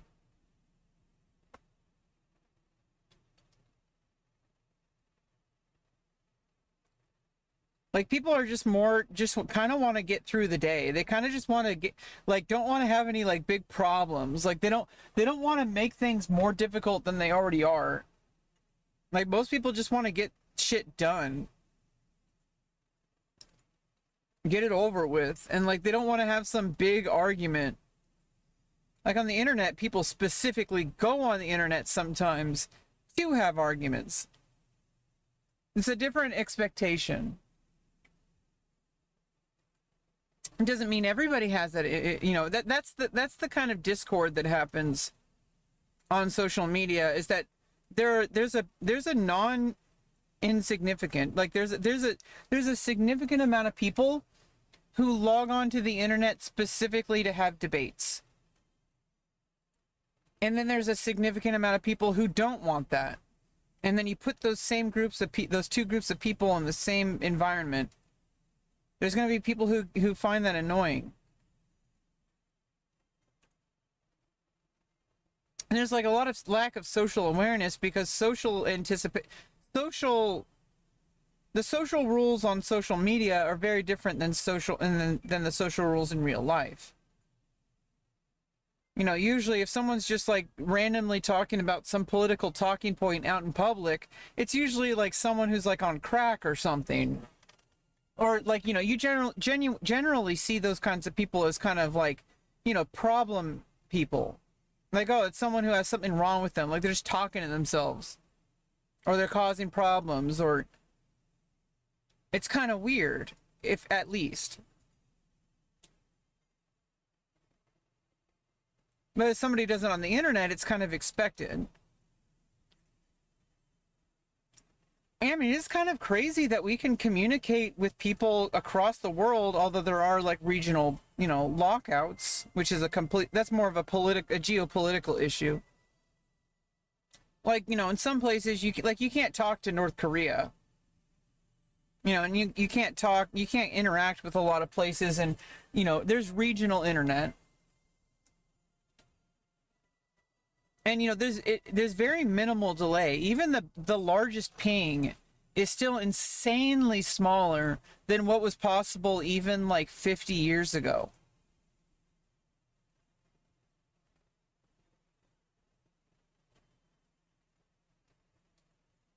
Which is actually not that long ago. It's 1975. 50 years ago was 1975, by the way.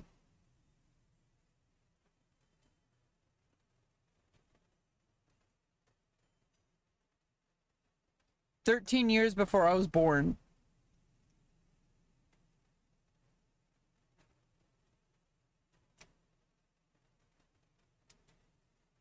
I mean, you used to have to, like, the fastest form of communication, like,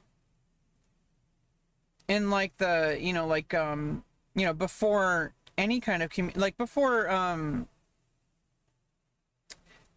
like,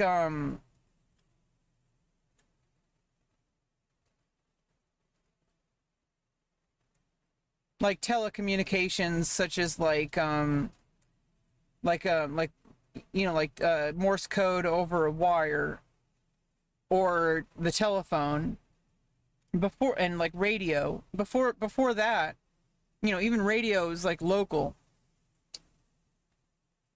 Before all that, the fastest way to communicate was by, you know, lighting fires.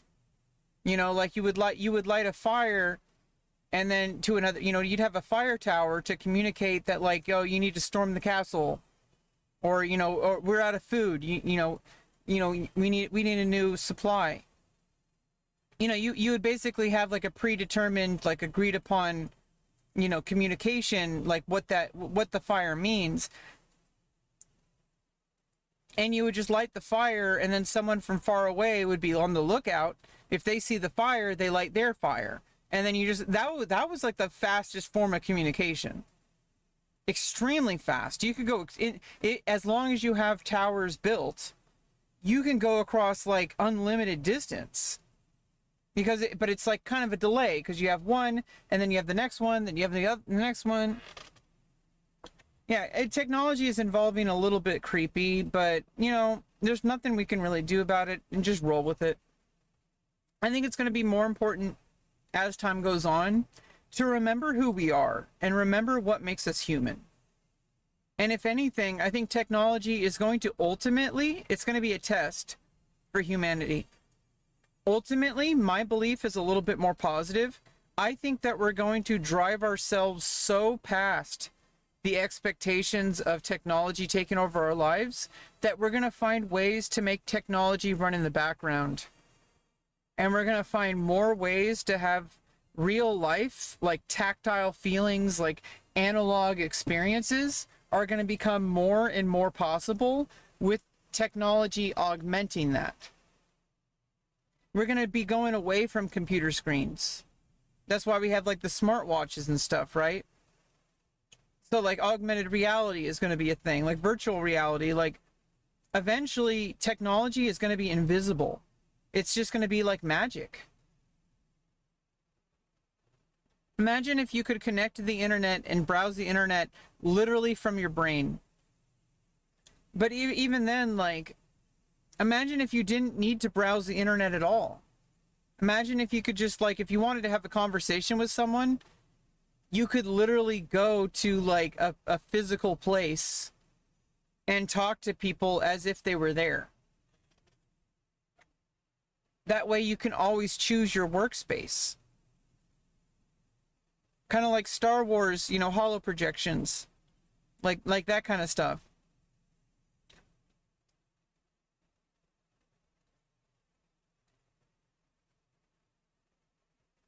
Basically, people are going to be able to customize more and more what their workflow is.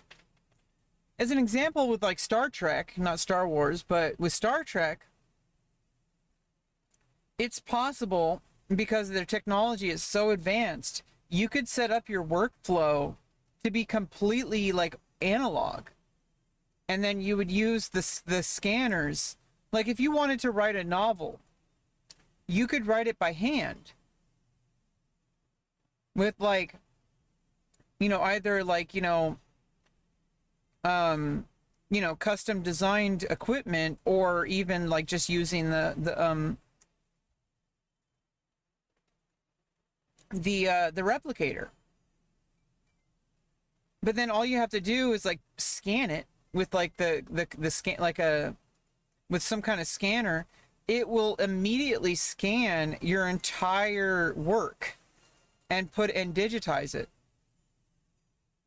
And it has like an AI that can like, you can work with. I think like Star Trek, like holodeck and all that kind of stuff is where we're heading. Like the computers that are available in Star Trek are an AI. And the way that they show, this was like in the 90s. The way like they would show people using the computer in Star Trek is more aligned with what I think where we're going. It's not a replacement for human ingenuity. It's an augmentation. It's a tool. Like, hey, could you take every single instance of video footage where someone said this word in the context of this context, and then it would go through the entire database and then give you a bunch of clips. And then you would have the human ability to sort through that to decide what you need. Like, I think that's like where AI is heading. And obviously there's going to be a whole bunch of stuff that we can't anticipate. And there's going to be things that are a bit scary or even bad. But I think that we have to fight even more to maintain that we are human and we matter. That's going to be the biggest movement moving forward. And you can tell people are saying, oh, AI is ruining art. No, it's not, because you know what's happening is there's a very large group of people who every single time they see AI art, they are absolutely like annoyed. And it's because nobody really wants AI art. And yeah, it might get better over time, but like there's just this like lack of a human soul to it. And like even if it's good to the point where it's indistinguishable, there's always going to be a group of people. It's almost like a religion. There's going to be like kind of like a fundamentalist movement, which might be damaging. It might not be. I think Ludditism, refusing to give in to refusing to allow technology to happen. I think that's ultimately destructive, even though it has good intentions. But there's going to always be some grassroots kind of almost religious movement of people who go out of their way to avoid AI generated content, who only support human made content. Human made is going to be the new big marketing thing. That's basically like going to be the organic of tomorrow, like certified organic, right? You can be organic, but not certified organic. Like there's a difference. Certified organic is more of like a marketing thing. It's just telling people that what they're buying is certified, whatever that means. Like you can have organic produce, but if you're certified organic, somehow you're better. And it's like a marketing thing. So there's definitely going to be a certified human made, like verified, like there's multiple checks and balances. Like we have multiple systems in place to make sure that all the videos on this YouTube like platform are only made by humans. There has to be a rigorous human testing. Like, you have to have like in-person verification. The CEO of the company has hired an entire team of investigators to meet people in person to verify their humanness. That is going to be like a huge thing as time goes on. If people truly want human-made content, it's going to be a thing. There's going to be people who don't care. So that's why, like, the big giant catch-all algorithm is always going to be the most lucrative. And it just matters how much you adapt to it. But I think the worst option is to fight it. Just find an alternate path. Yeah, and there's going to be like legislation and like legal stuff with AI generated content. But even now, like you're saying, you have to like actually say in like you have to click a box on YouTube that specifically says yeah, they have to actually say it like it's influencing the content itself, where people have to actually say that this isn't AI. But like also YouTube, if you're supposed to anyway, you're supposed to check the box that says that it's AI content. I think that only really applies to things that are hyper real, that are like photorealistic, so that people know that it's not like real. But I think that's going to go even further, where it's like at some point there's going to be some system in place to separate AI made content from human content. And it'll work itself out. I'm pretty damn sure it's not as bleak as people think it's going to be. There's going to be systems in place. And some people still might not like it, but there's always going to be people who complain about things. Let's be real. There's people who complain about the internet existing. It's still going to exist whether you want it to or not.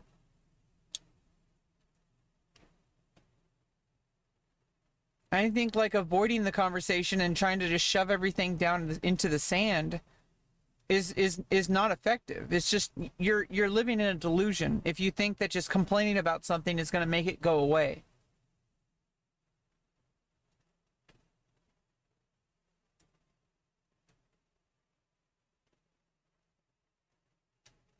So that's why it's like more important than ever to create like systems and put systems in place to prevent damage, to prevent harm. And like what we do now, we're all kind of architects. Every person who has access to even like a free chat GPT is actually a potential architect of the future of AI as a whole.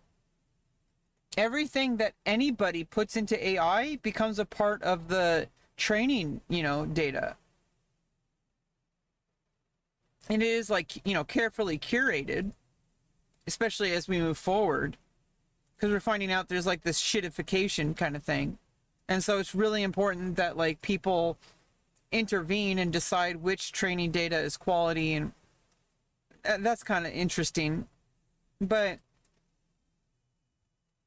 every single person who has access to AI is designing the future we live in. And so if you don't like AI and you don't like where it's heading, then do something about it.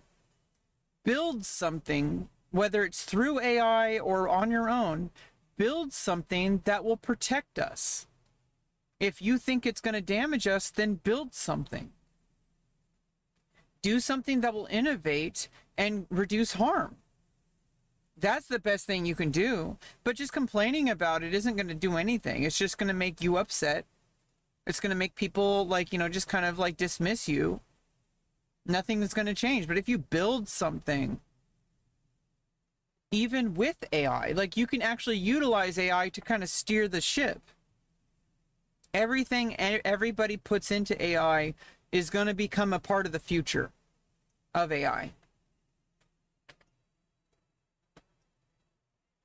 And then we have to ask ourselves the real spiritual questions. I think the reason why people, this is my take, the reason why people are so upset about AI is because it's forcing them to ask really uncomfortable questions about their existence. It's asking humanity to face challenges that we've never had to openly people have always pursued like spiritual pursuits and all that, but it's forcing us to. We have to ask ourselves, what makes me? What am I? Who am I? Like, is it the stuff I do? Because AI can do that. If I'm not the stuff that I make, what really am I? And it makes us, I think it ultimately makes us better equipped to handle who we, like it helps us. It forces us to look in the mirror and say, what makes me human? AI is not threatening humanity. It's showing us a mirror and asking us to try harder. Because a lot of people have put their entire identity into the stuff that they've made. into their artwork, into their creations. It doesn't mean you shouldn't make art. It means that the reasons you're making art are coming from a place that is not truly fulfilling you. Because if you're uncomfortable, it's because you were already uncomfortable, and it just accelerated it. You were ultimately going to reach that conclusion anyway, if you kept going without doing any internal work, any internal spiritual work. You don't have, it's not threatening your life as an artist. It's threatening your existence as a human. But that in a good way, because it's something that it's forcing you to ask questions that you may have never asked yourself before. It's kind of like doing like it's like putting pedal to the metal on forcing humanity to become more spiritual. Because if we don't, AI is going to destroy us. But it's subjective, because if we have an internal meaning, if we find meaning internally and with our, chosen family and the things that truly provide us value, then it doesn't matter what AI does, because we've found meaning outside of the things that usually bring us comfort or bring us meaning. And obviously there's going to be people who, refuse to do that, and they're just going to kind of let AI kind of shuffle them around. And there's always going to be people who just kind of don't really actively engage in their own life. So, you can't change them. They're going to have to decide that on their own. But you have to decide what makes me who I am.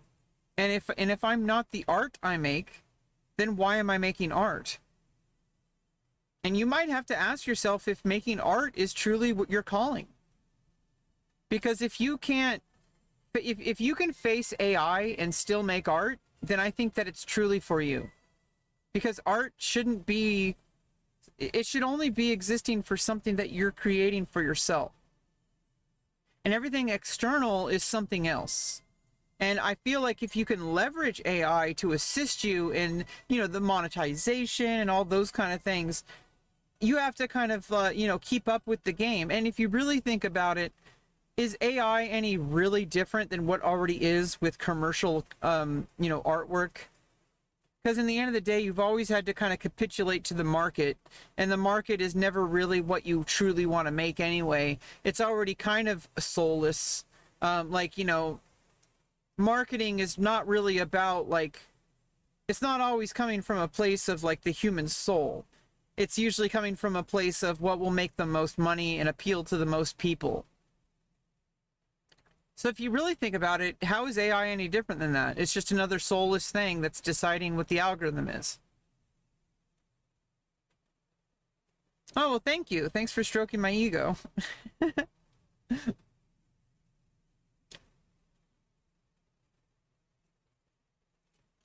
I've just thought about these things a lot. And I've worked with AI a good amount. I kind of know how to use AI. It's really janky. It's way more janky than people admit. And that most people don't even realize how janky it is. It's basically requiring you to make duct tape one tool to another and make an amalgamation of tools and meta tags. And it's really important if you're working with AI to do any kind of sustainable, higher quality product. You have to understand the foundation of what you're building at you have to build systems. You have to build standards. You have to create meta tags. So whenever you make something, you have to know that if you adjust these meta tags, it'll affect the end result of what you're making. And I've only hit the tip of the iceberg of using AI, and I kind of find AI art generation a little bit gross. However, it has proven to be extremely useful for making mood boards for my novel writing. I can basically write a scene in I'll usually write something in prose form, like narrative. I'll write a scene from my novel or something, and then I'll set up a system in AI to create a series of storyboards or mood boards that will basically tell the story visually in graphic novel form. But I'm not trying to make a graphic novel. What I'm trying to do is I'm trying to give shape to my story. so that I can look at it and say, oh, like maybe it's going to inspire me to come up with new ideas. I like, because sometimes AI kind of just hallucinates things, and sometimes that can give you ideas. And so like you can check it out if you want. I have it on my blog. It's the mood board or storyboard. I called it a storyboard, but I think it's more like a mood board. It's rebeccaloran.blog. I think I have to copy paste it because you're on YouTube. It doesn't show stream elements.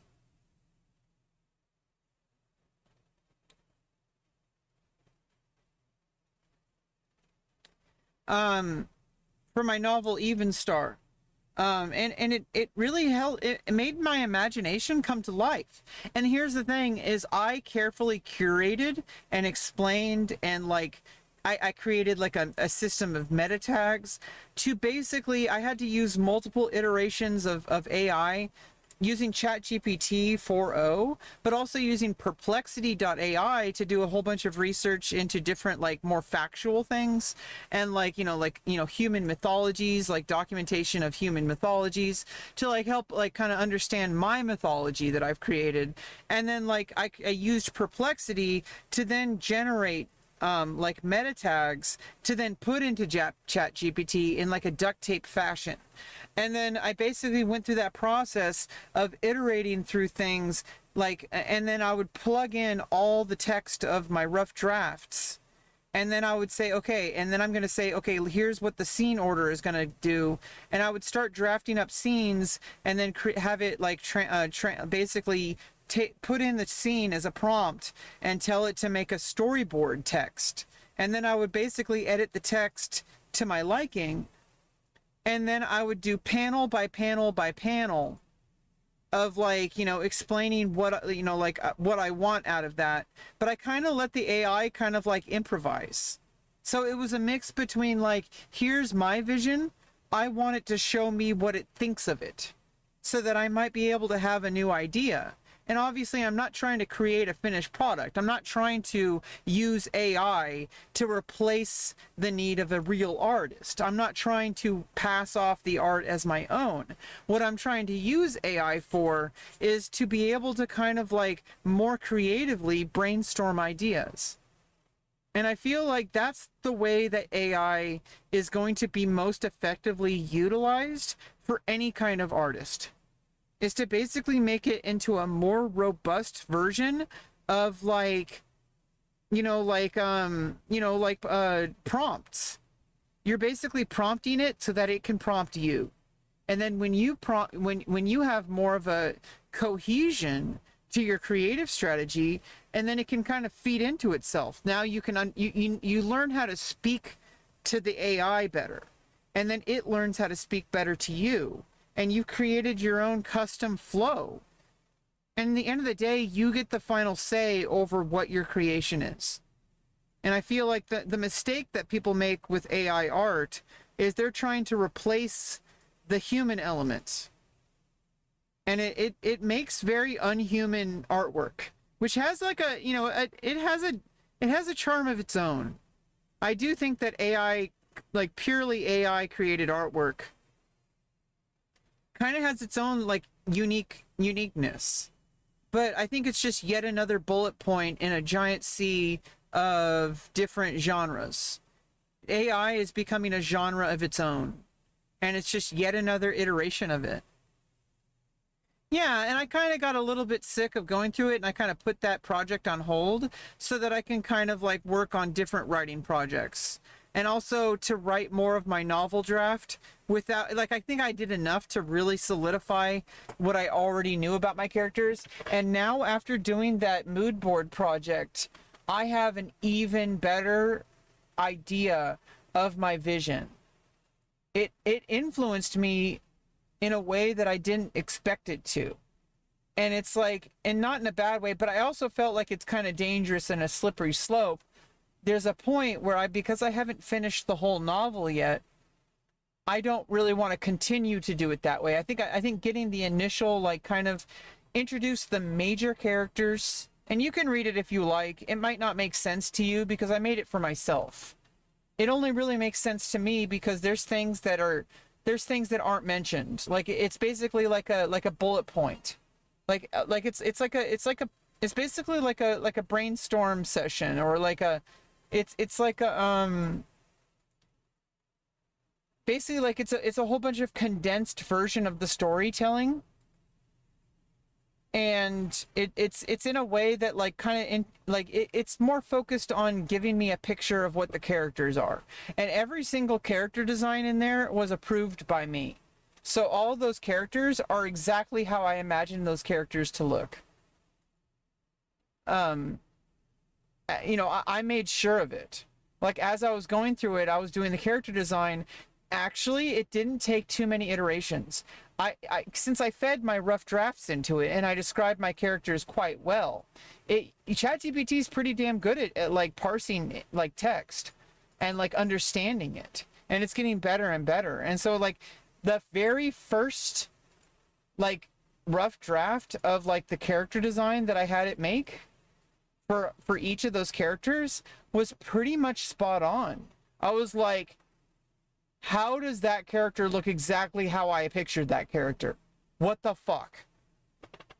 And it's, you know, partly because I fed it my entire rough draft, like, you know, like 200,000 words, right? Like I trained it on like over 200,000 words of my novel, so like it had a lot of text to work with. And then I also like kind of like, you know, iteratively kind of like influence the AI through like meta tags and stuff like that. So you know, I put a little bit of work, but I kind of like used AI a lot to automate that process. I wasn't really trying to make like the most fit like best art. The approach I had was not to make art, not to draw like a novel. My intention was to have a quick and dirty source of inspiration, and that's what it did. And then as soon as it started to feel like it was too much work for what I was getting, as soon as I got to the point where I already got past the first act, like I've written, out of everything I've written for my novel, the first act is the most written. I've rewritten it like 3 times. The second and third act is where I get stuck, and it's where I'm currently stuck. I've written the very ending. I've written the final scene, or the final 2 scenes, and it's virtually unchanged even after I've done all the AI generated story mood boards. The ending is mostly unchanged, even from the original version. But the beginning changed the most drastically because I had to get the beginning right. I kept doing the mistake of going back and rewriting, but I think it was really important because I needed to make sure that the rest of the story, you know, I'm not going to keep going back to the beginning now, because now I feel like I finally have a solidified version of what the foundation of the novel is and what all the characters are. I set it in motion now. And now I have to do the hard work of writing the second act and writing the third act. And I can't really write the third act until I write the second act. I've been recommended for your core, Sergeant Damien.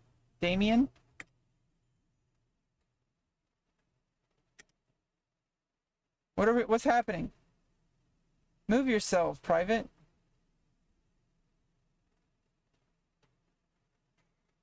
I haven't given the order yet, Worm. Drop and give me push-ups on the mat, Private.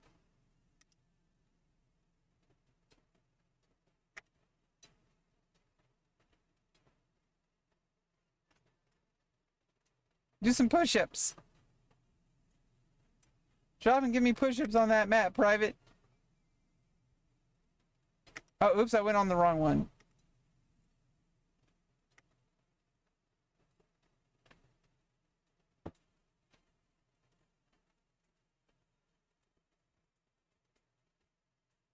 You're spiderwebbing one thought goes into another bland thought. Yeah, kinda.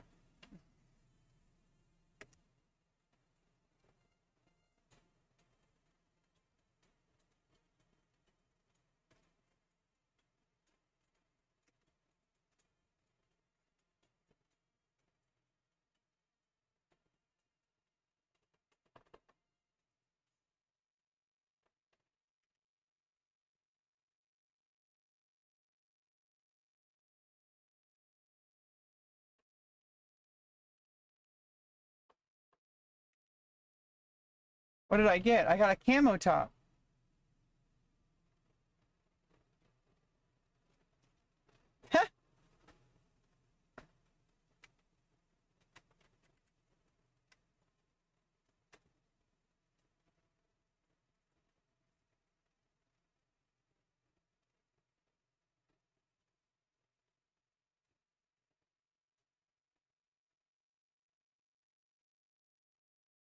Okay, we need to like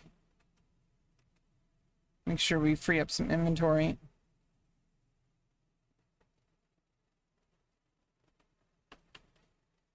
Yeah, I mean it's not gonna, I'm not gonna lose it.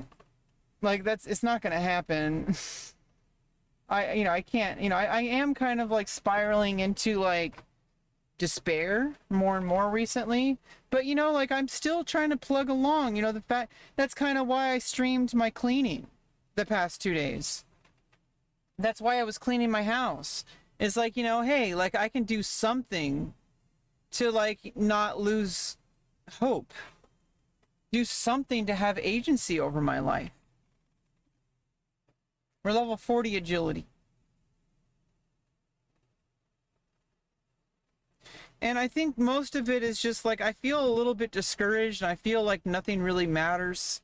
And I kind of feel like my brain is kind of just like, it's hard to focus on any single thing for any length of time anymore.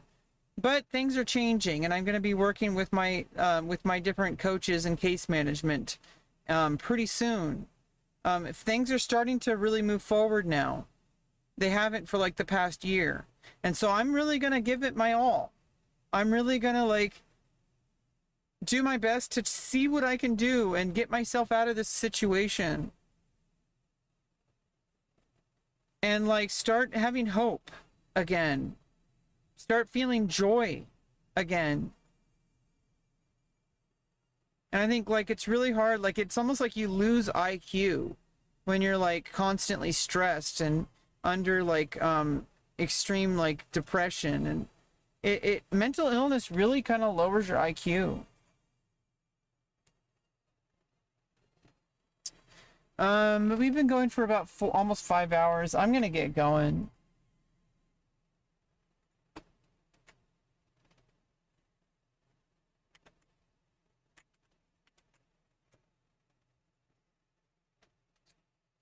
Yeah, I think we had a good day today. We got kind of a little bit one guide in chat earlier while I was cleaning, and it was kind of a little bit of a different cleaning session than yesterday. Yesterday I had like that sink to clean. It was a very deliberate type of cleaning. And so like and then I made a little bit of art with like the kind of horror story kind of thing that happened. That was kind of interesting. But I think today went really well. I accomplished something today. I did laundry and I folded my laundry. I almost never fold my laundry. I usually just kind of toss it up there on the top bunk. And I'm like, hey, I need to do something to change, to change the routine. I need to make changes. And it's a little overwhelming. It's hard to maintain these things. But like, just keep doing it over time, and it gets a little bit easier every time, and I'm like solidifying that skill. And now I'm going to have additional coaching. I'm going to have somebody who's holding me accountable and who's leading the way and like kind of guiding me more. And so like it's not just going to be me on my own, and definitely not just going to be me in chat. Okay, so it's like I'm going to have like a person who's going to be holding me accountable every week, and like, walking me through things. It's like that's the big deal.